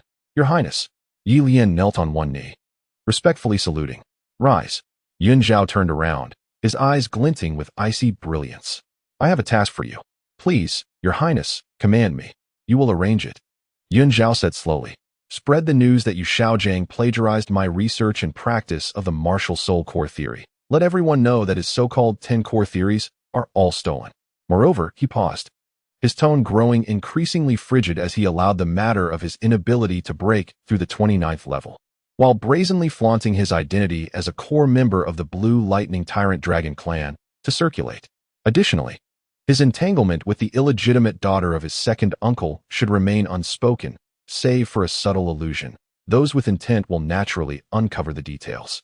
A flicker of surprise crossed Yi Lian's eyes, yet she responded in a subdued tone, understood. A smirk of derision curled at the corners of his mouth. Let the rumors spread as outrageously as possible. The more scandalous, the better. Ensure that the common folk across the continent are well aware of such a figure. Yi Lian's heart trembled. His Highness intended to nail Yu Xiaojiang to the pillar of shame, especially with the involvement of the Pope of the Spirit Hall. This was undoubtedly akin to playing with fire. Nevertheless, she showed no hesitation. Your subordinate comprehends. Go. Yun Zhao waved his hand dismissively. After a respectful bow, Yi Lian melded back into the shadows and vanished. Yun Zhao gazed out the window, his expression betraying no emotion. By refraining from mentioning Lu Erlong's name, he had granted her a final shred of dignity, considering the unfriendly demeanor she had previously exhibited towards him. As for dragging Bibi Dong into the fray, that was intentional. The inheritor of the Rakshasa god had harmed his family, and now that he had the opportunity to bring her some trouble, he would not let it slip by. Yi Lian's efficiency was remarkable, leveraging the extensive intelligence network across the continent. Rumors regarding Yu Xiaojiang spread like wildfire, permeating the streets and alleys of both the Heaven Dou and Luo empires within a single day. Various factions were soon abuzz with discussion. In the Elder Hall of the Blue Lightning Tyrant Dragon clan, the clan leader, Yu Yuanjin, sat at the head, his expression as dark as a stormy sea, emanating the pressure of a 95th level titled Douluo that rendered the dozens of elders below him silent. These elders, the highest among them merely 89th level soul Douluo, were rendered mute under Yu Yuanjin's oppressive aura. Clan leader, Yu Xiaojiang is nothing short of a disgrace to our Blue Lightning Tyrant Dragon clan. One elder with a white beard spoke first, his tone fervent. A 29th level Great Soul Master engaging in such unethical behavior must be expelled from the clan to restore our honor. Indeed, another elder chimed in. Now that rumors abound, even other sects are mocking us. If we do not act swiftly, our clan's reputation will be irreparably tarnished. The elders echoed in unison, demanding the revocation of Yu Xiaojiang's clan membership. Yu Yuanjin surveyed the agitated assembly of elders, his heart a tumultuous sea of conflicting emotions. Yu Xiaojiang was his son. How could he not feel anguish? Yet, the clan's reputation outweighed all else, and as the clan leader, he must prioritize the greater good. With a heavy sigh, tinged with exhaustion, he declared, relay my command to announce across the continent that Yu Xiaojiang is no longer a member of the Blue Lightning Tyrant Dragon clan and has severed all ties with us. Understood. The elders responded in unison. Meanwhile, within the Spirit Hall, at the Pope's chamber, Bibi Dong sat upon the Pope's throne. Her countenance, so dark it seemed to exude water, the dark soul power surrounding her almost materializing. Below her, the likes of the Chrysanthemum Douluo and Ghost Douluo dared not even breathe. Incompetence. A bunch of worthless fools. Bibi Dong's voice was as cold as ice. You cannot even clarify this trivial matter? Her heart burned with fury at the events of the past involving Yu Xiaojiang, known only to a select few whom she utterly trusted, ensuring no whispers would escape. Who could be orchestrating this treachery? Suddenly, a figure flashed through her mind. Yun Zhao. Apart from the man endowed with the sacred dragon martial soul, She could conceive of no one audacious enough to offend both the blue electric Tyrannosaurus family and the spirit hall simultaneously. Furthermore, the slaughter god had once revealed to her that Yun Zhao would pose the greatest obstacle on her path to inheritance, and he must be dealt with swiftly. Yet, she concealed her intentions from the elders, merely issuing a cold command. Transmit my decree. Publicly declare that the rumors concerning Yu Xiaojiang and myself are entirely unfounded. The malicious fabrications of ill-intentioned individuals. Additionally, spare no effort in uncovering the forces behind these slanders. Yes, Your Holiness. The Duke of Chrysanthemums and the Duke of Ghosts promptly complied and withdrew. The two were eagerly demonstrating their newly acquired soul skills when Yu Xiaojiang suddenly burst forth from the shadows, disheveled and wild-eyed, as if driven to madness. Spotting Yun Zhao, he charged at him like a man possessed, screaming, "It must be you. You did this. Yun Zhao, why have you treated me thus? You have cost me everything. It was you." The rumors had already permeated the academy. He had been expelled from the blue electric Tyrannosaurus family, becoming a target of ridicule wherever he went. Even Lu Erlong avoided him, and his hard-earned reputation as a master had crumbled overnight. Yun Zhao regarded the deranged Yu Xiaojiang with no trace of pity. Only a chilling disdain. The countdown to the Master's downfall had begun. Chapter 115, The Reckless One. It has arrived. At last it has come. In the courtyard of Shrek Academy, tension crackled in the air. Yu Xiaojiang's frenzied screams shattered the afternoon tranquility.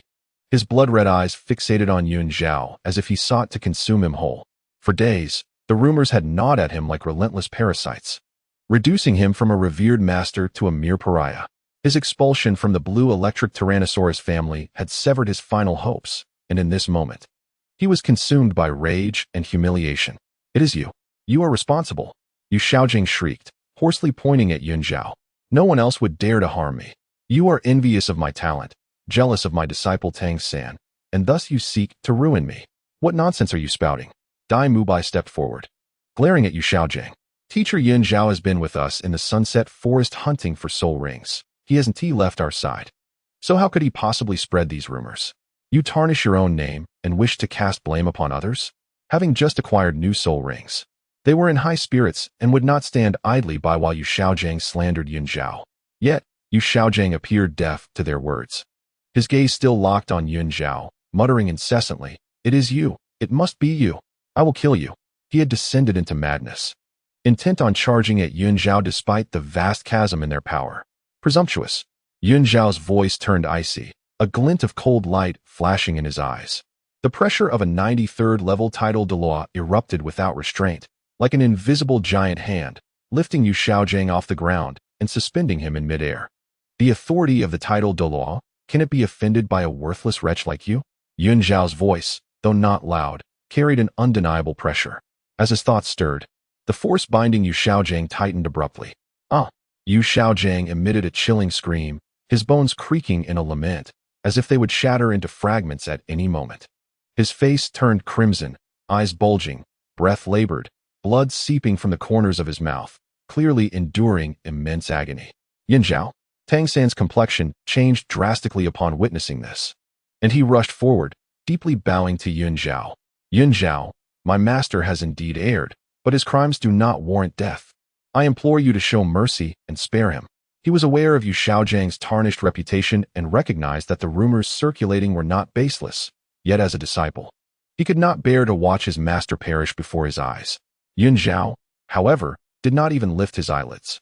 Rather than relenting, he intensified his grip. Yu Xiaojiang's cries grew more harrowing, the sound of his bones fracturing distinctly audible, his form collapsing like a heap of mud, reduced to a mere whisper of life. "Yun Zhao?" Tang San's voice quavered with desperation, tinged with a hint of tears. "Please, spare my master. He has learned his lesson." He bent his knees, preparing to kneel before Yun Zhao. Bang! An invisible force from Yun Zhao prevented him from descending. Slowly, Yun Zhao turned, his gaze landing on Tang San's face, devoid of anger, replaced by a chilling disappointment. He did not glance at the nearly lifeless Yu Xiaojiang above, but spoke coldly in that direction. "Yu Xiaojiang, behold the fine disciple you have raised. You yourself are infamous, despicable, inferior to even swine, yet you managed to teach such a loyal student." The sarcasm in Yun Zhao's voice was palpable. He truly was formidable. Before his words could fully dissipate, the power constraining Yu Xiaojing vanished abruptly. Thud! Yu Xiaojing crumpled to the ground like a discarded sack, gasping for breath, his bones broken in numerous places, unable to move even a finger. Yet in his eyes, there was no trace of gratitude, only a seething hatred. Get out! Yun Zhao's voice resonated like a decree from the underworld, echoing through Shrek Academy. If I see you again, you will undoubtedly meet your end. Yu Xiaojing struggled to raise his head, casting a venomous glance at Yun Zhao. Then sweeping his gaze over Tang San. His expression was complex. He felt no gratitude for Tang San's plea, but rather viewed it as a condescending act. Further deepening his humiliation, gritting his teeth, he exerted all his strength, dragging his battered body step by painful step out of the gates of Shrek Academy. Not uttering a single word, nor casting another glance at Tang San. Only when his figure had completely vanished did the oppressive atmosphere in the courtyard begin to ease. Dai Mubai and the others gathered around Tang San, their expressions intricate. Xiao San, Dai Mubai opened his mouth, wanting to say something, yet unsure how to begin. They all knew the true nature of Yu Xiaojing and could not comprehend why Tang San would plead for such a person. Oscar sighed as well. Xiao San. That is Yu Xiaojing. He may not be sincere towards you. Tang San lowered his head, his hands tightly clenched into fists, nails digging deep into his palms. Yet he felt no pain. He was aware of what everyone wanted to express, but who could comprehend the turmoil within his heart? 6 years of master-student camaraderie could not simply be severed. At that moment, Ning Rongrong hurried to Yun Zhao's side, gazing at his still-cold profile, and cautiously spoke, "Master, please do not be overly angered." She paused, lowering her voice further. "That Yu Xiaojing is not worth your wrath." Yun Zhao remained silent, merely gazing into the distance where Yu Xiaojing had departed, his eyes profound. Ning Rongrong bit her lip, summoning her courage to continue. "Master, you are angry with San Ge, aren't you? I too believe that his actions this time were misguided." She whispered, "It is far too unworthy to plead for that scoundrel." Finally, Yun Zhao turned his head, somewhat surprised by Ning Rongrong's insight. This young girl perceived more clearly than Tang San. He had initially thought that although Ning Rongrong was intelligent, she was still a child. Yet, she had astutely discerned his feelings. His anger was never truly directed at Yu Xiaojing's unrepentant nature, but rather at Tang San's stubbornness. A person like Yu Xiaojing was unworthy of lament, yet Tang San's plea felt like a thorn embedded in his heart. He had always believed Tang San to be a wise child, capable of distinguishing right from wrong, but to his dismay, he realized that Tang San had allowed their so-called master-student bond to cloud his judgment, rendering him blind to Yu Xiaojing's true character. Ning Rongrong nodded, casting one last disapproving glance at Tang San before turning to leave. Only Yun Zhao and the Shrek members remained in the courtyard. Yun Zhao's gaze slowly swept over Dai Mubai and the others, finally resting on Tang San. He spoke softly, "You all may disperse. Focus on solidifying your soul power in preparation for the Continental Elite Soul Master Tournament."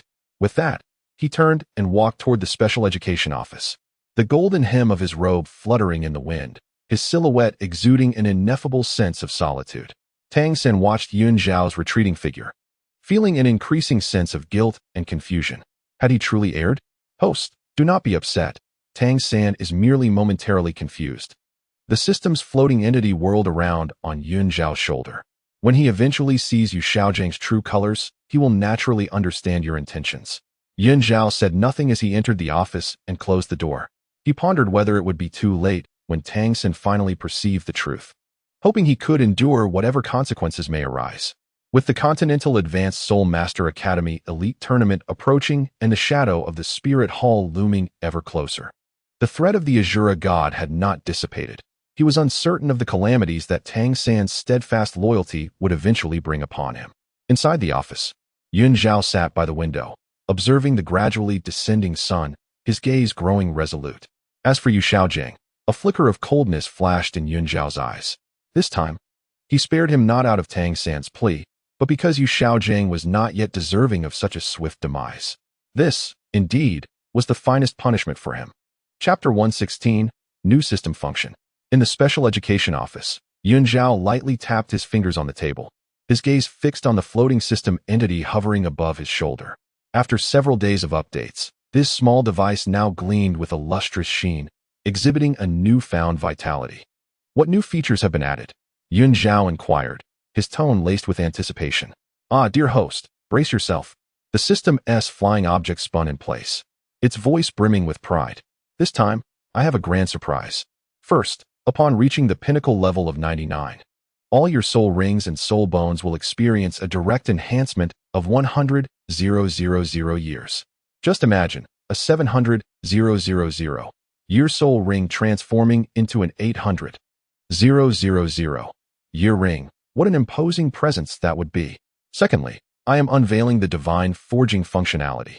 The system's voice rose an octave. I can craft extraordinary artifacts directly. That splendid light god sword of yours, lying idle, can be entrusted to me. And I guarantee it will be transformed into an unparalleled divine weapon that sweeps across the divine realm. Materials? You needn't worry. I shall take care of everything. Extraordinary artifacts? A flicker of astonishment crossed Yun Zhao's eyes. Artifacts in the Douluo continent were already the stuff of legends, while extraordinary artifacts existed solely in the divine realm. Could the system truly possess such capabilities? The main event lies in the third feature. The system teased, observing Yun Zhao's slight shift in expression before revealing the answer. I am activating the bloodline detection function. Centered around you, within a 100-meter radius, all descendants possessing your bloodline can be precisely detected, no matter how many generations apart. As long as your bloodline imprint exists, it will be pinpointed with unwavering accuracy. What? Yun Zhao abruptly rose, his chair sliding back half a meter. Bloodline detection. This meant he could find Xue Yun's child, or even their descendants. Even if he could not locate his daughter for the time being. As long as he could find a grandson or granddaughter, he could trace the clues back to his daughter's whereabouts. Compared to the first two features, this third one was tailor-made for him. Host, remain composed. The system was taken aback by his reaction. I knew you would be excited. Isn't this function remarkable? It took considerable effort to unlock it. Yun Zhao took a deep breath, forcing himself to regain his composure, though the tremor in his fingertips betrayed his eagerness. Quick. Let us activate it now. Understood. Initiating bloodline detection. Beep. Detection commencing. The system's flying object emitted a barely perceptible golden light, radiating from the office and swiftly enveloping the entirety of Shrek Academy. Yun Zhao's heart raced uncontrollably, his gaze fixed intently on the system's flying object, breathing softly. Beep. Target detected that meets the criteria. The system's voice carried a hint of astonishment. Target. Ma Hongjun. Ma Hongjun. Yun Zhao was momentarily stunned. The chubby little fellow, who was always boisterous and filled with mischief, shared a blood relation with him. Yet, his chaotic fire had long been subdued by the light soul power, and the coxcomb phoenix flower had thoroughly purified him. Indeed, the system retrieved a string of data. Ma Hongjun's martial soul was originally the evil fire phoenix. After consuming the coxcomb phoenix flower, it evolved into the fire phoenix. His maternal bloodline can be traced back to Xue Yun's son, who is your grandson. Your grandson's martial soul is the first-generation evil fire phoenix, which, due to early corruption by malevolent forces, has resulted in subsequent generations inheriting the fire defect. The system paused momentarily before adding, Ma Hongjun's mother inherited the evil fire phoenix martial soul. To suppress the malevolent flames, she inadvertently united with her husband, who possessed the grass chick martial soul, giving birth to Ma Hongjun. Both were tragically slain by a mysterious individual when he was merely 3 years old, disguised as an untimely demise. This should explain the stirring of his martial soul upon your first encounter, an instinctive connection through bloodlines. Yun Zhao's fingers gradually clenched. Xue Yun's son was alive. Not only alive but also with descendants, and Ma Hongjun was, in fact, his great-grandson. The following elucidates the relationships. Xue Yun, Yun Zhao. Xue Yun's daughter. Xue Yun's son, grandson. Xue Yun's son's daughter, great-granddaughter. Ma Hongjun, great-grandson. That little chubby boy, who had been flitting about under his very nose and whom he had guided numerous times, was his kin. A surge of complex emotions welled up within him. Excitement at finding a relative, sorrow for the plight of Xue Yun's son, and anger over the murder of Ma Hongjun's parents. The mysterious figure, Yun Zhao, murmured softly, a glint of severity flashing in his eyes. The ability to precisely locate the descendants of Xue Yun's son was likely tied to the malevolent deity, the Rakshasa. Host, do not be overly agitated. At least Ma Hongjun is well and possesses considerable potential. The system consoled. Since we can locate Ma Hongjun, Perhaps the descendants of Xue Yun's daughter are also waiting for you somewhere. Yun Zhao nodded, suppressing the tumultuous emotions within him. Indeed, Ma Hongjun was right here. This was the most auspicious beginning. As long as he safeguarded him, other clues would inevitably surface. This functionality was splendid. Yun Zhao's voice bore a hint of hoarseness as he expressed his gratitude. It is an honor to serve the host. The system replied with pride. In the ensuing days, a stern figure appeared in the training grounds of Shrek Academy. Yun Zhao personally supervised the training of Shrek's 7 monsters and Mengyiran, meticulously refining their soul skill coordination and practical techniques. Every time Tang San encountered him, he lowered his head. A clear sense of guilt etched on his face. His plea for Yu Xiaojiang had become a thorn in his heart. Yun Zhao refrained from mentioning the matter again, opting instead to be especially rigorous during training. He understood that Tang San needed to come to terms with it himself. No amount of external commentary would suffice. Time slipped away quietly amidst the high-intensity training, and in the blink of an eye, over 6 months had passed. The drums of the elite competition for high-level soul master academies across the continent were about to sound, heralding a new surge in the soul powers of Shrek's members. Dai Mubai's soul power steadily ascended to level 45, with his physical strength nearing that of a soul king. Oscar broke through to level 40, with the effects of his food-type soul skills becoming increasingly pronounced. Tang San also reached level 40, his blue-silver grass growing more resilient after the tempering of ice and fire, and his purple extreme magic eye could now perceive movements from miles away.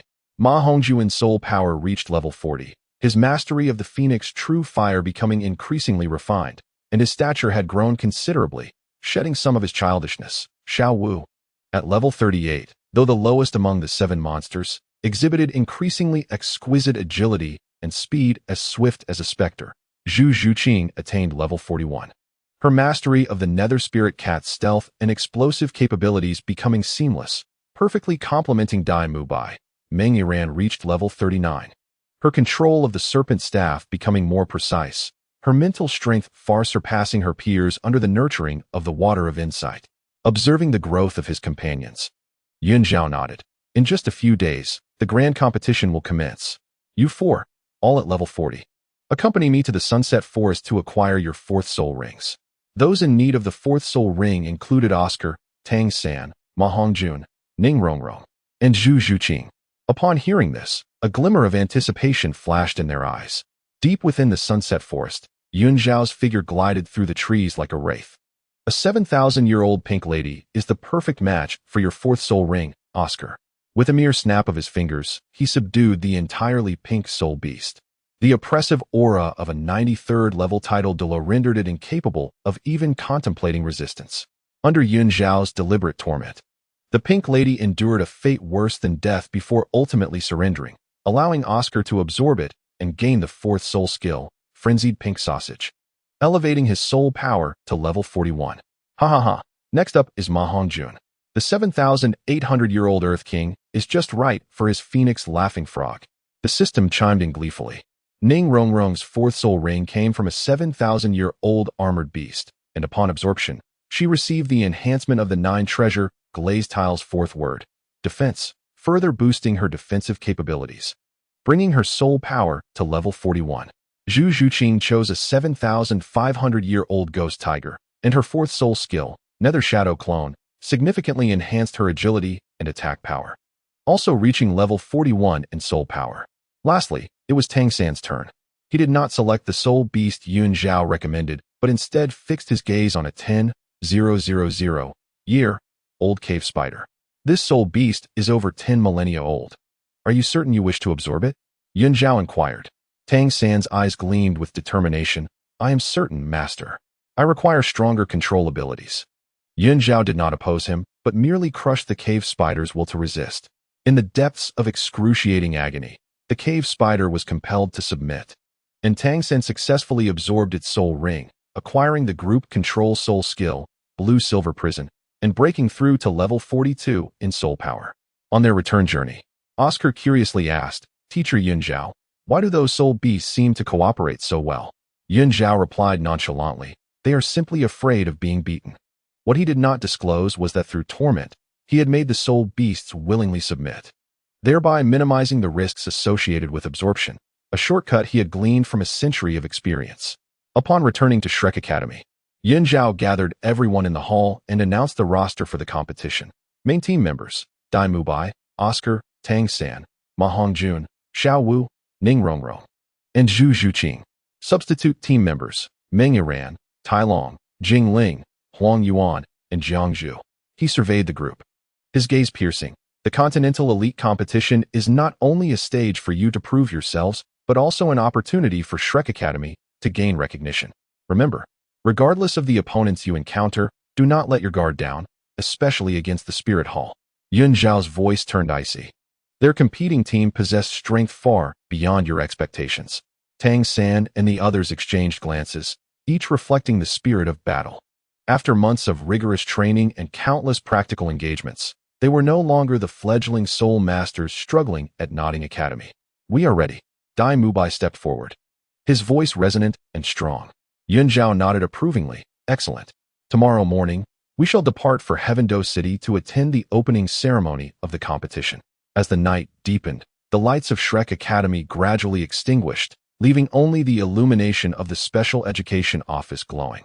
Zhao stood before the window, observing the lingering fluctuations of soul power on the training field, while the system's flying object yawned lazily on his shoulder. Host, tomorrow marks the beginning. Are you feeling anxious? It inquired. What is there to be anxious about? Zhao replied with a slight smirk. It is merely a competition. Yet, his gaze drifted towards the direction of Heaven Dou City, where not only the grand tournament awaited, but also the watchful eyes of the Spirit Hall and remnants of the Blue Lightning Tyrant Dragon clan. Perhaps there he might uncover the traces of the bloodline he had long sought. The tournament was merely a prelude. His ambitions had always aspired to far greater heights. Chapter 117, Peculiar Team Uniforms.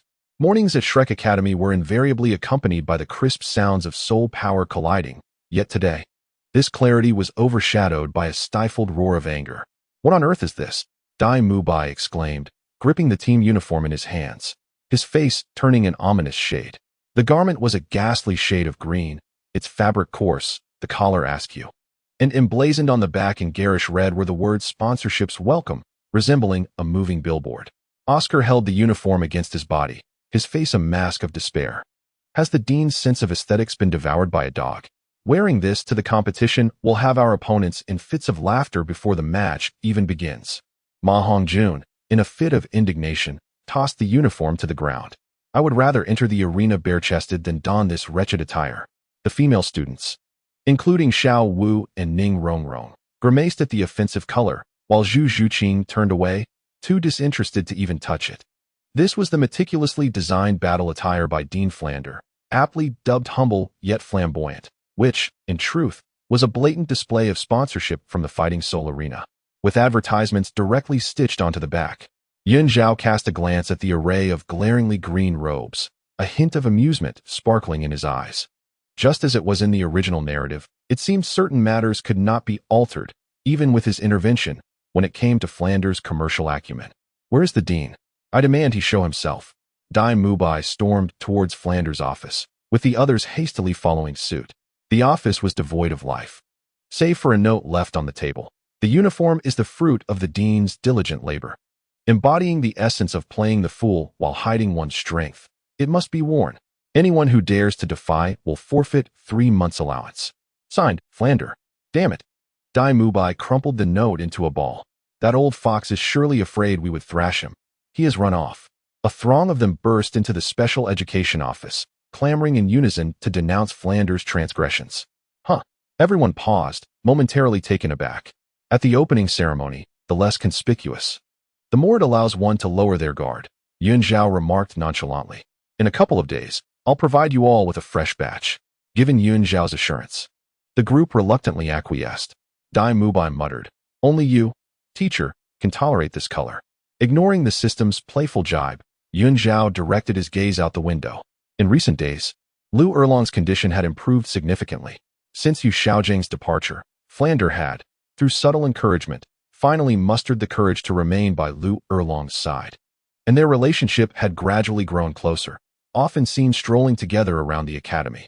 As for Yu Xiaojing, he has completely vanished since dragging his frail body away that day, as if he had never graced Shrek Academy with his presence. On the day of the competition's opening ceremony, the central square of Tiandou City was teeming with people. Yun Zhao, clad in a moon-white robe, strode confidently at the forefront, followed by a group of individuals in green attire. The Shrek team donned their drab green uniforms. Their heads hung low, resembling a group of prisoners being led to execution. Chuckles erupted from the passing crowd. Which academy are they from? They look like vegetables from the field. The words on their backs, advertisements for the Soul Arena? Are they here to compete or to solicit sponsorship? Dai Mubai's forehead throbbed with veins, and he clenched his fists, growling, "Ignore them. We'll knock them down during the competition."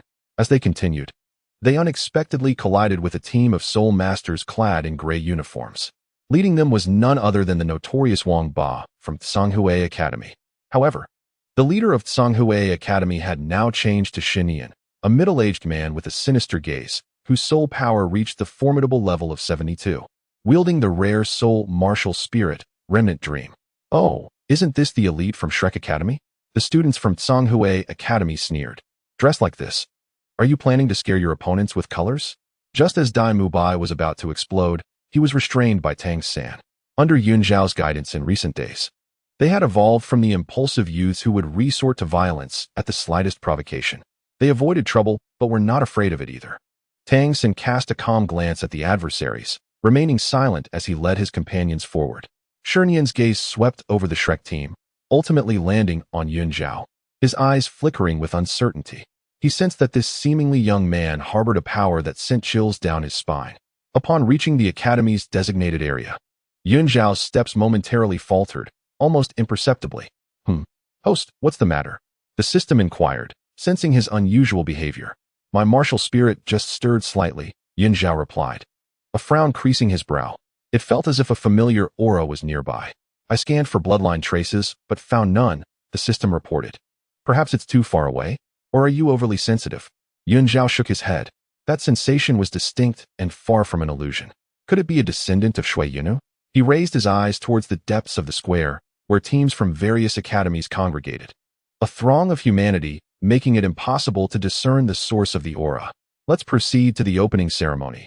Yun Zhao suppressed the turmoil within him, knowing there would be ample opportunity to investigate later. The opening ceremony unfolded with tedious formality. Emperor Xue Yi of the Tiandou Empire delivered an address, and the Platinum Bishop of the Spirit Hall, Salus, proclaimed the competition rules. Yet Yun Zhao's thoughts were not on these proceedings. His gaze periodically swept across the teams below, attempting to capture that familiar essence, but alas, he remained empty-handed. "Stop searching, host. The opening ceremony is nearing its conclusion," the system reminded him. "The preliminary rounds are about to commence." The preliminary rounds were held within the Great Soul Arena of Tiandou City, divided into several sub-venues. Shrek Academy's first match was scheduled for Arena 3, with the opponent being the second team from the Tiandou Royal Academy. Tiandou Royal Academy? The second team, no less. Dai Mubai raised an eyebrow. "Aren't they practically handing us points?" "Don't be complacent." Tang San spoke solemnly. "Those who can enter the Royal Academy possess considerable strength." Yun Zhao suddenly interjected. "In this competition, the 7 monsters need not take the stage simultaneously." Everyone was taken aback. Dai Mubai, Tang San, Xiao Wu, along with Jing Ling, Huang Yuan, Jiang Zhu, and Tai Long. Yun Zhao announced the list. "You 7 shall compete." Flander appeared puzzled. "Teacher Yun Zhao, this is the first match. Shouldn't we deploy our strongest lineup to intimidate the opponents?" "Intimidate?" A cold smile curled at the corner of Yun Zhao's lips. "The current Tiandou Royal Academy cannot even manage its students. What use is intimidation?" He referred to the captain of the Tiandou second team, who stood in the center of the arena, gesticulating arrogantly at the referee, exuding an air of confidence as if victory were assured. "Tang San," Yun Zhao turned towards him. "I entrust this match to your command." A flicker of surprise crossed Tang San's eyes, which was quickly replaced by a firm nod. "Understood, Teacher Yun Zhao." As both teams entered the arena, the Tiandou second team erupted in laughter upon seeing the Shrek team's drab green uniforms. "What kind of ragtag academy is this? They look like beggars." The captain of the second team waved dismissively, proclaiming, "Let us dispatch them quickly. We have a celebration banquet this afternoon." He feigned profundity, adding, "No need to rush. With such insignificant opponents, we should take our time and let them understand the gap in strength." The Shrek team remained expressionless, activating their martial spirits. Evil Eye White Tiger, Blue Silver Grass, Soft Bone Rabbit. As Tang San's fourth spirit ring, dark as ink and aged for 10,000 years, illuminated. The laughter from the Tiandou second team ceased abruptly. A 10,000-year spirit ring. This is impossible. The captain's expression changed dramatically. How old could he possibly be? Not only they, but even the referee and the audience in the stands were astonished. Most participants in the Soul Master competition were under 20. Possessing a high-age 1,000-year spirit ring was already a mark of genius, but a 10,000-year spirit ring was simply unheard of. Now, a glint of determination flashed in Tang San's eyes. Dai Mu Bai, break left. Xiao Wu, flank from behind. Jing Ling, Huang Yuan, restrain their support. His commands were clear and decisive. The Shrek team had long been accustomed to their coordination and sprang into action at once. Victory for Shrek Academy. The referee announced the result, his voice slightly unsteady. The stands erupted in uproar. No one had anticipated that this oddly dressed academy concealed such formidable strength. Yun Zhao observed Tang San, who was calmly directing the battle, and nodded approvingly. The training over the past 6 months had not been in vain. Tang San's tactical awareness had matured significantly. Rising from his seat, he turned to Qin Ming, saying, "The arrangements for the upcoming matches are now in your hands. I shall take a stroll." "Yes, Teacher Yun Zhao," Qin Ming replied promptly. As Yun Zhao exited the Soul Arena, his system yawned lazily. "Host, are you going to investigate that familiar aura again?" Indeed. Yun Zhao gazed at the bustling streets of Tiandou City, realizing that since he was here, he must uncover the identity behind it. That familiar sensation stirred within him, hinting that it might be connected to the daughter of Xue Yun. If this were indeed the case, it would add another thread to his search for kin. Chapter 118, Xue Binger. Upon leaving the Grand Soul Arena, the clamor of Tiandou City enveloped him. The streets were alive with the flow of traffic, the sounds of vendors and laughter intermingling, painting a vibrant tableau of urban life.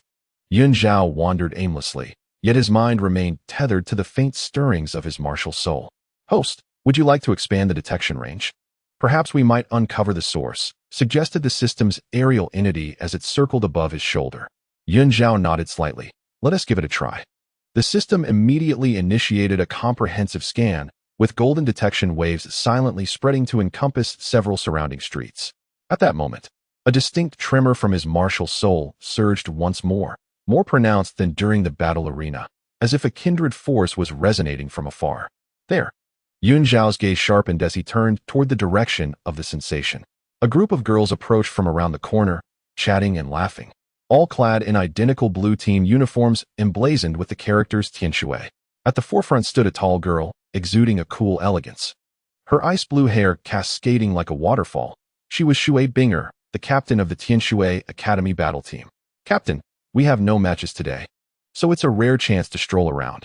Let us visit that dessert shop up ahead," suggested a round-faced girl, who was none other than Xue Wu, the vice-captain of Tianxue Academy. "Indeed, I've heard that the osmanthus cake in Tiandou City is particularly famous." Another team member chimed in. A faint smile graced Xue Binger's lips as she nodded. "That sounds good, but let us not delay the tactical meeting this evening." Her voice was as clear as a mountain spring, yet imbued with a gentle warmth. Just as they were about to pass around the corner, Yun Zhao's gaze fixed upon Xue Binger. That tremor of the martial soul originated from her. Ding. Target detected. Xue Binger. The system's voice brimmed with palpable excitement. Martial soul. Ice Phoenix. Affiliated faction. Tianxue Academy. Xue family of Tianxue City. Key information. Xue Binger's Ice Phoenix martial soul is inherited from her father, who in turn acquired it from the direct lineage of the Xue family. Tracing back, the source of the Ice Phoenix martial soul belongs to your daughter, Xue Yun. Yun Zhao's heart skipped a beat, and he involuntarily halted his steps. Xue Yun's daughter. Indeed, the system affirmed, after Xue Yun went missing with her daughter, it is highly likely they made their way to Tianxue City and integrated into the Xue family, which is your wife, Xue Jiu's clan. Xue Binger is very likely the granddaughter of Xue Yun, making her your great-granddaughter. This is the relationship. Xue Yun, Yun Zhao, Xue Yun, daughter, Xue Yun's daughter, granddaughter, Xue Yun's daughter's son, great-grandson, Xue Binger, great-granddaughter. This revelation struck Yun Zhao like a thunderclap, unleashing tumultuous waves within his heart. The clues he had long sought had manifested before him in such a manner. The Xue family belonged to Xue Jiu's lineage, and it made perfect sense that Xue Yun would seek refuge with her maternal clan. The system speculates that Xue Bing'er may possess knowledge of Xue Yun's whereabouts. Even if she is unaware, her father, as a member of the Xue family's direct line, is likely privy to the family secrets regarding the Ice Phoenix inheritance. The system continued to analyze. Host, the opportunity has arrived. Zhao took a deep breath, forcing himself to regain composure. Approaching directly to reveal his identity would be too abrupt. Xue Bing'er might not believe him and could even become wary. He needed a more prudent method to allow her to recognize his identity on her own. I have it. A moment of inspiration struck the system. You can secretly channel the Radiant Phoenix soul power. The Ice Phoenix and the Radiant Phoenix share a common origin. Xue Bing'er will undoubtedly sense this familiar aura. With her intelligence, she will surely notice the anomaly and seek you out. Zhao's eyes glimmered with appreciation. Indeed, this was an excellent strategy. He discreetly made his way to a tea house at the street corner, choosing a position with an expansive view, and ordered a pot of Biluakun tea. Through the window, he could clearly see Xue Bing'er and her companions pausing before a dessert shop before entering through the door. Zhao lifted his teacup. A faint glimmer of radiant soul power swirling around his fingertips, carefully guiding it to carry the pure essence of the Radiant Phoenix, like a stone cast into a lake, spreading toward the dessert shop. This aura was exceedingly subtle, imperceptible to ordinary people, yet sufficient for Xue Bing'er, who possessed the Ice Phoenix martial soul, to detect. As expected, moments later, Xue Bing'er hesitated, her hand holding the osmanthus cake pausing in midair, her brows knitting in confusion. Captain, what is the matter? Xue Wu inquired, noticing her unusual behavior with concern. Xue Bing'er shook her head, her gaze instinctively drifting toward the window, a hint of puzzlement in her eyes. It's nothing. Just that I seemed to sense a very familiar aura a moment ago. The essence was warm and pure, resonating subtly with her Ice Phoenix martial soul, yet infused with a few degrees of the blazing light power, evoking an inexplicable sense of closeness. A familiar aura? Xue Wu curiously peered outside. Aside from us, it's just ordinary folks here. Xue Bing'er remained silent, her inner perplexity deepening. She was certain it was not an illusion. Setting down her pastry, she stood up. You all continue eating. I will step outside for a moment. Hey, Captain! Before Xue Wu could finish, Xue Bing'er had already swiftly exited the dessert shop. Following the faint trace of that aura, her gaze eventually landing on the tea house across the street, fixating on the man in white seated by the window. It was him. She had noticed this man when they brushed past each other on the street, his demeanor strikingly distinguished. Yet she had not anticipated that the peculiar aura emanated from him. After a brief moment of hesitation, Xue Bing'er crossed the street and pushed open the door to the tea house. Upon seeing Xue Bing'er approaching, Zhao set down his teacup, a gentle smile gracing his lips. Xue Bing'er sat opposite him, straightforwardly inquiring, her tone laced with wariness. Who are you? Was that aura you released just now? She sensed that this seemingly gentle man was, in fact, unfathomable, his soul power fluctuations instilling a sense of awe within her. Host, stay steady. We are just one step away. The system urged anxiously, holding its breath. Grandmother? Xue Bing'er was taken aback. Her grandmother was the matriarch of the Xue family. Known for her reclusiveness, how could she possibly know this man?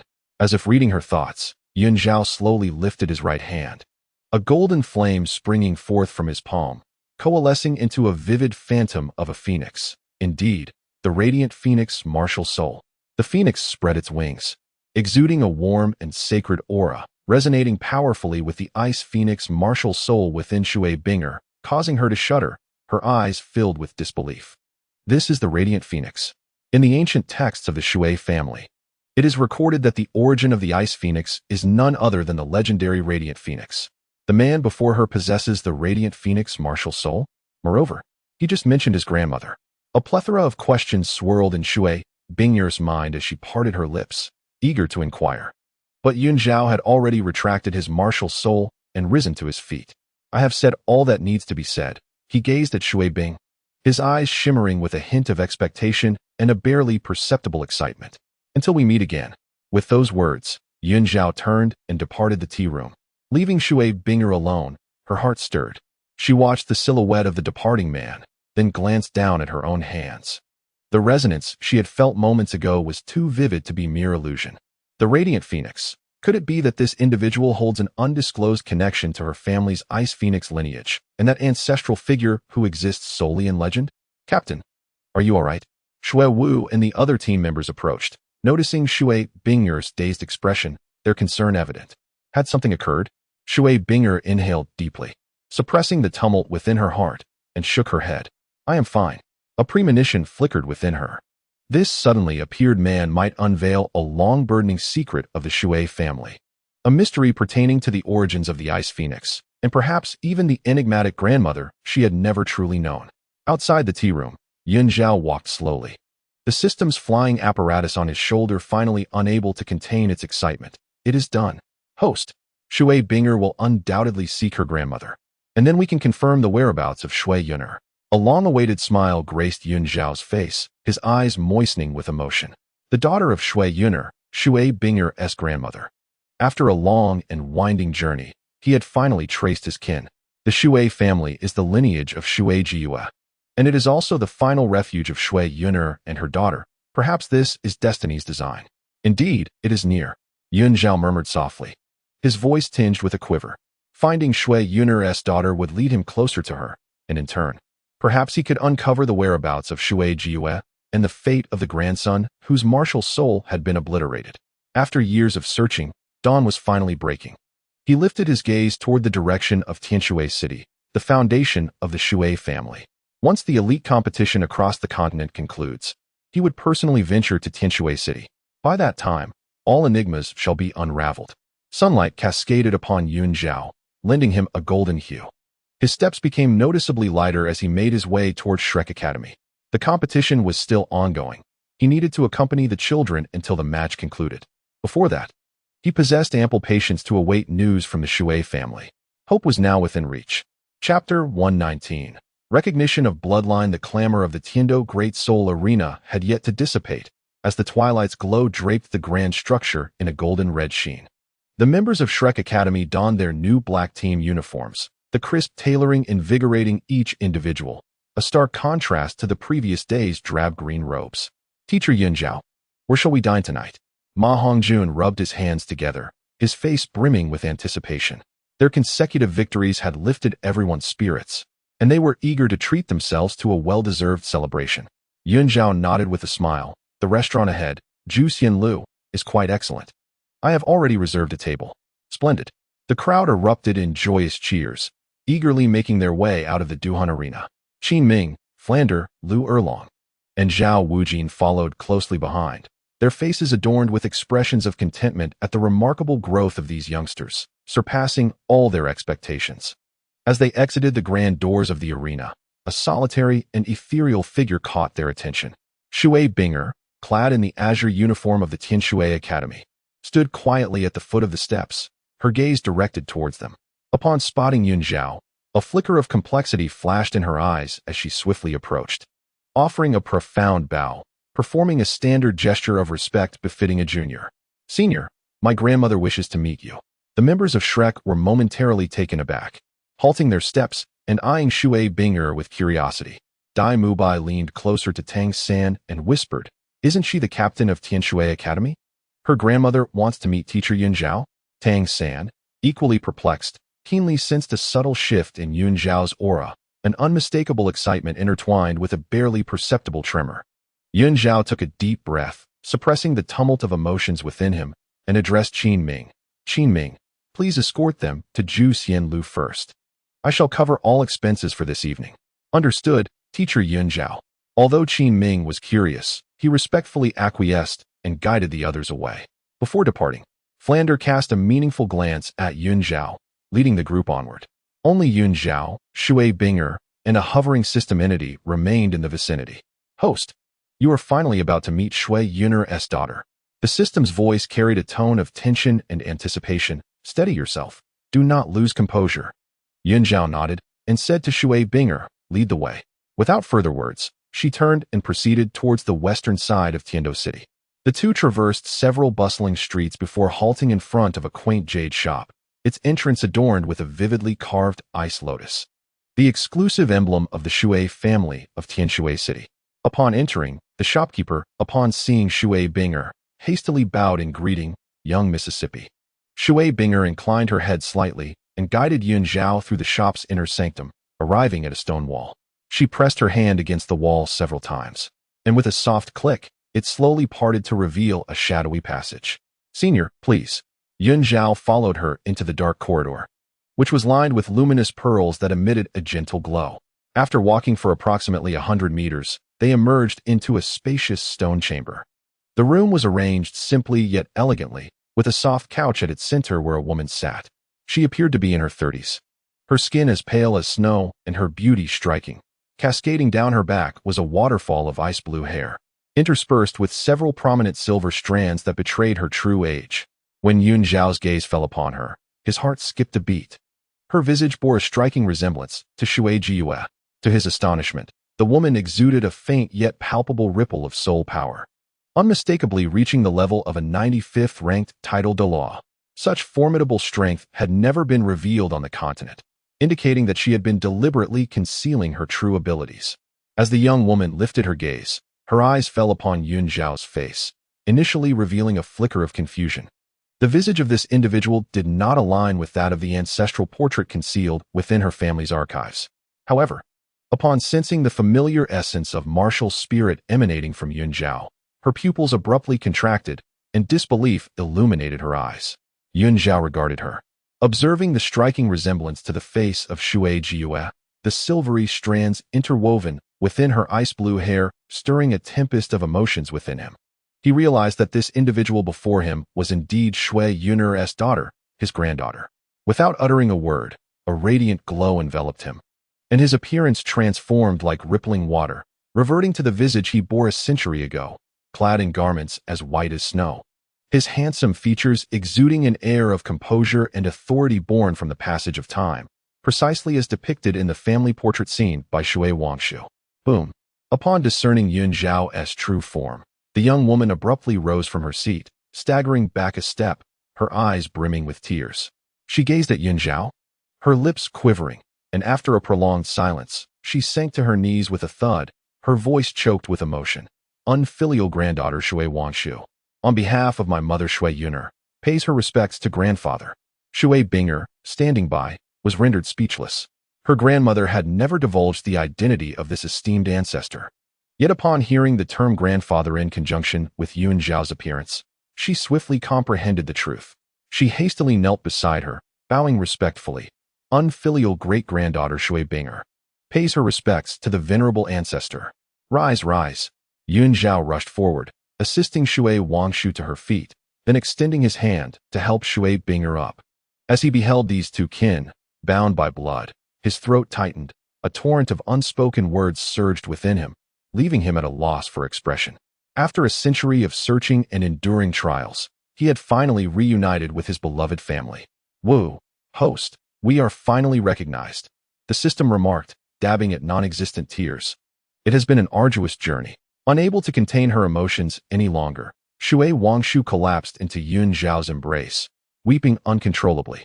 Decades of pent-up grievances, longing, and fear erupted in that moment. Xue Binger stood to the side, observing her grandmother's childlike tears, her heart a tumult of conflicting emotions. She had never witnessed her grandmother so unrestrained, nor could she have imagined that the ancestor, once merely a figure of legend, was indeed alive before her. After a considerable time, Xue Wangshu gradually regained her composure, drying her tears, her gaze resolute.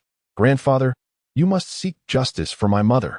A pang of anxiety gripped Yun Zhao's heart, and he swiftly inquired, "What has befallen Yun'er?" "Mother's body is being eroded by an insidious force. No method has proven effective save for merely delaying her demise. Then, abruptly, my great-uncle passed away. Although my mother's condition stabilized, she fell into an eternal slumber and has yet to awaken. I have discreetly investigated for many years and discovered that this matter is tied to the martial soul hall. Before falling unconscious, my mother's greatest wish was for my grandmother to cease her endeavors for your revival, so that our family might live together in peace." As she spoke the final words, Xue Wangshu was overcome with sorrow. Yun Zhao's heart felt as though it had been violently constricted, rendering him breathless. "Brother Xue Yun has perished? Yun'er is ensnared by a malevolent force, trapped in slumber? The once vivacious and cheerful daughter has endured such profound hardships." His entire being was enveloped in a tumultuous surge of soul power, with a golden light emanating a chilling, murderous intent that caused the temperature of the stone chamber to plummet. The spirit hall once again. He gritted his teeth, his eyes ablaze with seething fury. "Host, please remain calm." The system hastily reassured him. "It is futile to be angry now. Once you achieve the status of the Radiant God King, not only will you be able to awaken the unconscious, but even those who have passed can be resurrected." Yun Zhao inhaled deeply, forcing himself to regain his composure. He recognized that this was not the moment for impulsive actions. Xue Yun, standing beside him, was rendered speechless. She finally comprehended why her grandmother had chosen a life of seclusion, why she possessed the formidable strength of a 95th level Light Douluo, yet never revealed it. It was because she had borne such a heavy past. And all of this was inexplicably tied to the spirit hall. "Where is Yun'er now?" Yun Zhao inquired, his voice still trembling slightly. He shook his head. He desperately wished to soar to Tianshui City at once to see his slumbering daughter. Yet he understood that more pressing matters awaited his attention. Heaven Dou, having lived for over a century and serving as the grand priest of the spirit hall, could not possibly be ignorant of the events of that time. Yun Zhao needed to uncover whether the demise of Xue Yun and Yun'er's corruption were orchestrated by the spirit hall or if there were darker forces at play. Though Xue Wangshu felt disheartened, she recognized her grandfather had his own plans and nodded. "Very well, I shall await your return." Yun Zhao looked at her and then at Xue Yun, his eyes filled with remorse. "You have both suffered over the years. To see grandfather again makes it all worthwhile." Xue Wangshu replied with a smile, though her eyes glistened with unshed tears. After exchanging further discussions regarding the current state of the Xue family and the events following Xue Yun'er's slumber, Yun Zhao rose to take his leave. "Grandfather, take care." Xue Wangshu and Xue Yun accompanied him to the entrance of the secret passage. "Take care as well." Yun Zhao gazed at them deeply before turning to enter the passageway. Upon departing the jade shop, night had completely fallen. Lanterns illuminated the streets of Tiando City, resembling scattered stars. Yun Zhao stood at the street corner, gazing towards Tianshui City, his eyes shimmering with unwavering resolve. "Yun'er, wait for me." "Xue Jiyue, wait for me." "Host, everything will turn out well," the system whispered softly. Yun Zhao nodded. Turning towards the direction of Zhu Lu Chapter 120, The Weight of Heaven Dou. In the ensuing month, the preliminaries and advancement matches in Tiando City unfolded with fervor. The performance of Shrek Academy astonished all. Faced with the 7-in-1 fusion technique of Tsanghui Academy, Tang San, utilizing the purple extreme demon eyes to discern their flaws, coordinated seamlessly with Dai Mubai, Ma Hongjun, and others, breaking through their formation with thunderous force, rendering their opponents powerless. Tang San encountered the ambush of Xinian, who lured him into the realm of illusions. Yet with his self-crafted King of Hell's token, he turned the tables on the 72nd level Soul Sage, shocking everyone. The Platinum Bishop of the Spirit Hall, Salus, threatened by Shrek's repeated victories over formidable teams, came to provoke them accompanied by Soul Masters, only to be intimidated into retreat by the overwhelming presence of a Light Douluo unleashed by Yun Zhao. As the journey progressed, Shrek Academy advanced with an impeccable record, and the name of the Shrek 7 resonated throughout the city of Heaven Dou. Their black uniforms became the most striking sight in the arena. "Host, these youngsters are becoming increasingly formidable. Achieving a flawless victory in the preliminaries holds far more significance than in the original narrative." The system's aerial entity hovered proudly on Yun Zhao's shoulder. Observing the sweat-drenched trainees in the training grounds, a flicker of satisfaction crossed Yun Zhao's eyes. With his guidance and the support of the celestial herbs, these children had already surpassed the trajectory outlined in the original storyline. Soon, the qualifying rounds concluded, and the victorious teams from various academies prepared to journey to Spirit City for the ultimate finals. The teams representing the Heaven Dou Empire traveled together in royal carriages, with Shrek Academy's carriage blending in, rather unremarkably. On this day, the convoy traversed a narrow expanse known as the Soul Hunting Gorge. Towering cliffs and jagged rocks flanked either side, leaving only a single pathway for passage. Given the treacherous terrain, everyone heightened their vigilance. Seated within the carriage, Yun Zhao suddenly spoke up. His spiritual perception detected dozens of soul power fluctuations concealed within the cliffs, indicating formidable strength. Tang San and the others immediately steeled themselves. "An ambush!" Flander's voice rang out as the four-eyed cat eagle martial spirit manifested, soaring into the sky to survey the surroundings. Attack! At the command, hundreds of black-clad soul masters leaped down from the cliffs, swiftly encircling the members of Shrek. Leading the charge were 3 powerful 8-ring Soul Douluo, followed closely by over 10 7-ring Soul Saints, with the remainder consisting of 5-ring Soul Kings and 6-ring Soul Emperors, a truly luxurious lineup. Target: Tang San. A long-faced Soul Douluo's gaze fixated on Tang San, greed flickering in his eyes. Capture him, and a handsome reward awaits. It was evident that their target was the remnant of the Haotian sect, Tang San, who had revealed the Haotian hammer during the preliminaries, an essential target for the Spirit Hall. Anyone who dares to lay a hand on my student must first contend with me, Flander bellowed. The 4-eyed cat eagle taking flight and charging at one of the Soul Douluo. With an explosive release of 78-level soul power, he managed to entangle his opponent. And me? Lu Erlong's fire dragon martial spirit roared, flames surging as she impeded another Soul Douluo. Although her 77-level soul power was slightly inferior, her fearless approach momentarily thwarted her adversary. The final Soul Douluo sneered, leading several Soul Saints toward Tang San. A mere child warrants such protection? Seize him. Tang San's expression sharpened, and the blue-silver grass erupted, attempting to block the attack, yet the disparity in soul power between the Soul Douluo and Soul Zone was akin to an insurmountable chasm. Just as the Soul Saints were about to strike Tang San, a calm voice rang out, "Halt." Zhao had somehow positioned himself before Tang San. Golden soul power swirling around him, the oppressive aura of a 97-level Super Douluo spreading like a tsunami. Thud, thud. Those Soul Saints and Soul Kings lunging at Tang San found themselves as if held down by an invisible giant hand, collapsing to their knees, their soul power firmly suppressed. Immobilized, and their faces etched with terror. The mere release of his aura had rendered dozens of soul masters devoid of combat capability. What terrifying strength was this? Wow. Host, you've finally revealed your 97-level prowess. This pressure is absolutely stunning. The system exclaimed with excitement. Zhao disregarded the system's clamor, his gaze penetrating the shadows deep within the canyon. With a cold tone, he remarked, "Zhu Douluo, Xue Douluo, having concealed yourselves in the darkness for so long, it is time for you to reveal yourselves." From the shadows, 2 figures gradually emerged. One was clad in a pink robe, wielding a golden chrysanthemum. The other, hunched and shrouded in black, exuded an aura of chilling malevolence. They were none other than the 2 esteemed title Douluo of the Spirit Hall, Zhu Douluo Yuguan and Xue Dou Mei, both holding the prestigious rank of 95th level title Douluo. Haha, I never anticipated that Zhao would discern our presence, Yuguan remarked with a smile that did not reach his eyes, having long heard of Zhao's unfathomable strength. Witnessing it firsthand only confirmed the rumors. Xue Mei, however, remained silent, his gaze fixed on Zhao, filled with vigilance. He sensed that the power of the man before him likely matched their own. Yuguan continued, "His Holiness the Pope has decreed that as long as you, esteemed teacher Zhao, do not interfere with today's affairs, you may join the Spirit Hall and enjoy the status of an elder, standing alongside us." Zhao appeared to find this proposition amusing, a cold smile curling at the corners of his lips. "Have your sister, the Qirong Doa Juanimo, come to me. Perhaps I shall engage her in conversation." "What?" Yuguan was taken aback, his smile faltering, disbelief etched across his features as he gazed at Zhao. "You know my sister? You even know her name?" Juanimo was his biological sister, who had secluded herself for years, rarely seen within the Spirit Hall, let alone traversing the continent. How could this Zhao possibly know her?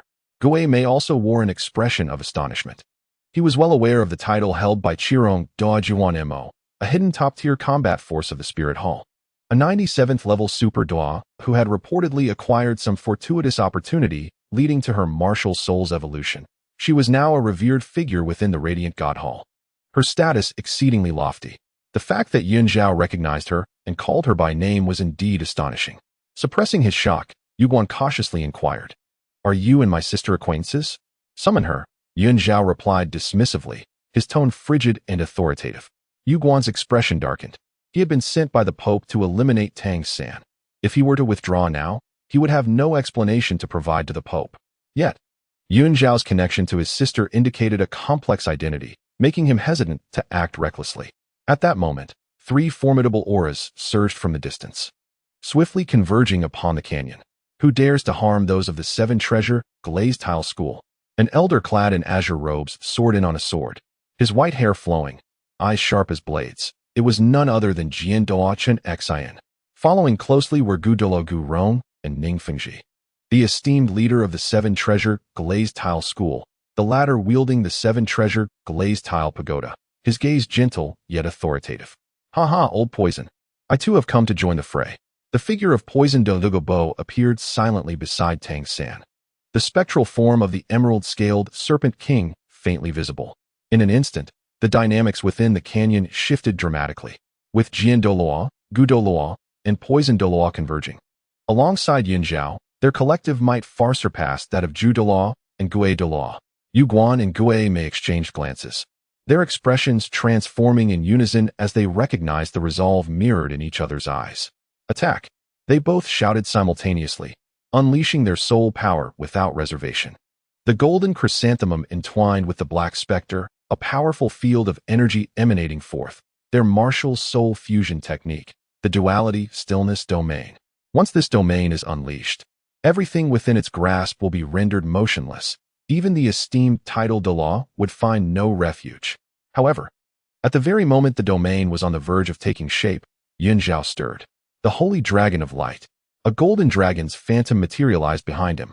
As the full might of a 97th level Super Doulouo erupted forth, radiating an overwhelming celestial power that instantaneously tore apart the nascent form of the dual polarity stasis domain. With a cough, both Yueguan and Xue Mei spewed forth blood, their martial soul fusion technique forcibly interrupted, leaving them both with minor injuries. They gazed at Yin Zhao in horror. He was indeed a 97th level Super Doulouo. Furthermore, he wielded the holy dragon of light as his martial soul. No wonder he exuded such dominance. "Cease at once." A cool, crystalline voice resonated, akin to pearls cascading upon a platter. A woman clad in a golden robe descended from the heavens, her beauty unparalleled, radiating a pure and formidable aura. She was none other than the 97th level Super Doulouo, the Qirong Doulouo Zhu Hanmo. "Sister." Upon seeing the newcomer, Yueguan felt as if he had found salvation and called out eagerly. She turned to Yin Zhao, respectfully bowing her head in deference, her tone imbued with reverence. "My lord." This address left all present in a state of astonishment. The illustrious 97th level Qirong Doulouo showed such deference to Yin Zhao. Ignoring the crowd's astonishment, Zhu Hanmo continued. "Today's incident was a misstep on the part of the Spirit Hall. We shall provide an explanation to all. Furthermore, the Grand Offering is already aware of your arrival and awaits you in the Hall of Light." Yes, the dark-clad spirit masters dared not linger. Scrambling to their feet and hastily following behind Zhu Hanmo, she cast one last glance at Yin Zhao, gesturing for him to proceed. Yin Zhao nodded. Was he finally to meet Qian Daolu? Perhaps he would uncover the truths of the past, the cause of Xue Yun's demise, and the tribulations faced by Yun'er through his words. Without further ado, he transformed into a beam of golden light, soaring directly towards the spirit city. Zhu Hanmo shot a cold glance at Yueguan and Xue Mei, snorting disdainfully before following closely behind. In the canyon, the Sword Doulouo and Bone Doulouo exchanged bewildered looks, their eyes reflecting shock and confusion. What manner of identity did this Yin Zhao possess, that he could instill such awe in the Qirong Doulouo and prompt the Grand Offering of the Spirit Hall to await him personally? Tang San, observing the direction in which Yin Zhao had departed, felt his own confusion deepen. He sensed that his teacher, Yin Zhao, harbored countless secrets yet to be revealed. "Host, you are finally about to meet Qian Daolu." The system's voice resonated with a tinge of anxiety. "Be cautious, for that old fellow is no simple adversary. A century of grievances, familial secrets. It was time to bring closure to it all." Chapter 121, The Truth of a Century. Golden streaks of light sliced through the skies of Spirit City as Yin Zhao's figure darted towards the most magnificent structure at the heart of the city, the Hall of Light. This sanctuary, hewn entirely from white jade, basked in eternal holy light, exuding sanctity and majesty. Even the Hall of the Pope of the Spirit Hall paled in its presence. "Host, ahead lies the Hall of Light, where that old rascal Qian Daolu awaits you." The system's flying orb circled atop Yin Zhao's shoulder, its tone tinged with gravity. Yin Zhao nodded slightly, decelerating his pace as he gracefully descended onto the white jade plaza of the Hall of Light. Before the grand entrance of the temple stood a solitary figure, patiently awaiting. It was the glorious Phoenix Douluo, an individual who appeared childlike with a mane of white hair. A youthful visage, yet with eyes that held depths akin to an abyss, exuding the formidable aura of a level 97 Super Douluo. Upon spotting Zhao, the glorious Phoenix Douluo's eyes ignited with fervent light as he hastily approached and performed a profound bow, greeting Zhao with the utmost reverence. "Greetings, Master. The High Priest is already awaiting you inside the temple. Please follow me." Zhao regarded him with a gentle smile, stepping forward to affectionately ruffle his hair. "Well done. You have not been idle over the years. Your strength has notably advanced. Truly worthy of being my disciple." He paused momentarily, teasingly remarking, "Though your height remains unchanged." The glorious Phoenix Douluo, however, paid no heed to the jest, his cheeks flushed with excitement at the acknowledgement of his status as a disciple. For a century, he had regarded himself as such, yet Zhao had never formally recognized him.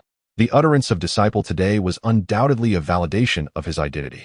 To receive the Master's acknowledgement filled him with immense honor, his voice betraying a barely perceptible tremor. Zhao chuckled softly, turning his gaze towards the magnificent gilded door of the temple. "By the way, you now have a junior sister named Ningrongrong. Though she is a bit younger, her talent is commendable."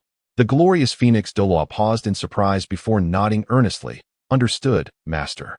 I will ensure she is well taken care of." With no further words, Zhao pushed open the heavy door. Creaking, the door swung open to reveal the interior of the temple. The bright temple was closed to the public today. Within the vast hall, the only sight was a high platform at the far end, upon which floated a long sword radiating with holy light, the Sword of Brightness. Not far beneath the sacred sword stood a figure, facing away from the door, dressed in a simple golden robe, with silver hair cascading down. He was encircled by 9 soul rings, the first 8 as black as ink, while the final ring bore a vivid crimson hue. He was the 99th level limit Douluo, Qian Daolu. As he slowly turned, his visage bore a striking resemblance to Qian Renshua, infused with an inscrutable complexity. Almost instantaneously upon turning, the overwhelming aura of the 99th level limit Douluo surged forth like a tsunami, rushing towards Zhao with an intense oppressive force. This was both a test and a threat. Zhao's expression sharpened, and within him, both of his martial souls resonated simultaneously. The essences of the Radiant Phoenix and the Radiant Holy Dragon intertwined and erupted forth. Although he was merely at level 97, the combination of his dual supreme martial souls and formidable soul ring configuration allowed his aura to rival that of Qian Daolu's probing presence, even hinting at a possibility of surpassing it. With a thunderous clash, the two formidable auras collided in the center of the hall, sending invisible shockwaves that forcefully slammed the temple doors shut. A flicker of surprise crossed Qian Daolu's eyes before he withdrew his aura, exclaiming in admiration, "Excellent. You truly live up to your reputation, Zhao. To hold your ground against a limit Douluo with merely level 97 is indeed impressive." Zhao too reigned in his aura, the domain of the Radiant Holy dissipating quietly. He regarded Qian Daolu with straightforwardness. "I wish to know everything that transpired back then." Qian Daolu sighed softly, descending from the high platform with measured steps, and seated himself upon a nearby stone chair, beckoning for Zhao to join him. A century's passage could alter the course of many events. He began to speak, his voice imbued with the weight of time. "This tale must commence 20 years after your demise. At that juncture, I had relinquished my position as Pope, which was inherited by my son, Qian Xuanji. At that time, Qian Xuanji had already attained the rank of a 68th level Soul Emperor. His talent was commendable, though his temperament was rather impetuous. One fateful day, a woman possessing the bright phoenix martial soul emerged upon the continent. From my brief remarks, Qian Xuanji discerned that the bright phoenix martial soul could only be possessed by your descendants, spurring him to embark on a quest for her. Qian Daolu's gaze turned distant as he recalled. The one he discovered was none other than your daughter, Xue Yun. At that time, Xue Yun had already reached the 69th level as a Soul Emperor, bearing not only the bright phoenix martial soul, but also the Ice Phoenix twin martial soul. Her beauty was a splendid inheritance from both you and Xue Jiua, making her unparalleled in grace. Upon encountering her, Qian Xuanji was utterly captivated and pursued her with fervor. However, Xue Yun remained haunted by your death, fixated solely on finding a means to resurrect you. displaying no affection for Qian Xuanji, but rather harboring fondness for his subordinate. Fen Qianhua. Yun Zhao sat poised, though his fingers instinctively clenched. Was it true that Xue Yun, his daughter, had endured so much in pursuit of reviving him? Host. Do not grieve excessively. At least Xue Yun still lives, the system gently consoled. Heaven Dou Empire continued. 40 years after your passing, the nightmares began. Do you recall the remnants of the Rakshasa map? It did not dissipate after your death. Instead, it vanished without a trace.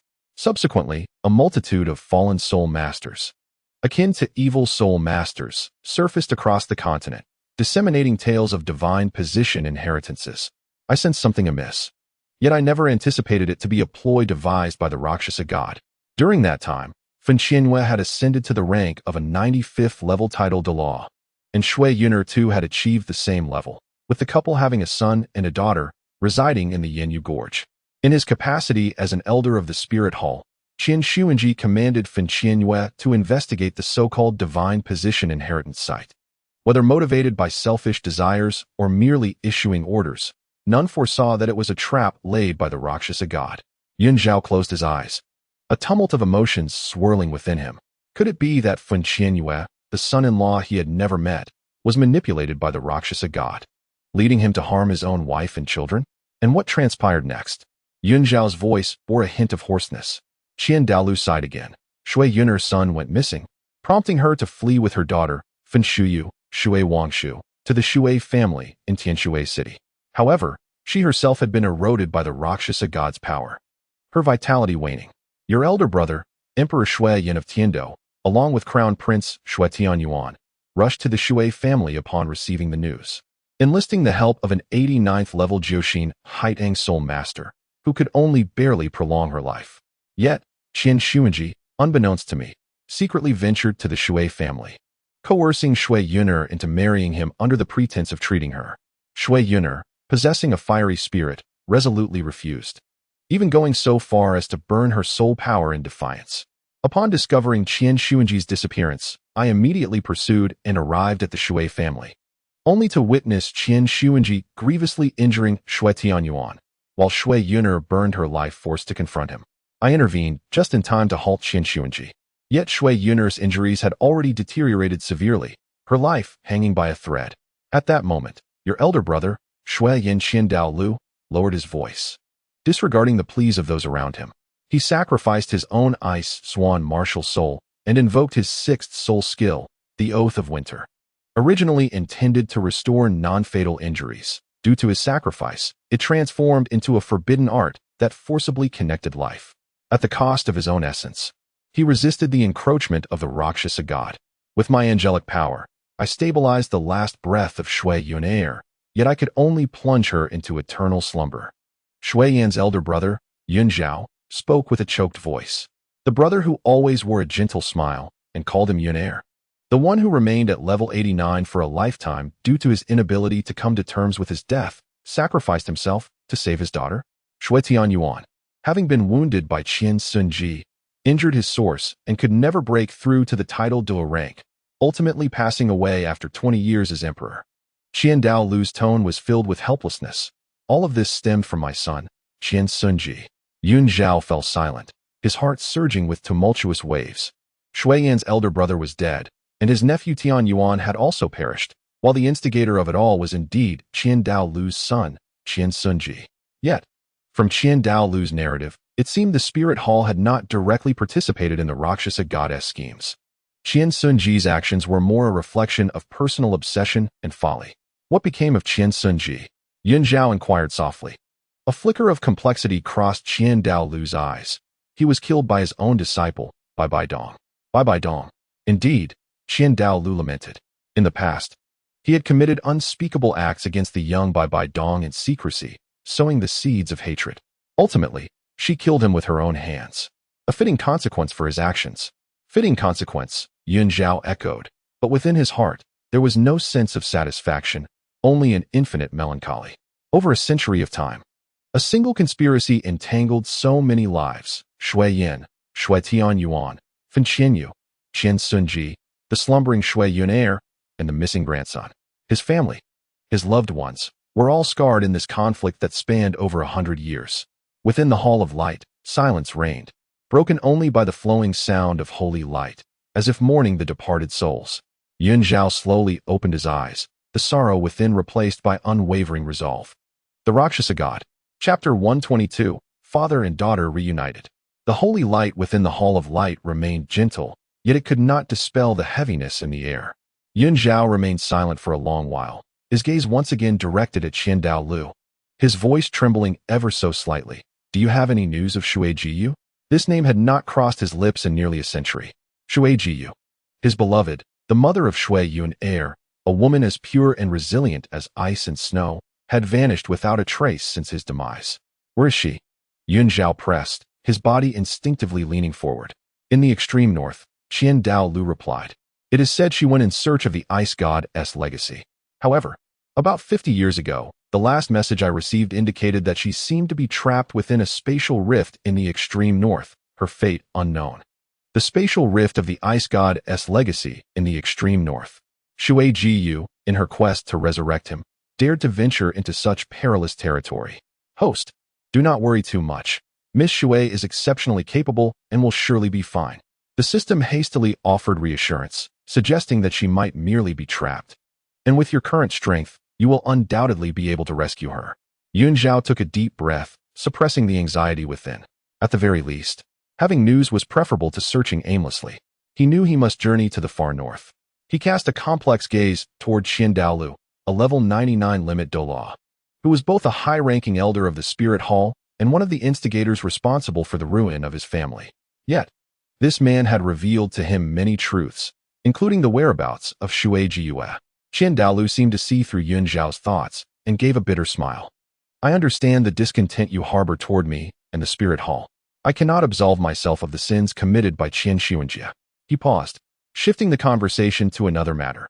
You must have heard about my granddaughter Qian Rinxue masquerading as the Prince of Tiando, Xue Qinghe. Yun Zhao nodded. Qian Rinxue's disguise and her long-term infiltration in the Tiando Empire was a well-kept secret, but he was already aware of it. This situation was never my desire. Heaven Dou Empire spoke with a hint of weariness. However, the influence of Bibi Dong within the Spirit Hall has subtly surpassed my own. It was her idea to have Qian Rinxue infiltrate Tiando, and I yielded step by step, leading to the present predicament. I bear an undeniable responsibility for the Spirit Hall reaching this point. He regarded Yun Zhao with newfound seriousness. If you believe that my angel clan owes a debt to you and your family, I, Heaven Dou Empire, stand here today. At your mercy, without resistance. However, I have one request. The Spirit Hall must not be obliterated. This is the dying wish of my grandfather, the esteemed Qian Xuanji. The existence of the Spirit Hall serves to protect all soul masters and suppress evil soul masters. Even if the Spirit Hall fades into the annals of history after 10,000 years, as long as this will remains unextinguished, evil soul masters shall never rise again. Yun Zhao listened quietly, his heart tumultuous. Heaven Dou Empire's words bore a semblance of reason. While the Spirit Hall had indeed committed, and may continue to commit, heinous acts, it could not be denied that it played a role in regulating the order among soul masters and suppressing evil ones. Should the Spirit Hall perish, the continent might descend into greater chaos. Moreover, the true instigators were the Rakshasa God and Qian Xuanjie, the latter having already reaped the consequences of his actions.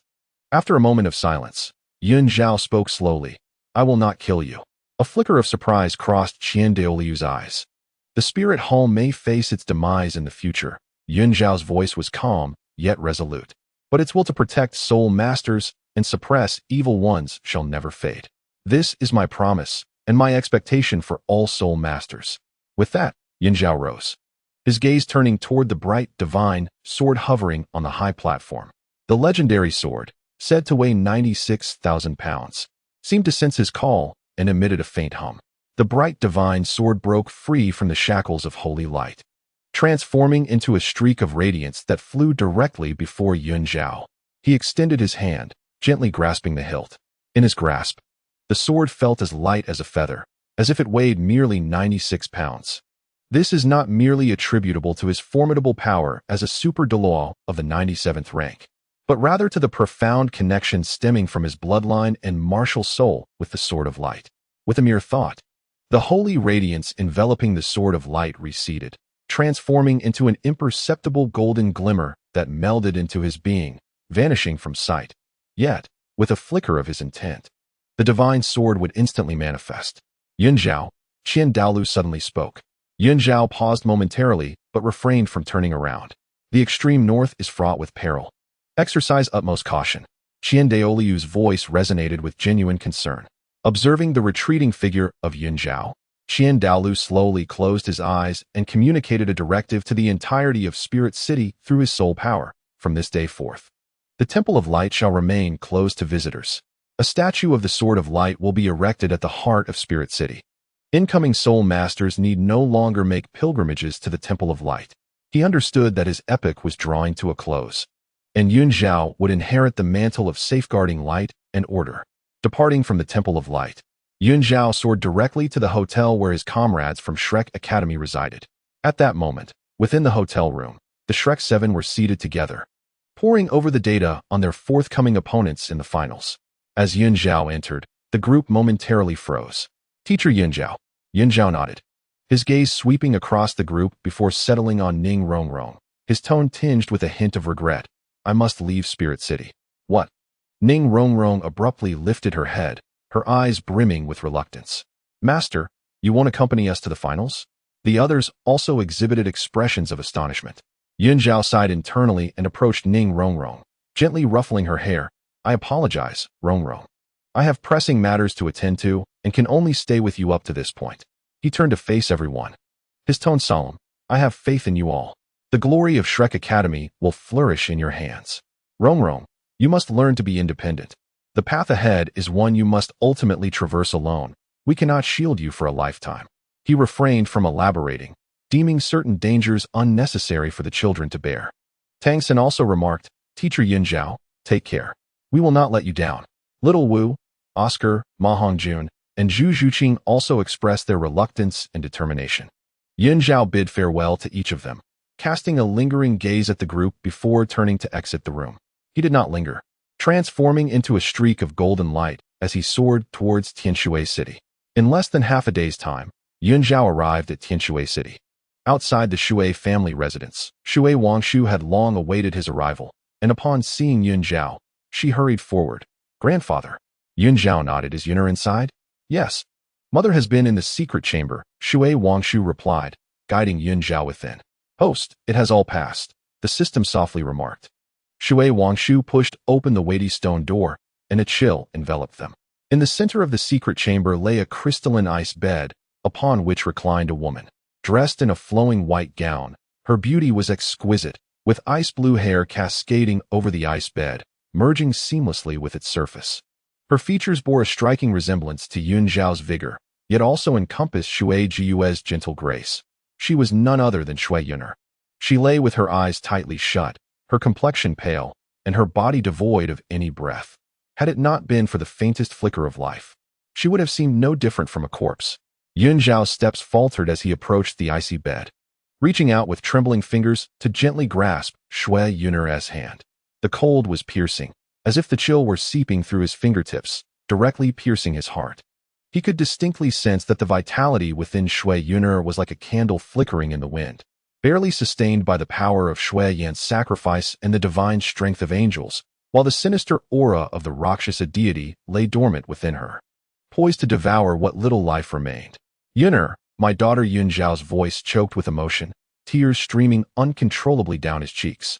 It was he who had burdened his daughter with the weight of resurrecting her father since her youth. It was he who had subjected her to the betrayal of Fen Qianyue and the disappearance of her brother. It was he who had allowed her to be tainted by the power of the Rakshasa, plunging her into an eternal slumber. How derelict a father he had been.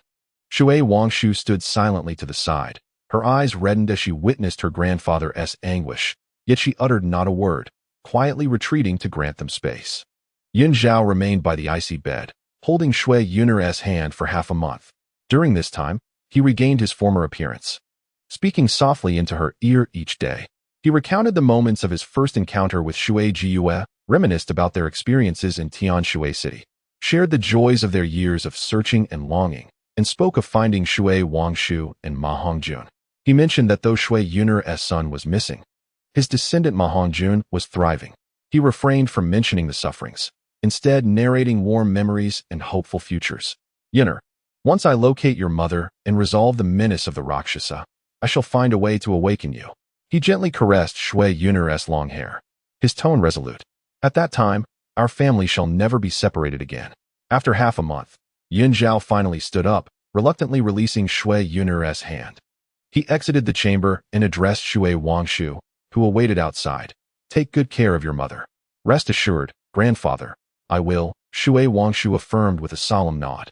Zhao cast a final glance at the Xue family residence before turning away. His next destination was the farthest north. Xue Jiyue, await me.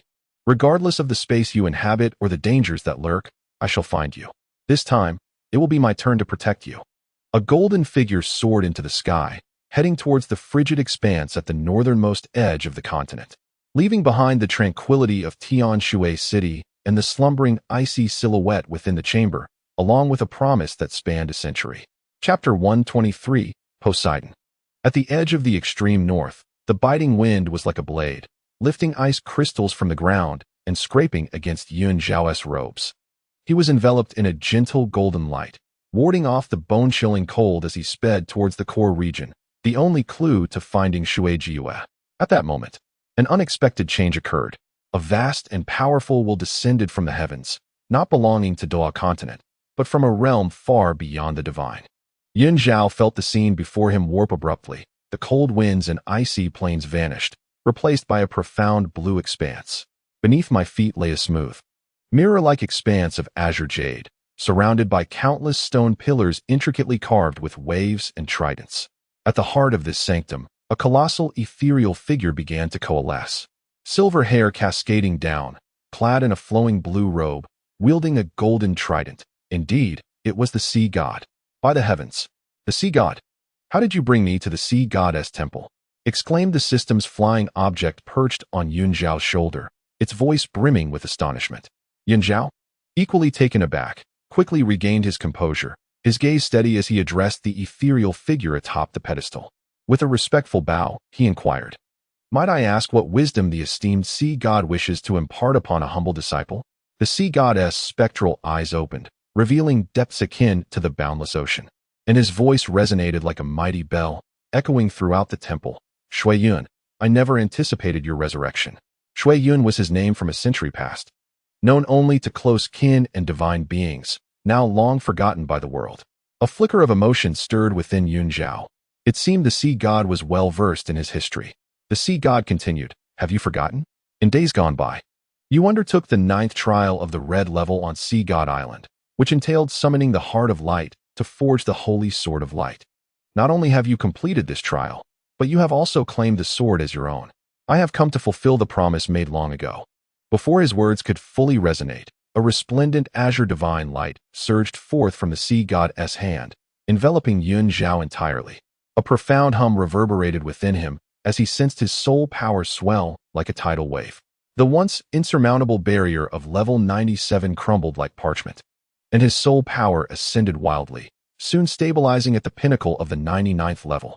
What astonished him further was the intense fluctuation of his twin martial spirit soul rings.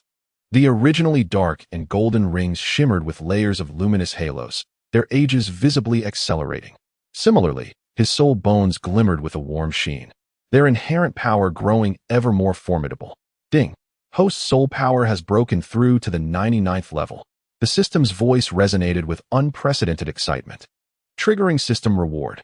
All soul rings and soul bone ages have been augmented by an additional 100,000 years. Updating status panel now.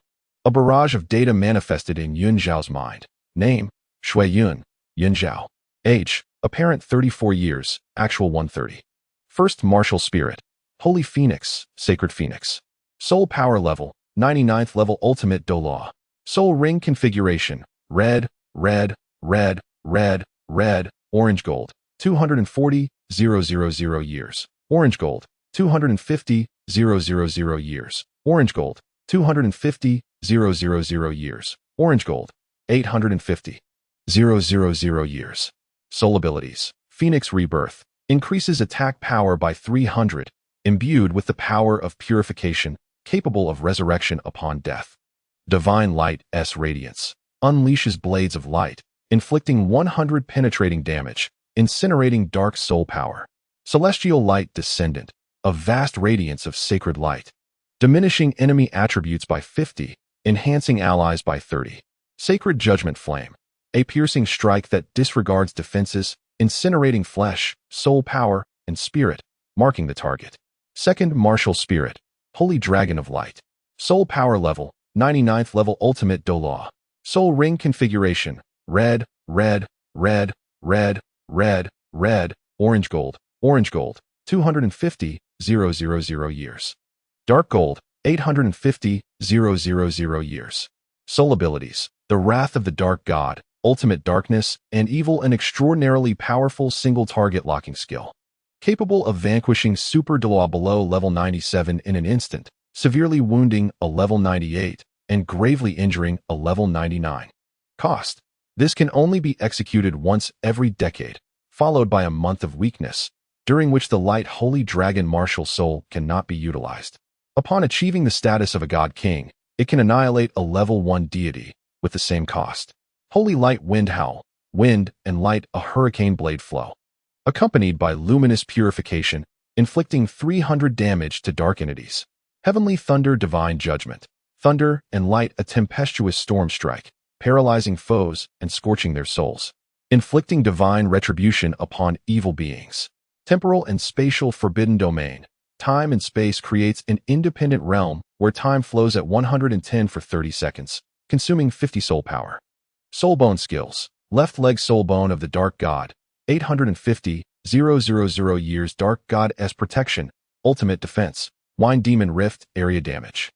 Thunder Prison Blast, single target explosion, temporal anchor, control of time and space. Right leg Soulbone of the Holy Light, 250,000 years. Heavenly Light Break. Left arm Soulbone of the Shadow Dragon, 250,000 years. Shadow Tier, light and dark, luminous barrier. Right arm Soulbone of the Fire Phoenix, 200,000 years. Phoenix Eruption Strike. Head Soulbone of the Ice Phoenix of Spiritual Wisdom, 550,000 years. Embrace of Extreme Cold, Frost Ashes Eye, Eternal Silence, Aurora Kill. Ice Phoenix Sacred Edict. External Soulbone of the Fire Phoenix, 550,000 years. Celestial Judgment, Divine Radiance Shadow. Torso Soulbone of the Bloodthirsty Demon Tiger, 250,000 years. Bloodthirsty Fury, Outburst, Demon Tiger Roar, Defense. Ice and Fire Dual Soulbone Linked Skill, Ice and Fire Divine Edict. Domains, Domain of the Fire God, Domain of Holy Light. Artifact, Sword of Holy Light. Faith Collection Level, 967, currently able to condense into a level 1 deity of light, requiring 100 to achieve the status of the Light God King. Identity, Distinguished Teacher of the Tiando Royal Academy, extern of the Blue Electric Tyrant Dragon Clan, now detached. True Identity, Light Douluo, God of Light. Yun Zhao felt the surging power within him, a tempest brewing in his heart. As a level 99 Ultimate Douluo, coupled with this terrifying configuration of soul rings and skills, his current prowess likely transcended that of an ordinary Ultimate Douluo, closing in on the legendary Douluo. He might even surpass Douluo. Especially noteworthy was the Faith Collection level, which had astonishingly reached 967, drawing him ever closer to the Light God King. He had previously focused on searching for his family, oblivious to this data from the system. Host, you are now truly the pinnacle of the Douluo continent. The system exclaimed excitedly. The Sea Goddess rewards are perfectly timed. Combined with the System S enhancements, you are virtually invincible. The ethereal figure of the Sea God observed the surging aura emanating from Yun Zhao. A glimmer of approval flashing in his eyes. It seems you have not only completed the assessment, but have also encountered your own fortuitous opportunity. He did not delve into the existence of the system. Divine beings in the celestial realm typically maintained a degree of tolerance towards the fortuitous encounters of mortals. You possess dual martial souls. The Sea God shifted his tone to a solemn one. Your Light Phoenix martial soul is undoubtedly destined to coalesce into a divine position of light. Yet, your Light Holy Dragon martial soul equally harbors astounding potential. I propose that it inherit my Sea God position. Yun Zhao was taken aback. Inherit the position of the Sea God? The sea god continued, "At present, the divine realm's rejection of you outweighs its acceptance, especially since you have experienced death for a century and bear such extraordinary fate. If you can simultaneously consolidate the position of the god of light and inherit my title as the sea god, it will be akin to wielding the authority of two deities, granting you unparalleled influence within the divine realm. At that juncture, none would dare to confront you lightly, allowing you to protect your family more effectively." These words struck at Yun Zhao's vulnerable point. His ultimate purpose in resurrection was to safeguard his family. If he possessed sufficient power in the divine realm, he could naturally eliminate threats like the Rakshasa god. The sea god makes a compelling argument. Host. Dual divine positions are truly unique. The system also felt a stir of excitement. With the sea god's authority, seeking Lady Xue would be much more convenient. Yun Zhao was indeed tempted, but maintained his composure as he replied, "However, I was initially assessed under the red grade 9 trials, not the sea god S9 trials. Starting anew would consume precious time. I must locate Xue Yun swiftly." "You need not begin from scratch," the sea god chuckled, shaking his head. "The difficulty of the red grade 9 trials has long surpassed that of the ordinary sea god 9 trials. You need only complete the final trial to inherit my divine position. The content of this last trial is..." Why should he inherit your divine position?" A fiery voice suddenly interrupted the sea god. From the other side of the divine hall, space distorted, and a phantom clad in flaming battle armor materialized. Engulfed in blazing flames, it was the fire god. "Fire god, how dare you?" The sea god glared at him. "This is my sea god hall. Do you think you can run rampant here?" His light holy dragon martial spirit embodies the essence of water, making him more suited for the sea god position. Fire is his true origin. The two powerful deities were embroiled in a dispute before Yun Zhao, one advocating for the sea god title and the other for the fire god title, their heated exchange devoid of any semblance of divine dignity. "This is a battlefield of chaos." The system recoiled slightly. With these two titans quarreling, should we make our exit? Caught in the middle, Yun Zhao felt overwhelmed. He gazed at the bickering sea god and fire god, sighed helplessly, and gently said, "Esteemed lords, may I take a moment to consider? I must urgently proceed to the far north. Delays may lead to dire consequences."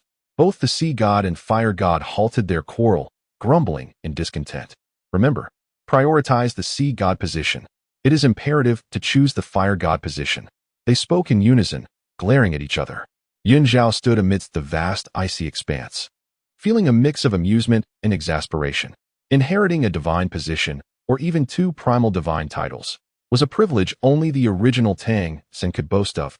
But he was both a primary deity and a god king. "Host, which will you choose?" the system inquired curiously. Yun Zhao shook his head, a glint of determination flickering in his eyes. "First, I must locate Xue Yun." Regardless of which divine position he inherited, the prerequisite remained finding Xue Yun. It was too early to dwell on such matters.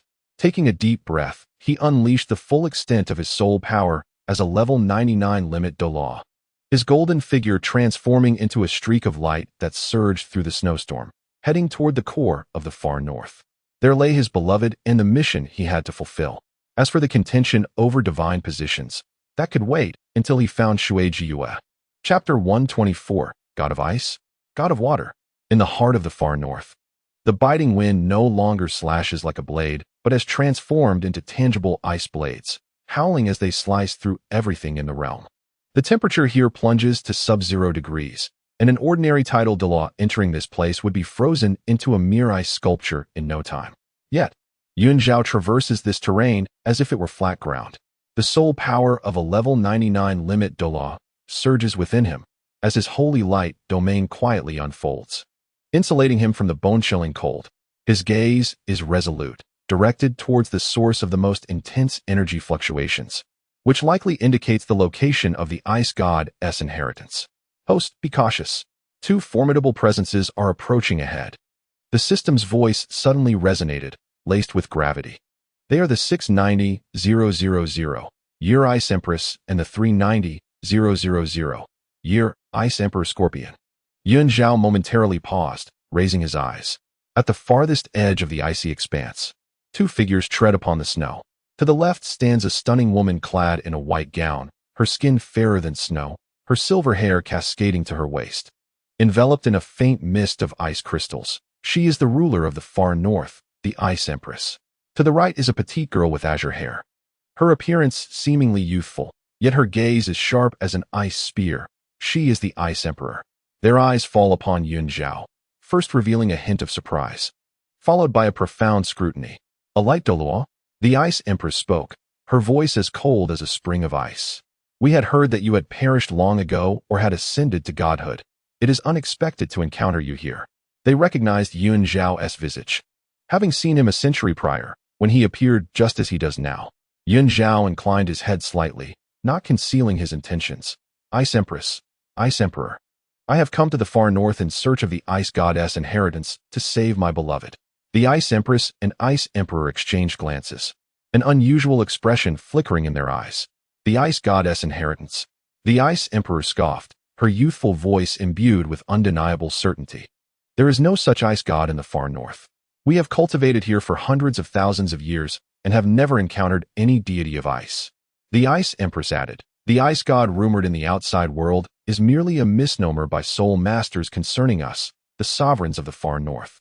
However, there is indeed a place of water god inheritance hidden beneath the ice layers at the core of the far north, and very few soul masters have been able to reach there.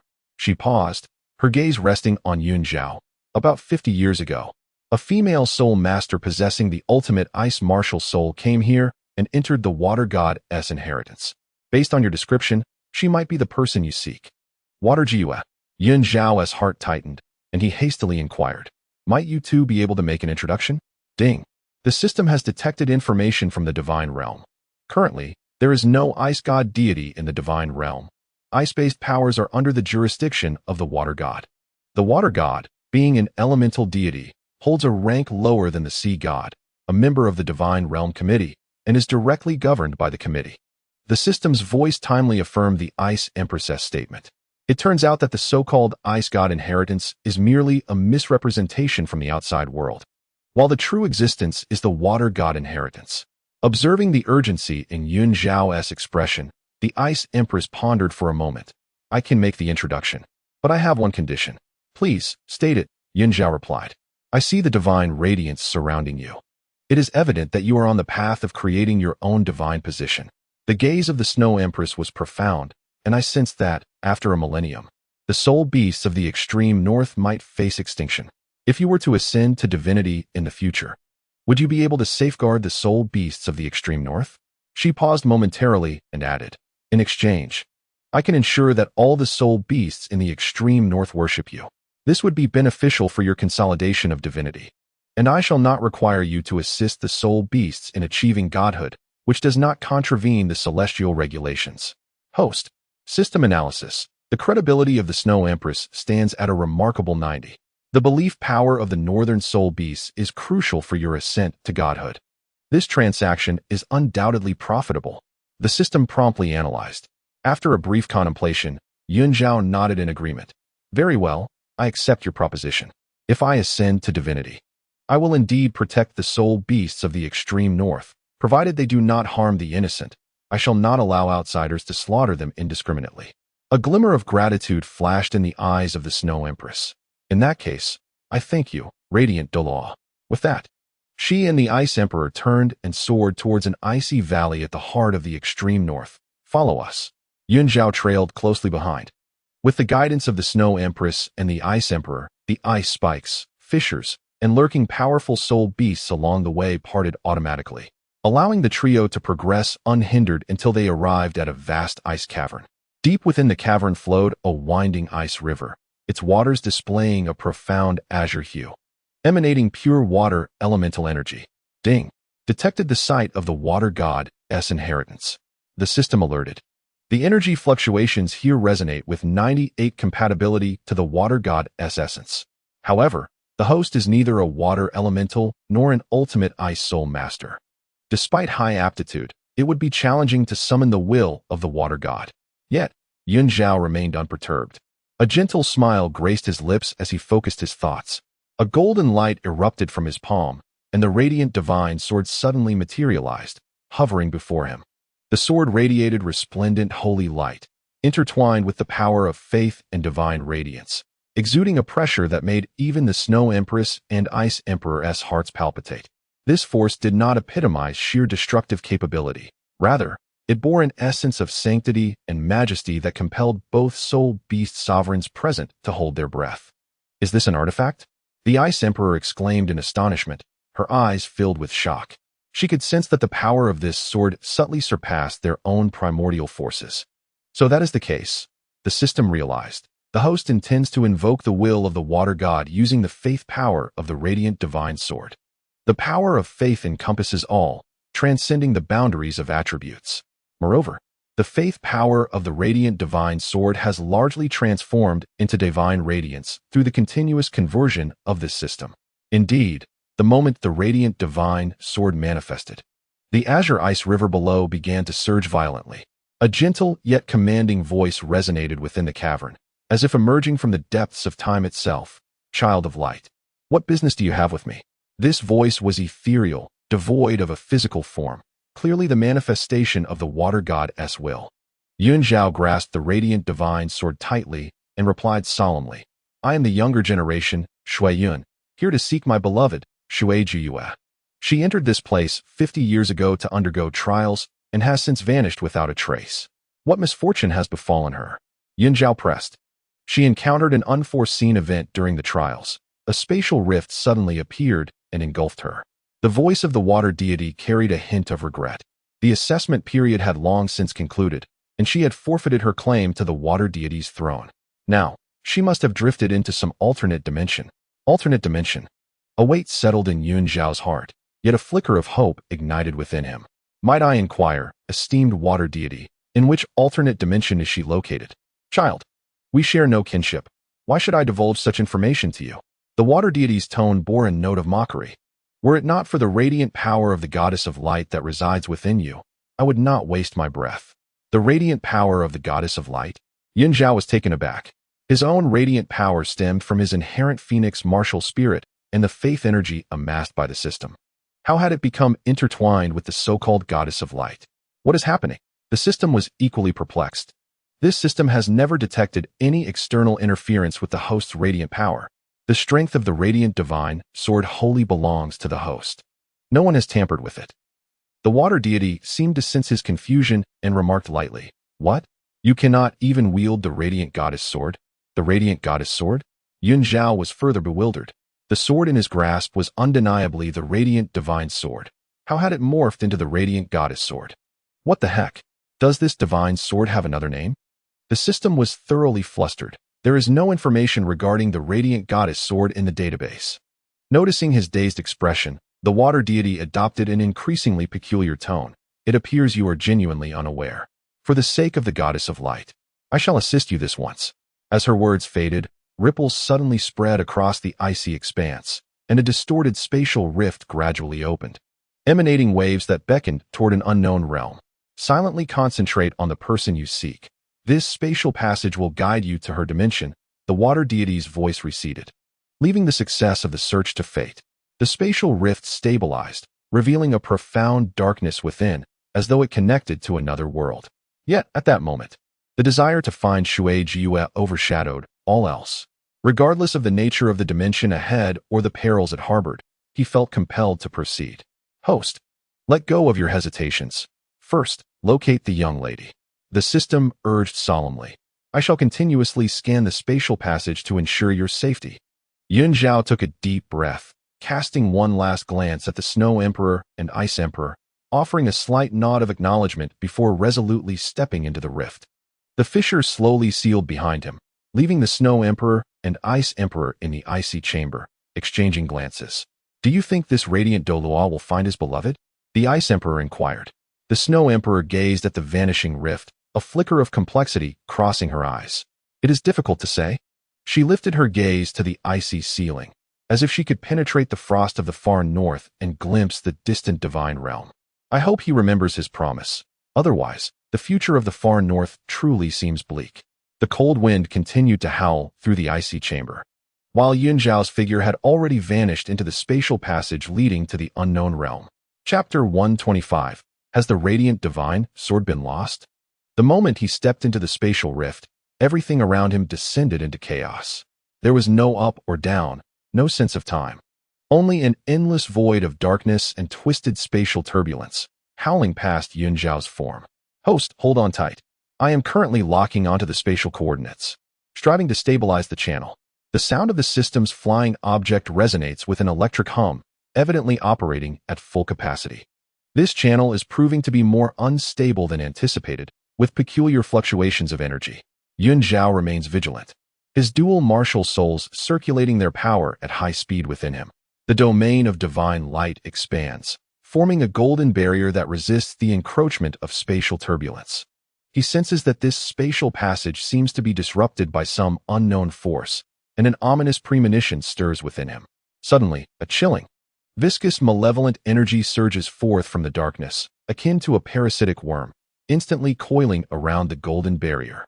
This force, imbued with an essence of utter destruction and corrosion, even causes ripples in the divine light. Is it the power of the Rakshasa god? No, it feels different. Yun Zhao's gaze sharpens as he recognizes this familiar malevolent aura, stemming from the same source that had corrupted Xue Yun, yet it is more refined, more potent. It is not the Rakshasa god himself, but this power has undoubtedly reached a quasi-divine level. The system exclaims in alarm. How could he have found this place? Without the luxury of contemplation, Yun Zhao clenches his right hand, causing the divine light sword to manifest once more, its radiant brilliance erupting forth as he strikes against the malevolent force, divine judgment. The golden blade of light rends the darkness, colliding with the evil energy and producing a piercing shriek. However, that force surges relentlessly, soon overpowering the momentum of the sword's light. This is dire. An even stronger force approaches. The system's voice rises in pitch, tinged with unprecedented panic. Quick! Execute the divine technique, Celestial Meteor Obliteration. Only this move can withstand it. Celestial Meteor Obliteration is a divine technique inherent to the divine light sword, requiring the consumption of 80% of one's soul power, summoning divine light to rain down like meteors, possessing catastrophic destructive power. Yun Zhao does not hesitate. He channels his soul power into the sword, intoning divine technique, Celestial Meteor Obliteration. Boom! Countless golden meteors explode from the sword, resembling a brilliant river of stars that instantaneously fills the dark expanse. Each meteor embodies the purifying power of light, colliding with the encroaching malevolent force, unleashing cataclysmic energy shockwaves. The rift in space trembles violently, and Yun Zhao is hurled away by the shockwave, a trickle of blood escaping his lips. Yet, he pays no heed to his wounds. Fixated on the quasi-divine pinnacle level of malevolence that, while momentarily obstructed, has not dissipated. Instead, it lies dormant like a venomous serpent, preparing for its next strike. Suddenly, yet another concentrated surge of evil energy strikes, swift as lightning, leaving Yun Zhao no opportunity to employ his divine technique once more. Evil Goddess Guardian. Demonic Tiger's Roar. Without hesitation, Yun Zhao unleashes the powers of the evil god's left leg soul bone and the bloodthirsty demonic tiger soul bone simultaneously. The inky dark energy intertwines with the sanguine demonic flames, forming a dual-layered defensive barrier. While he positions the divine light sword before him in an attempt to block this lethal blow, crack! The defensive barrier shatters with a resounding crash. The divine light sword quaking violently. Yun Zhao feels an immense force surge through him, as if every bone in his body were groaning in agony, and he spits out a mouthful of blood, staining his chest. He has sustained grave injuries. Yet, the crisis is far from over. In the darkness, a sharp arrow, imbued with the essence of profound shadows, quietly coalesced, piercing through the void with a shrill scream aimed directly at Yun Zhao's forehead. Be cautious, the system bellowed. At that critical moment, the divine sword of light erupted with an unprecedented radiance, seemingly possessing its own consciousness, and swiftly moved to shield Yun Zhao. Clang! The arrow clashed with the divine sword, producing a crisp sound. Although the sword successfully intercepted the arrow, it was propelled by an immense force into a deeper rift of space, vanishing instantaneously into the abyss. No, Yun Zhao's eyes widened in despair, yearning to pursue, but was ensnared by a formidable spatial pull, hurtling him towards the terminus of the passage. As the sounds receded, Yun Zhao was drawn into the void, his vision fading to black as he lost consciousness entirely. Time lost its meaning until Yun Zhao awoke amidst excruciating pain. It felt as though he had plummeted from a height of 10,000 meters, every movement sending waves of agony through his body, compelling him to gasp sharply. Surrounding him was a dense forest, the ground carpeted with soft fallen leaves, sunlight filtering through the foliage and casting dappled shadows upon the earth. Coughing violently, he struggled to sit up, only to trigger another fit of intense coughing, a tearing pain resonating within his chest. "Host, you are awake. You frightened me to death." The system's voice resonated with relief. "You are now at the terminus of the spatial passage, having departed from Douluo continent." Yun Zhao took a labored breath, managing to inquire, "What of the divine sword of light?" The system fell silent for a moment before responding in a somber tone. "Energy fluctuations from the sword are undetectable. After being struck by the dark arrow, it fell into another rift of space. Its precise location remains unknown."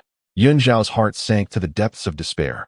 The divine sword was not merely his artifact, it was the cornerstone of his faith. Without it, ascending to become the god of light would be akin to scaling the heavens. Just then, the sound of footsteps approached. Several villagers clad in coarse garments emerged, their expressions a mix of astonishment upon seeing him alive. "He's still alive," a middle-aged man exclaimed, rushing forward. "Brother, how are you?"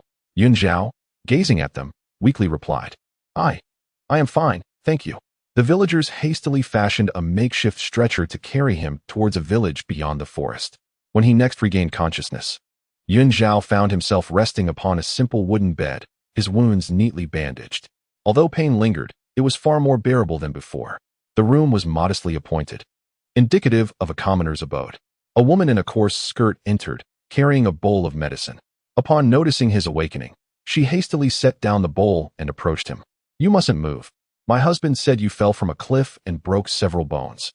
Your awakening is a blessing from the goddess of light." "Thank you, dear lady." Yun Zhao expressed his gratitude. The woman handed him the bowl of medicine. "You should drink this. It was prescribed by the village's old doctor, and it will aid in healing your injuries." Yun Zhao accepted the bowl and downed its contents in one gulp. The bitter taste lingered, but he paid it no mind. "Pray tell, what is the name of this place?" he inquired casually. The woman was momentarily taken aback, then smiled and said, "This is the Part2 Empire, Qingfeng village. Judging by your attire, you do not seem to be from our village. Are you not a citizen of the Part2 Empire?" "Part2 Empire?" Yun Zhao's heart stirred. He had never heard of such a name before. "Ah," the woman nodded. "Could it be that you hail from the Xue Empire or the Heir Empire? These empires have been quite tumultuous of late, with frequent military movements." "Xue Empire? Heir Empire?" Yun Zhao was increasingly convinced that this place was certainly not the Douluo continent. He quickly inquired within his mind, "System, please ascertain which plane this is." Scanning database for plane characteristic energy fluctuations. The system's voice was accompanied by the sound of rapid computations. Moments later, it exclaimed, "Found it. Host, this is the Holy Demon continent." Moreover, based on residual energy calculations, this is precisely 6,000 years ago in the timeline of a certain throne, the very era of the rise of Ileaks. Holy Demon continent, Ileaks. A tempest of emotions surged within Yun Zhao. He had not anticipated that he had arrived in this legendary plane.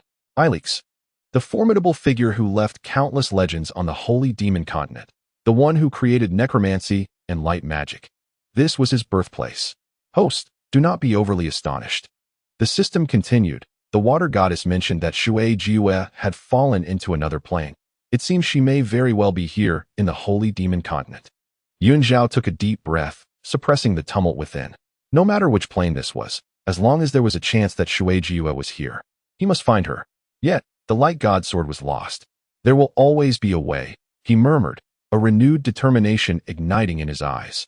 For the next 3 days, Yun Zhao recuperated at the home of a villager. Thanks to his 99-level limit Douluo physique and the system's accelerated healing abilities, his injuries improved at an astonishing rate, enabling him to walk again soon. During this time, he learned a wealth of information about the Holy Demon continent from the villagers. This world comprised multiple empires, with the Heir Empire, Part2 Empire, and Xue Empire being the most powerful. Dominating the spiritual beliefs of this continent was the glorious Holy See. Recently, there had been rumors circulating across the continent that the glorious Holy See had allied with the 3 great empires to host a talent battle, calling forth the young prodigies from all over the continent. It was said that the champion would receive significant cultivation from the glorious Holy See and might even be selected as the next heir to the position of Pope. The talent battle? Yun Zhao's heart quickened. If Xue Yun was in this plane, her talents and strength would likely see her participating in this grand event.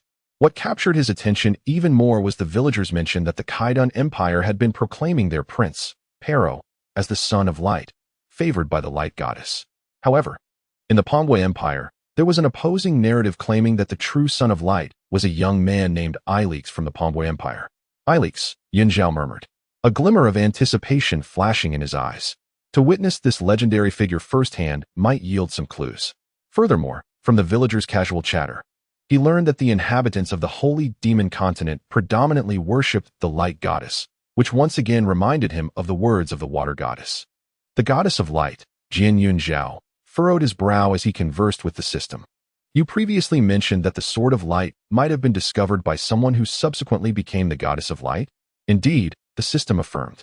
I speculate that the Sword of Light fell into a timeline predating the holy magic continent, where it was found by an exceptionally gifted individual. This person, empowered by the sword, rose to prominence and became the revered goddess of light on the holy magic continent, naming the sword of the goddess of light. Thus, the water goddess referring to your sword as the sword of the goddess of light makes perfect sense, as in her understanding. It has borne that name from the very beginning. Yun Zhao nodded in agreement. The explanation was indeed plausible. He had not anticipated that his sword of light would transform into a divine weapon in another realm. The fortuity of fate was profoundly intriguing. 3 days later, Yun Zhao's injuries had largely healed. He bid farewell to the villagers, leaving behind some gold and silver acquired from the Dou continent as a token of gratitude, which held value in the holy magic continent as well. Upon departing from Qingfeng village, Yun Zhao initially intended to gather information in the capital of the Part2 Empire. However, he soon altered his course. Since the Battle of Talents was to be held in the Heaven Dou Empire, he resolved to proceed directly there. Gazing towards the distant horizon, his eyes filled with determination, he mused that perhaps he would find Xue Yun there, and also have the chance to meet Alex. He adjusted his attire and set forth towards the Heaven Dou Empire. The winds of the holy magic continent, imbued with a distinctly different essence from that of the Douluo continent, caressed his face. The road ahead was shrouded in uncertainty, fraught with peril, and even the hope of ascension felt tenuous due to the loss of his divine sword. Yet, he believed that as long as he could locate Xue Yun, every endeavor would be worthwhile. Chapter 126, Alex. In the capital of the Heaven Dou Empire, the magnificent holy city basked in the golden rays of sunlight, the air thick with a profound aura of faith. The grand cathedral of the glorious Holy See stood at the heart of the city, its spire piercing the heavens, as if it could engage in dialogue with the divine. Blending into the bustling throngs, Yun Zhao lifted his gaze towards the square in front of the cathedral. Today, the square was teeming with people, all eyes fixed upon the elevated platform where the current Pope of the glorious Holy See stood, poised to announce the commencement of the Battle of Talents. Host. The figure draped in golden papal robes on the platform is the Pope of the glorious Holy See, a being of unfathomable power, possessing at least semi-divine capabilities. He does not appear benevolent. The system's voice resonated in Yun Zhao's mind. Beside him stands the crimson-haired youth, Prince Pero of the Heaven Dou Empire, a 9th-tier powerhouse, surpassing Alex by 1 level. Yun Zhao's gaze briefly traversed Pero before settling on the 2 young individuals flanking him. To his left stood a youth clad in a black robe, strikingly handsome with profound eyes, exuding an aura that intertwined light and darkness. This was Alex. Despite being merely an 8th-tier warrior, he emanated a pressure that suggested a might far exceeding his rank. To the right was a young woman in white with red hair. Her beauty captivating and her demeanor spirited. She was the 8th-tier powerhouse, Princess Flora of the Xie Empire. The gathering of geniuses from the 3 great empires undoubtedly marked the focal point of this grand event. However, Yun Zhao's attention did not linger on them for long. He scanned every corner of the square, anxiously searching within the crowd. Xue Yun, where on earth are you? Regrettably, until the Pope announced the commencement of the Battle of the Geniuses, he remained oblivious to the face he had long yearned to behold. Host, do not be anxious. Xue Yun is undoubtedly within this city, merely absent for the time being, the system reassured. Yun Zhao took a deep breath, suppressing the anxiety within him, and focused intently on the center of the square. The The first challenge of the Battle of Geniuses was to enter the trial ground, specially crafted by the glorious Holy See, to test the contestants' light power and will. Pero was the first to step into the trial ground, and the crystal ball projected his figure bathed in holy light, eliciting cheers from the citizens of the Heaven Dou Empire, Son of Light. Prince Pero is indeed the true Son of Light. Ilex followed closely, entering the trial ground. However, at the very moment he stepped in, the projection of the crystal ball suddenly became blurred, revealing only a chaotic swirl of light and shadow, obscuring the situation within. Pero's lips curled into a barely perceptible smirk as he soon exited the trial ground, feigning sorrow as he proclaimed, "Ladies and gentlemen, Ilex has sought to harm me. The Son of Light, within the trial ground, and has already fallen into darkness. Fortunately, I purified him in time, preventing the spread of his corruption." He raised a hand, radiant light swirling within his palm. "Behold, the goddess of light favors me. I am the true Son of Light, the heir to the next pope of the glorious Holy See." The citizens of the Heaven Dou Empire erupted in cheers once more, while those from the Pom-Pom Empire and the Xia Empire displayed expressions of skepticism. Zhao furrowed his brow, with Ilex's talent and disposition. How could he so easily succumb to darkness? There must be some ulterior motive at play. Sure enough, not long after, the gates of the trial ground suddenly burst open, and Ilex emerged. His aura not only remained undiminished, but was even more refined than before, the light power surrounding him pure to a startling degree. "Pero, how dare you slander me?" Ilex's voice was calm yet icy, his gaze sharp as a blade. "You set traps within the trial ground to steal my light power and dare to turn the tables on me?" Pero's expression shifted. "You speak nonsense. It is you who have fallen into darkness. Is that so?" Ilex scoffed coldly. Channeling his light power, he instantly bound Pero, causing 9 awakening stones to levitate around him. In an instant, 6 of them extinguished and even shattered, leaving only 3 that continued to flicker with light. "What?" The square erupted in an uproar. Awakening point 30. "Do not speak of being the Son of Light. He is even inferior to an ordinary cleric of the Holy See." Pero's face turned pale, a glint of madness flashing in his eyes. "Impossible. This cannot be. I am the Son of Light." Suddenly, he drew an ancient longsword from his bosom, its blade shimmering with a sanguine glow. "This is the sword of sovereignty forged from the flesh and blood of our Heaven Dou Empire's emperors throughout the ages. Today, I shall show you who truly deserves the light." No sooner had he spoken than he activated the Sword of Sovereignty, beginning to absorb the flesh and life force of the surrounding citizens of the Heaven Dou Empire. The square was immediately filled with anguished screams as those who had faith in Pero became gaunt, their life essence rapidly drained. "Madman!" Ilex bellowed, unleashing the light power within him. A hum resonated through the air. A colossal apparition of the goddess of light coalesced behind him, wielding a long sword, exuding an air of majesty and sanctity. The specter swung her sword down, and in an instant, the golden radiance shattered the Sword of Kings, simultaneously sending Pero hurtling away, his fate uncertain. Just as the apparition was on the verge of dissipating, her gaze unexpectedly traversed the square, precisely landing on Zhao amidst the crowd, lingering for a moment before slowly vanishing. Zhao's pupils constricted sharply. Within that gaze seemed to dwell a complex array of emotions: surprise, vigilance, and perhaps a hint of remorse. "Host, I have detected something." The system's voice resonated with indignation. "The power of light within Ilex, as well as that of the goddess of light's apparition, emanates from your own divine sword of light. How absurd that she has appropriated your divine sword as her own." A tempest of astonishment surged within Zhao. Indeed, the power of the goddess of light derived from the divine sword he had lost. At that moment, a scene unfolded in the square that ignited unparalleled fury in both Zhao and Ilex. The citizens of the Heaven Dou Empire, whose life force had been drained and who had narrowly escaped death, suddenly knelt in unison upon witnessing the dissolution of the goddess of light's apparition, fervently calling out toward the direction of its vanishing, "Our deity, we thank you for granting us rebirth." They produced small knives they carried with them, unabashedly slicing open their left hands, allowing their blood to flow freely, and cried out once more, "Please do not scorn our blood, our souls, our bodies, for they were born to belong to you, my goddess." In an instant, the square reverberated with synchronized exclamations, their fervor eerily reminiscent of a cult's sacrificial rites, sending shivers down the spine. Zhao's fists clenched tightly, his eyes ablaze with fury. These individuals had just been persecuted by the so-called Children of Light. Yet they remained so fervently devoted to the goddess who had usurped his power, even resorting to self-mutilation in sacrifice. The goddess of light, Zhao, let out a cold snort. She wielded his divine sword of light, basked in his celestial power, yet allowed her followers to be so utterly deceived. Even fostering this perverse faith, could this truly be called light? Ilix's countenance darkened to the utmost degree. The light he sought was one of protection and redemption, not of this morbid fanaticism and sacrifice.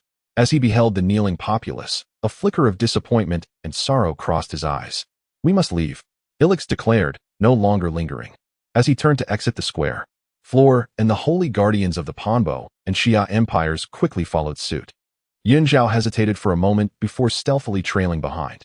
Ilix, the son of light in this world, had ties to the goddess of light. Perhaps he could glean news of Xue Yun from him. Following him to a secluded forest outside the city, Ilix suddenly halted. After following for so long, "Is there something you wish to discuss, my friend?" He turned, his gaze resting upon the direction where Zhao concealed himself, his tone calm, yet imbued with undeniable authority.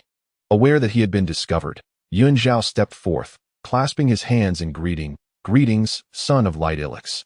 As Ilix's gaze fell upon Zhao, his pupils dilated in sudden shock. He distinctly sensed that the man before him harbored an exceptionally pure force of light, even more so than his own. And this power held a remarkable resonance and suppression over the light within him. "Your light," Eliakos remarked, astonishment filling his eyes. "We should not linger here. Let us find another place to converse," Zhao suggested. Eliakos nodded, signaling for Floor and the holy guards to remain behind, and he led Zhao deeper into the dense forest to a clearing. "Who are you?" Eliakos inquired first, his gaze scrutinizing Zhao. "Your light is quite unique, unlike that of any individual from this world." "I am Xue Yun, hailing from another realm," Zhao replied candidly. "I am in search of someone." "Searching for someone?" Eliakos expressed his confusion. "Her name is Xue Yun," Zhao described, possessing an exquisite ice martial soul, renowned for her stunning beauty. "She arrived in this world several decades ago." "Senior Xue Yun?" Eliakos's eyes widened in surprise, his expression revealing astonishment. "You know Senior Xue?" A surge of joy welled up in Zhao's heart, and he hurriedly pressed on. "Do you know her whereabouts?" "She is currently in the imperial capital of the Panbo Empire," Eliakos confirmed. "Senior Xue is a close friend of my mother and has been diligently cultivating in the Panbo Empire, rarely venturing out." At last, he had found her. A wave of excitement surged through Zhao, easing the tension that had long gripped his heart. As long as he knew where Xue Yun was, he could find her, no matter the distance. "This is wonderful," Zhao exclaimed. "Could you please provide me with the exact location?" "Thank you so much." He expressed his gratitude. Knowing he could reach the imperial capital of the Panbo Empire and meet Xue Yun made everything worthwhile. Eliakos whistled, and the two holy guards who had remained behind immediately approached. "Escort this Mr. Xue Yun to the imperial capital of the Panbo Empire and deliver him to Senior Xue Yun," Eliakos commanded. "Yes," the two holy guards replied respectfully. Zhao thanked Eliakos once more and turned to follow the holy guards towards the direction of the Panbo Empire. Watching the departing figure of Zhao, Eliakos furrowed his brow, filled with perplexity. Why did this man named Xue Yun's light evoke a sense of primordial essence within him? Moreover, the excitement he exhibited upon mentioning Senior Xue did not seem feigned. He sensed that this man from another realm might bring about unforeseen changes to this world. Meanwhile, Zhao could no longer contain his elation. "I have arrived." Chapter 127, Return to Douluo. In the imperial capital of the Panbo Empire, an elegant courtyard lay hidden within the bustling streets. Inside, the cold plum blossoms flourished, resembling ice sculptures, and the air was suffused with a faint essence of snow, contrasting starkly with the warmth of the capital. Standing outside the courtyard, Zhao's heart raced uncontrollably. According to the guidance of Eliakos's holy guards, Xue Yun resided here. He took a deep breath and gently pushed open the courtyard door.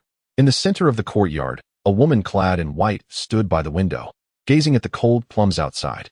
Dressed in a simple white gown, her icy blue hair cascaded like a waterfall, and although her visage bore the traces of time, she remained breathtakingly beautiful. It was indeed Xue Yun.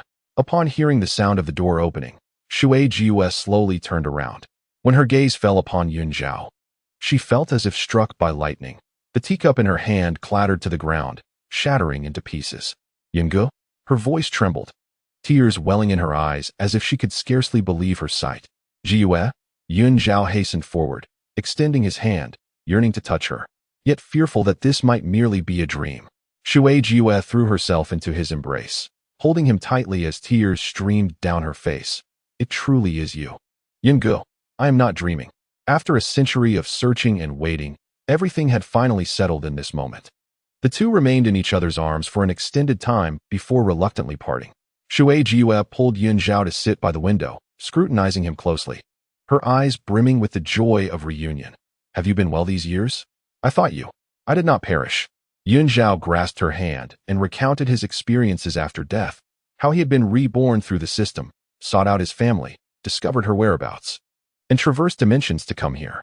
I know you have searched for me for 100 years. Mentioning their daughter, Xue's eyes flickered with concern. Yunner is fine. Yun Zhao quickly reassured her. She has been ensnared by the powers of the Rakshasa and fallen into a deep slumber. But I have located her and will find a way to awaken her. He hesitated before revealing the fate of their elder brother, who had sacrificed Xue Yun. Upon hearing this, Xue was rendered speechless, tears streaming down her face. Elder brother. Yun Zhao gently patted her back, his own heart aching. A century of vicissitudes had changed everything, yet fortunately, he still had the person before him. In the days that followed, Yun Zhao resided within the courtyard. The two of them spent their days together, attempting to make up for a century of lost time. Yun Zhao accompanied Xue to admire the snow, while she prepared tea for him, as if to infuse their mundane daily life with 100 years of longing. However, Yun Zhao knew he could not remain for long. After ensuring Xue was settled, he began to seek a way to contact the goddess of light. According to the legends of the Holy Demon Continent, the statue of the goddess of light was the only medium for communication with her, and the largest statue resided within the glorious Holy See. I must visit the glorious Holy See, Yun Zhao informed Xue. To find the goddess of light? Xue expressed her concerns, knowing she could not deter him. She nodded. I shall accompany you. After much persuasion, she finally agreed to stay in the courtyard while Yun Zhao set off alone for the glorious Holy See. However, upon his arrival, he discovered it to be desolate and abandoned. Inquiring further, he learned that the Holy Demon Continent had recently undergone seismic changes. After the return of Ilex, he intended to marry Princess Fullo of the Xia Empire to solidify the alliance between their nations. Unexpectedly, during the wedding, Fullo drew her sword and struck at Ilex, revealing her treachery. It turned out that Fullo had long coveted the throne of the Xia Empire, while her father had bestowed the right of succession upon Ilex, who had simultaneously inherited the throne of the Pombo Empire. Jealousy and ambition had driven her to madness, and she conspired with the forces of the glorious Holy See to eliminate Ilex. Furthermore, the Pope of the glorious Holy See proclaimed himself the God of Glory, seeking to dominate the world. What has become of Ilex? Yun Zhao's heart tightened. Lord Ilex is not dead, a passerby sighed. But that battle has allowed him to see the true nature of humanity. He stated, true power can only be attained through oneself. Thereafter, Ilex combined the art of light magic with a deep study of necromancy, achieving the legendary status of the necromancer saint with a mortal body. He led the army of the undead into war against the illustrious church, which had betrayed the goddess of light and aided in tyranny. With the 12 holy guardians as vanguards, they swept across the continent, bringing an end to the era of the illustrious church. The sacred magic continent no longer hosts the illustrious church, the passerby remarked. Moved by this, Yun Zhao immediately turned towards the capital of the Pombo Empire, knowing that Ilex might assist him in locating the goddess of light. When Yun Zhao encountered Ilex again, he found him standing atop the palace. Surveying the continent, he had transformed. Ilex now emanated an aura intertwined with the undead and light, his gaze profound and unfathomable, no longer the youthful boy he once was. You have arrived, Ilex remarked, turning to face Yun Zhao, a glimmer of understanding in his eyes. I need to find the goddess of light, Yun Zhao stated with candor. Ilex calmly replied, her? Indeed, she has utilized the identity of the Son of Light to uphold her so-called divinity as the goddess of light. However, she instructed me to return the sword of light to you. I hope you will not pursue her any further. The moment Yun Zhao grasped the sword, he felt a familiar surge of power, excitement welling within him. He expressed his gratitude to Ilex, who waved him off. Had it not been for you, I might never have discerned the truth of light. This is rightfully yours. Xue Yu's eyes sparkled with anticipation as she nodded vigorously. Yun Zhao raised the sword of light, channeling the divine energy within him into it. The sword erupted with resplendent brilliance, tearing open a spatial rift before them. Unlike the chaos from whence they came, this rift was stable and warm, radiating the essence of the Douluo continent. Let us go. Yun Zhao firmly grasped Xue Yu's hand. They exchanged smiles and stepped into the rift together. The rift slowly closed, isolating the shifting tides of the sacred magic continent from their passage. Chapter 128, Temporal Displacement. As the light from the rift faded, a solid sensation greeted their feet. Holding Xue Yu's hand, Yun Zhao cautiously opened his eyes, revealing the familiar icy expanse of the far north, exactly where he had departed from the Douluo continent. Yun Zhao nodded, though an unsettling feeling lingered within him. The icy plains of the far north appeared more desolate than he remembered, and the distant cracks in the ice were far too extensive to have formed in a brief span. 10 years. Yun Zhao's pupils constricted, bewildered. How could this be? The phenomenon of spatial travel inherently involves temporal discrepancies, and considering the differing time flows between the sacred magic continent and the Douluo continent, a 10-year gap is not surprising. The system elucidated. In other words, while we spent less than a year in the sacred magic continent, a decade has passed on the Douluo continent. 10 years. A tempest of emotions surged within Yun Zhao. What had transpired during this decade on the Douluo continent? Was Xue Yun safe? How were the children of Shrek faring? First, to Tianxue City, Yun Zhao decisively declared, seizing Xue Yu's hand and transforming into a streak of light, soaring towards Tianxue City. On their journey, they encountered several traveling soul masters and caught fragments of their conversations regarding the upheavals of the past decade. Have you heard? A decade ago, the elite competition of the Continental Advanced Soul Master Academy was nothing short of exhilarating. The young prodigies from Shrek Academy triumphed through numerous challenges, ultimately achieving a draw against the Spirit Hall team. But that is not all. During the finals, a girl named Xiao Wu had her true identity revealed. She was a transformed soul beast of 100,000 years. The members of the Spirit Hall nearly attacked her on the spot, but fortunately, the Douluo of the Haotian, Tang Hao, intervened and saved her. Tang Hao? The Haotian Douluo who vanished for decades? Indeed, it is said that he repelled the Pope, Bibi Dong, with a single strike, quite formidable. Yun Zhao felt a heaviness in his heart. Xiao Wu's identity had indeed been exposed, mirroring the trajectory of the original narrative. What happened next? Xue Yue could not help but inquire. The Soul Master sighed. After the competition concluded, the members of Shrek disbanded, each vowing to hone their skills for 5 years. When they reunited after that period, each had become a significant figure across the continent, especially that Tang San, who not only awakened the Blue-Silver Emperor, but also established a sect named Tang Min, dedicated to the study of hidden weapons. Truly impressive. Tang Min stirred something within Yun Zhao. Ultimately, Tang San had embarked on this path. However, the past decade was not devoid of turmoil. Another soul master interjected, noting that the Spirit Hall had been quite active in recent years. Just a few years ago, they launched a soul hunting campaign, annihilating numerous small to medium-sized sects. The most tragic case was that of the Blue Lightning Tyrant Dragon clan, which was nearly obliterated, leaving only a few descendants who were away training. Fortunately, the Seven Treasure Glazed Tile School was safeguarded by 2 Bone Douluos and a female Limit Douluo, thus escaping disaster. Limit Douluo? When did the Seven Treasure Glazed Tile School acquire a Limit Douluo? It seems to be a female Douluo by the surname of Yi, a 99th level Limit Douluo. With her presence, the members of the Spirit Hall dared not approach the Seven Treasure Glazed Tile School. Moreover, the Heaven Dou Empire faced troubles a few years back. A soul master from Heaven Dou whispered that the crown prince, Xue Qinghe, was actually a disguise of Qian Rinxue from the Spirit Hall. Thankfully, Tang San and his companions exposed the ruse. Otherwise, Heaven Dou would have long been annexed by the Spirit Hall. I've heard that Bibi Dong sent numerous titled Douluos to hunt that 100,000-year-old soft-bone rabbit. Strangely, however, the always-present Zhu Douluo did not accompany her this time.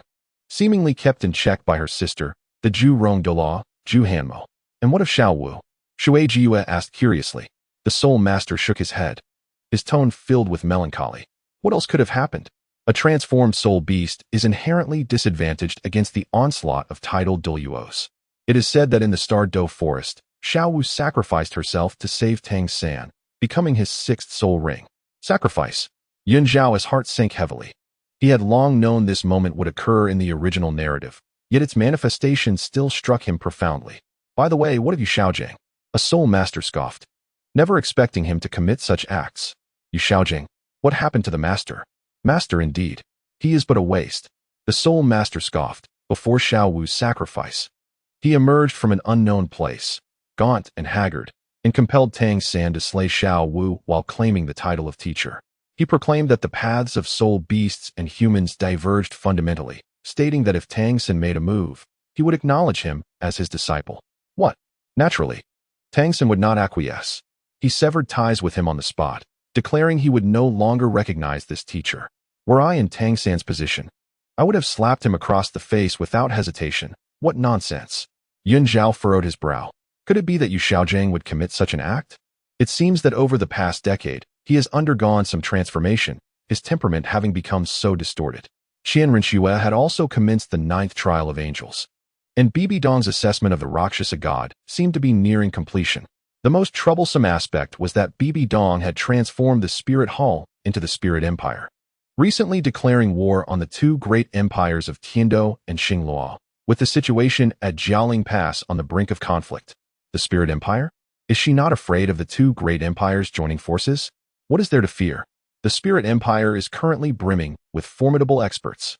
However, it is rumored that the likes of the Light Douluo and the Douluo, among the old titled Douluo, do not support her and appear to be opposing her within Spirit City. As Yun Zhao absorbed this information, his heart was a tumult of emotions. In just 10 years, the Douluo continent had undergone tremendous upheaval. The soul-hunting operation, Zhao Wu's sacrifice, the rise of the Tang sect, the establishment of the Spirit Empire, and the imminent battle at Jiaoling Pass. First, I must see Yuner. Yun Zhao quickened his pace, while Xue Yu's hand trembled slightly, clearly worried about their daughter's condition. Where's Yuner? Xue Yu asked anxiously. Xue Wangshu led them to a secret chamber, where on the ice bed, Xue Yuner remained in a deep slumber. Though her complexion was much more vibrant than it had been a decade ago, and the Rakshasa power within her was more stable and subdued. For these years, I have adhered to your grandfather's instructions, nurturing Mother's health with extreme north ice crystals, Xue Wangshu explained. Yun Zhao took her hand, feeling her faint yet steady vitality, and his heart found some solace. Thank you for your efforts, Wangshu. Xue Jiu sat by the ice bed, tenderly stroking her daughter's long hair, silent tears cascading down her cheeks. After nearly several decades, she had finally reunited with her daughter, though still in slumber, as long as she was alive. Hope for her awakening remained. Where do we go now? Xue Jiu inquired. Yun Zhao gazed westward, towards the direction of Jiaoling Pass. Jiaoling Pass. His tone grew grave. The Spirit Empire had declared war, and the two great empires were in peril. Tang San and the others must certainly be there. We cannot allow history to repeat itself. Zhao Wu has already sacrificed herself. I cannot let more lives be lost. Moreover, there are still allies like Guangling and Zhu Huanma within the Spirit Empire. I must see them. Host, Jiaoling Pass is currently a den of dragons and tigers, with Bibi Dong and Qianren present, along with numerous titled Douluo. The system expressed concern. It matters not. A glint of cold determination flashed in Yun Zhao's eyes. A decade ago, I was able to intimidate the Zhu Gui Douluo. 10 years later, my strength as a 99th level limit Douluo, combined with the divine sword of light, is more than sufficient to face any challenge. He turned to Xue Jiu, a hint of apology in his eyes. Once again, I am taking you on this perilous journey. Xue Jiu shook her head, gripping his hand tightly. We face this together. Yun Zhao smiled gently, taking her hand as they transformed into a golden streak of light, soaring towards the direction of Jiaoling Pass. The sky above Jiaoling Pass was suffused with a sanguine hue and the acrid scent of gunpowder. The tumult of battle echoed from the walls, where the cacophony of war cries and the clash of soul skills reverberated deafeningly. The defensive lines of the Heaven Dou and Star Luo alliance teetered on the brink of collapse, as soldiers of the Spirit Empire surged forth like an unrelenting tide, claiming lives in the inferno of conflict with each passing moment. When Yun Zhao and Xue Jiu arrived, they beheld Tang San wielding the blue-silver emperor, repelling a Light Douluo from the Spirit Empire. His presence was both steady and formidable, already at the Light Douluo level. Behind him, the members of the Shrek 7 monsters exuded formidable auras. Dai Mubai, Oscar, and Ma Hongjun were all at the pinnacle of Soul Douluo, mere steps away from achieving Light Douluo. Ning Rongrong's 9-treasure glazed tile shone brilliantly, her supportive powers magnified several times compared to a decade prior. What astonished Yun Zhao even more was the sight of Xiao Wu standing vivaciously beside Tang San. Although her aura was still weak, she was undeniably alive. The system analyzed. It appears that Tang San has employed some secret technique, possibly related to his blue-silver emperor or the Tang sect's arcane arts. A stir of emotions surged within Yun Zhao. Evidently, the changes of the past 10 years were far more profound than he had anticipated. The Shrek team turned their gazes towards him and Xue Yun, their expressions reflecting shock and elation. Tang San hurriedly approached, bowing respectfully. Teacher. His long hair, reminiscent of blue-silver, danced in the wind. His visage matured significantly since a decade ago, yet his gaze remained clear and unclouded. There's no need for excessive formality. Yun Zhao replied, his eyes sweeping across the battlefield. What is the situation? Not favorable, Tang San replied solemnly. Bibi Dong is harnessing the bloodlust of the battlefield to accelerate the Rakshasa god's trial. Her aura grows increasingly potent. And then there is Rinxue. Before he could finish his sentence, a resounding cry of a phoenix echoed from the heavens, as golden divine light tore through the clouds. Rinxue's figure floated in midair, her enormous angelic wings unfurling, exuding sanctity and majesty. Angel God. A chorus of exclamations arose from the allied forces. Rinxue slowly opened her eyes, her gaze sweeping across the battlefield until it landed on Yun Zhao, laced with a hint of icy disdain. Tang San, Xue Yun.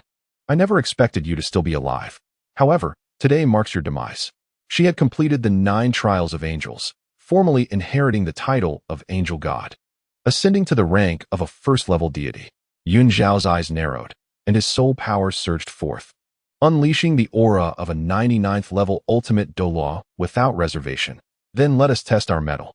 Unaware of your impending doom, Rinxue scoffed, summoning the angelic sacred sword, which coalesced into a stream of golden light, slicing toward Yun Zhao. Light God sword, arise. Yun Zhao commanded, and the light God sword manifested in response, meeting the angelic sacred sword head-on. Clang! The 2 divine swords collided with a deafening roar, sending shockwaves of golden energy radiating outward, propelling nearby soldiers away. Yun Zhao felt a tremendous divine power strike him, his arm tingling slightly. Indeed, the might of a first-level deity surpassed that of an ultimate Douluo. He dared not underestimate her. He simultaneously unleashed the Light Phoenix and Light Sacred Dragon martial souls, 9 soul rings rising behind him. The orange gold and dark gold rings emanating a heart-stirring aura. 9th soul skill, Holy Judgment Flame. 9th soul skill, Heavenly Thunder Judgment. The forces of the Light Phoenix and Light Sacred Dragon intertwined, crafting a beam of light interwoven with ice, fire, and thunder, hurtling towards Rinxue. Unfazed, Rinxue enveloped herself in the angelic divine armor. Angel domain, 10,000 suns ascending. Countless golden sun phantoms materialized, blocking the onslaught of the light beam. Despite the astonishing power of the light beam, it remained unable to penetrate the defenses of the angelic domain. The disparity was simply too great, Cloud Zhao mused. There existed an insurmountable chasm between a limit Douluo and a level 1 deity. At that moment, Rinxue's assault struck once more, the holy sword of angels, imbued with the essence of purification, aimed directly at Cloud Zhao's brow. He hastily unleashed the evil god's protection and the temporal forbidden domain, yet still found himself jolted by the holy sword, blood spilling from the corner of his mouth. Yungu, Xue Yun exclaimed in alarm, eager to assist, but was halted by Cloud Zhao. It seems I require the assistance of the divine. A gentle, yet commanding voice resonated suddenly within Cloud Zhao's mind. The aura of the sea enveloping him. The ethereal silhouette of the sea god materialized behind Cloud Zhao, brandishing a golden trident, exuding immense authority. Sea god. Cloud Zhao gasped in astonishment. Do you recall our pact? The sea god inquired with a smile. Your holy dragon spirit is perfectly suited to inherit my position as sea god. You now possess the faith of the extreme North Soul Beast and the Global Soul Masters. Only one final step remains. By inheriting the Sea Goddess title, all Sea Soul Beasts and Sea Soul Masters will flock to you, enabling you to consolidate the divinity of the Radiant God King. Without a moment's hesitation, Cloud Zhao recognized the urgency of the situation at Jialing Pass. He must swiftly obtain the power to confront deities. I am willing to inherit the Sea Goddess position. Excellent. The Sea God laughed heartily, as the golden trident transformed into a beam of light and flew into Cloud Zhao's grasp. Simultaneously, a vast surge of divine power flooded into his being, forging a connection with the sea. From water, my essence flows. With the sea as my foundation, accept my divine title, safeguarding all spirits, Sea God's legacy, commence. As the Sea God spoke, Cloud Zhao's holy dragon spirit trembled violently, and following the 9th soul ring, a 10th soul ring of blue-gold hue, a divine soul ring, slowly emerged. The power of the sea poured ceaselessly into him, as the faith of the Sea Soul Beasts and Soul Masters surged like a tidal wave. Ding! Faith collection surpassed 100. The system begins to consolidate the divinity of the Radiant God King. The Holy Phoenix spirit evolves. The 10th soul ring of platinum hue has successfully coalesced. Detection indicates the host simultaneously inherits the Sea God and Radiant God King titles. Fusion of dual divinities in progress. Cloud Zhao felt two formidable divine powers intertwining and merging within him. The Holy Phoenix spirit radiated a sacred white light, its 10th platinum soul ring shimmering brilliantly. Each soul ring now adorned with a divine luster. Meanwhile, the Holy Dragon spirit was enveloped in blue-gold waves, its 10th blue-gold soul ring emanating an aura of mastery over all waters. The system's voice resonated once more, updating his status. Name, Xue Yun, Cloud Zhao. Age, 130. First Spirit, Holy Phoenix, Divine Phoenix. Deity, Radiant God King level. Soul Ring Configuration, red, red, red, red, red, orange gold, 240,000 years. Orange gold, 250,000 years. Orange gold, 250,000 years. Orange gold, 850,000 years. Platinum, Divine Soul Ring. Soul Skills, 10th Soul Skill, Realm of Light, Starfall Obliteration, All Spirits Unite, Radiant Judgment, Divine Heavenly Punishment. Annihilating True Fire. Second Spirit, Holy Dragon. Deity, Sea God, Level 1 Deity. Soul Ring Configuration, red, red, red, red, red, red, orange gold, 250,000 years. Dark gold, 850,000 years. Blue gold, Divine Soul Ring. Soul Skills, Soul Bone Skills. Left leg bone of the Evil God, 850,000 years. Evil Goddess Guardian, Ultimate Defense. Wine Demon S Rift, Area Damage. Thunder Prison Explosion, Single Target Explosion. Temporal Anchor, Control over time and space. Right leg bone of the Holy One, 250,000 years. Radiant Break. Left arm bone of the Evil Shadow Dragon, 250,000 years. Shadow Tier, Light and Dark, Radiant Barrier. Right arm bone of the Flame, 200,000 years. Phoenix, Burst Strike. Head bone of the Ice Phoenix of Wisdom, 550,000 years. Embrace of Extreme Cold, Frost Ashes Eye. Eternal Silence, Aurora Kill, Ice Phoenix, Sacred Edict. External Soul Bone of the Fire Phoenix, 550,000 years. Judgment of the Blazing Sky, Divine Radiance Shadow. Torso Bone of the Blood Fiend Magic Tiger, 250,000 years. Blood Fiend Fury, Outburst, Magic Tiger S Roar, Defense. Ice and Fire Dual Soul Bone Link Technique. Ice Fire Oracle. Domain, Domain of the Fire God, Domain of Radiant Sanctity, Divine King level. Divine Artifact, Radiant Divine Sword, Super Divine Artifact. Identity, Radiant Divine King, Sea God. Feeling the surging power within, Yun Zhao slowly opened his eyes. With divine light swirling within them, he stepped forward, instantly appearing before Qianrenxue. This is impossible. How could you inherit two divine positions simultaneously? Qianrenxue exclaimed, her face a mask of disbelief. There is nothing impossible, Yun Zhao declared, wielding the radiant divine sword and the golden trident. It is time to end this. 10th Soul Skill, Realm of Radiance. 10th Soul Skill, Dusk of the sea god. Light and seawater intertwined, forming a colossal domain that enveloped Qian. The pure radiance purified the power of the angel god, while the surging sea engulfed the golden holy light. Qianrinxue's angel god attire shattered piece by piece, emitting a heart-wrenching scream. No, under the dual onslaught of light and seawater, Qianrinxue's divine essence was utterly shattered, her form gradually dissipating. Having resolved Qianrinxue, Yun Zhao turned his gaze towards the depths of Jialing Pass. There, an evil aura was rapidly expanding, nearing the completion of Bibi Dong's Rakshasa god trial. Meanwhile, changes were also occurring on Tang San's side. During the battle with the Spirit Empire, his Shura god trial unexpectedly reached completion, enveloping him in a black-red Shura god attire, exuding a chilling aura. However, contrary to rumors, he did not extinguish his emotions.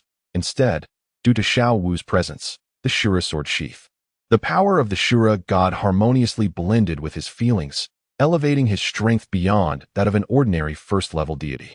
Xiao Wu, wait for me.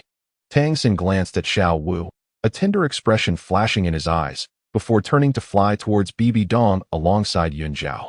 Deep within the Spirit Empire's camp, Bibi Dong bathed in crimson, her Rakshasa god attire fully formed, a cruel smile curling at her lips. Finally, your time of death has come. Yun Zhao and Tang San appeared simultaneously, the auras of the God King and dual gods locking onto Bibi Dong. Two gods.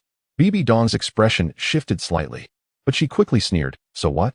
The power of the Rakshasa god is to annihilate all. Grasping the Rakshasa demon scythe, she swung it towards the two.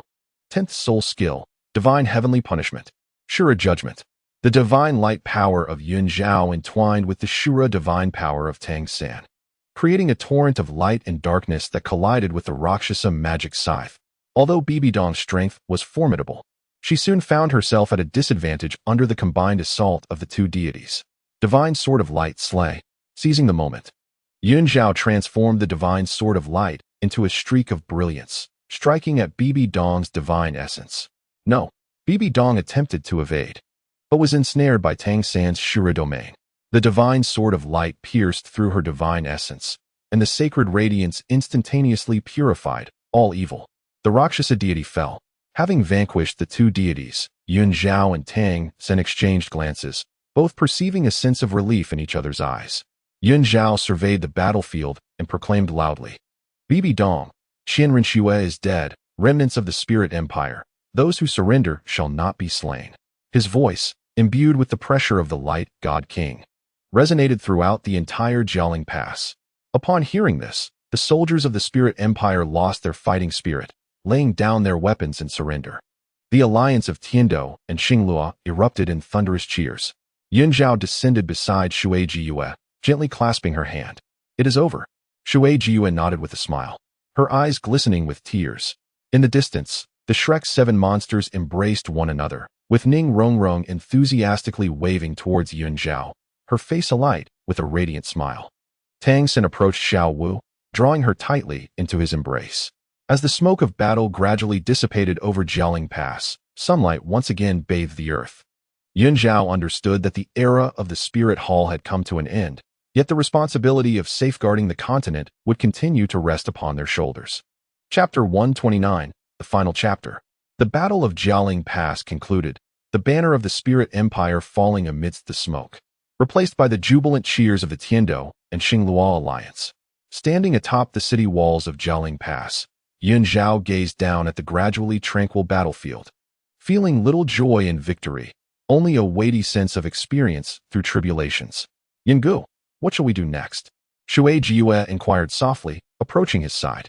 Yun Zhao turned his gaze towards the direction of Spirit City. The Spirit Hall cannot simply be extinguished. Qian Daolu once stated that its will should not perish. He then turned to Tang San and the others. You shall handle the aftermath of the battle. I will make a visit to Spirit City. Tang San nodded, rest assured. Teacher, we shall manage things here. Yun Zhao and Xue Yun transformed into two streaks of light, soaring towards Spirit City. The grandeur of Spirit City remained, yet the air was thick with the desolation of defeat. As Yun Zhao's figure appeared above Spirit City, the remaining Spirit Hall Soul Masters trembled in fear, many of whom had witnessed this formidable being wielding the divine Sword of Light, now knowing that he was the Light God King and the Sea God. Rise. Yun Zhao's voice echoed throughout the city, gentle yet authoritative, proclaiming, "The sins committed by the Spirit Hall shall be borne by the principal villain, Bibi Dong, and Qian Renxue. You are not implicated." He descended onto the plaza of the original papal palace, scanning the crowd. "From this day forth, the Spirit Hall shall be renamed the Hall of Light. The Hall of Light shall establish two divisions, the Elder Hall and the Douluo Hall.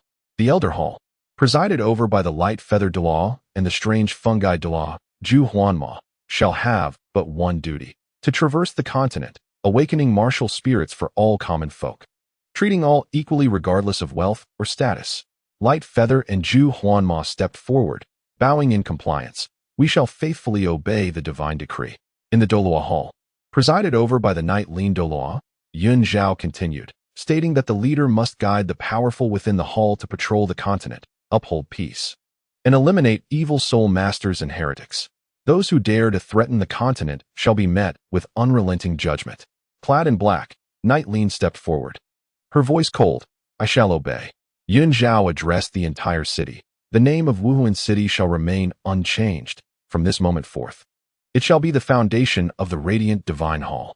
Should you wish to remain, you must abide by the rules of the Radiant Divine Hall, taking it upon yourselves to safeguard the continent. If you wish to depart, you are free to do so, with no compulsion." The remaining soul masters exchanged glances, and ultimately, most chose to stay. Many among them were already discontented with Bibidong's ambition, and now, under the guidance of the Radiant Divine King, they were eager to submit, ensuring the continuation of the Wuhuan Temple's legacy. Within a secret chamber, the ice bed remained crystalline. Yun Zhao approached Xue Yun, inhaling deeply as he gradually infused her with the power of the Radiant Divine. The golden divine energy flowed like a warm stream, dispelling the coldness of the Rakshas's chill within her and nurturing the faint flicker of life. "Host, you must utilize the Radiant Divine King's power to purify the lingering Rakshasa marks, and then guide with the essence of life," the system prompted nearby. Yun Zhao complied. A divine mark glowing upon his brow as pure divine energy surged into Xue Yun. The woman on the ice bed fluttered her eyelashes, her pallid cheeks gradually blooming with color, and the once cold body began to warm. Yue, Xue Yun grasped her daughter's hand, tears streaming silently down her face. After half an hour, Xue Yun slowly opened her eyes, gazing in confusion at the two before her. "Father? Mother?" Alas, both Yun Zhao and Xue Yun responded in unison, their voices choked with emotion. After a century of waiting, they had finally witnessed the moment of their daughter's awakening. Subsequently, Yun Zhao made his way to the burial mound of Xue Yun. He waved his hand, condensing the divine power into a beam of light that pierced the earth. Moments later, Xue Yun's figure emerged within the light, clad in white, his handsome visage still intact, albeit with a hint of bewilderment in his eyes. "Elder brother," Yun Zhao softly called. Xue Yun turned to see Yun Zhao and Xue Yun, and then noticed Xue Yun beside them. Clarity gradually returned to his gaze. "Yun brother? Yunu? I am not dead." Following this, Yun Zhao revived his nephew, Xue Tianyuan, in the same manner. Years ago, Xue Tianyuan had perished while protecting Xue Yun, and now his revival brought forth tears of joy. The family embraced one another, a century of suffering and separation transforming into a torrent of tears in that moment. Yet, amidst their reunion, there lingered a sense of incompleteness. "What of Fan Xianhua?" Xue Yun instinctively inquired upon awakening. Although she had been in slumber for a century, she vaguely recalled her husband's visage. Yun Zhao fell silent for a moment before responding slowly. "He was long ago consumed by the Rakshas's corruption, causing harm to our family. Eventually, he regained his senses, aware of his grievous sins, and chose to end his own life."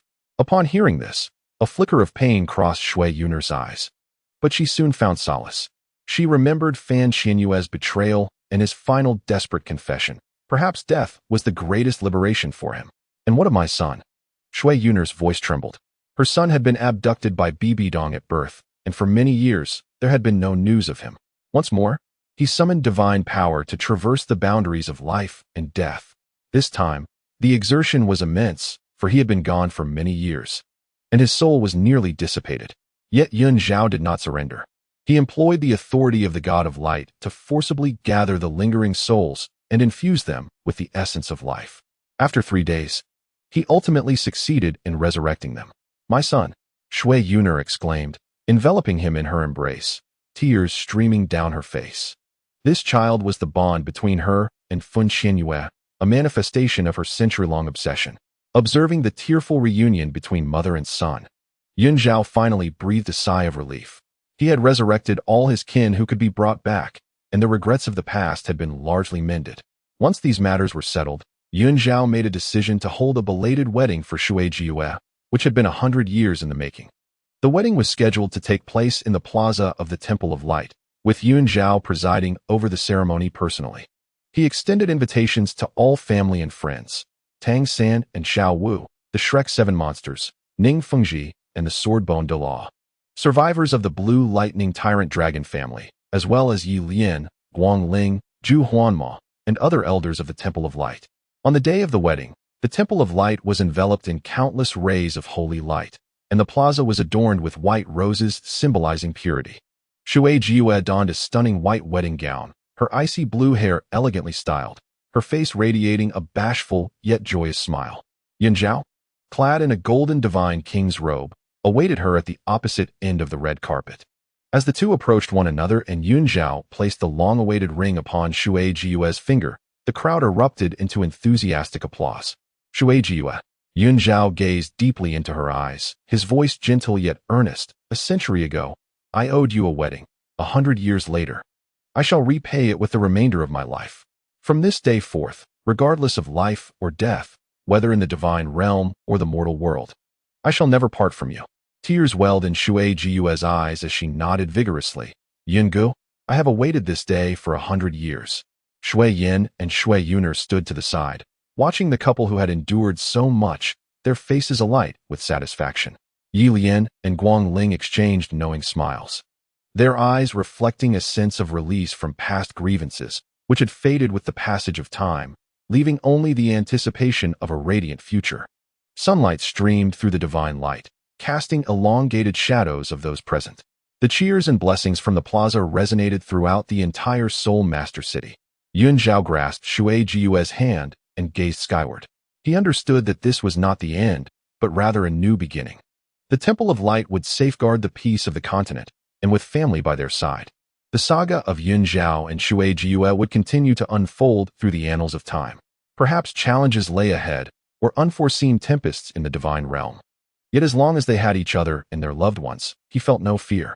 Host, congratulations on fulfilling all your wishes. The system's voice resonated with a hint of emotion. Yun Zhao smiled softly, lowering his gaze to Xue Yun and placing a gentle kiss on her forehead. So when shall we meet again? He inquired with a furrowed brow. Who are you, truly? Host, I am the database conceived by the author's pen. I eagerly await our next encounter. Farewell.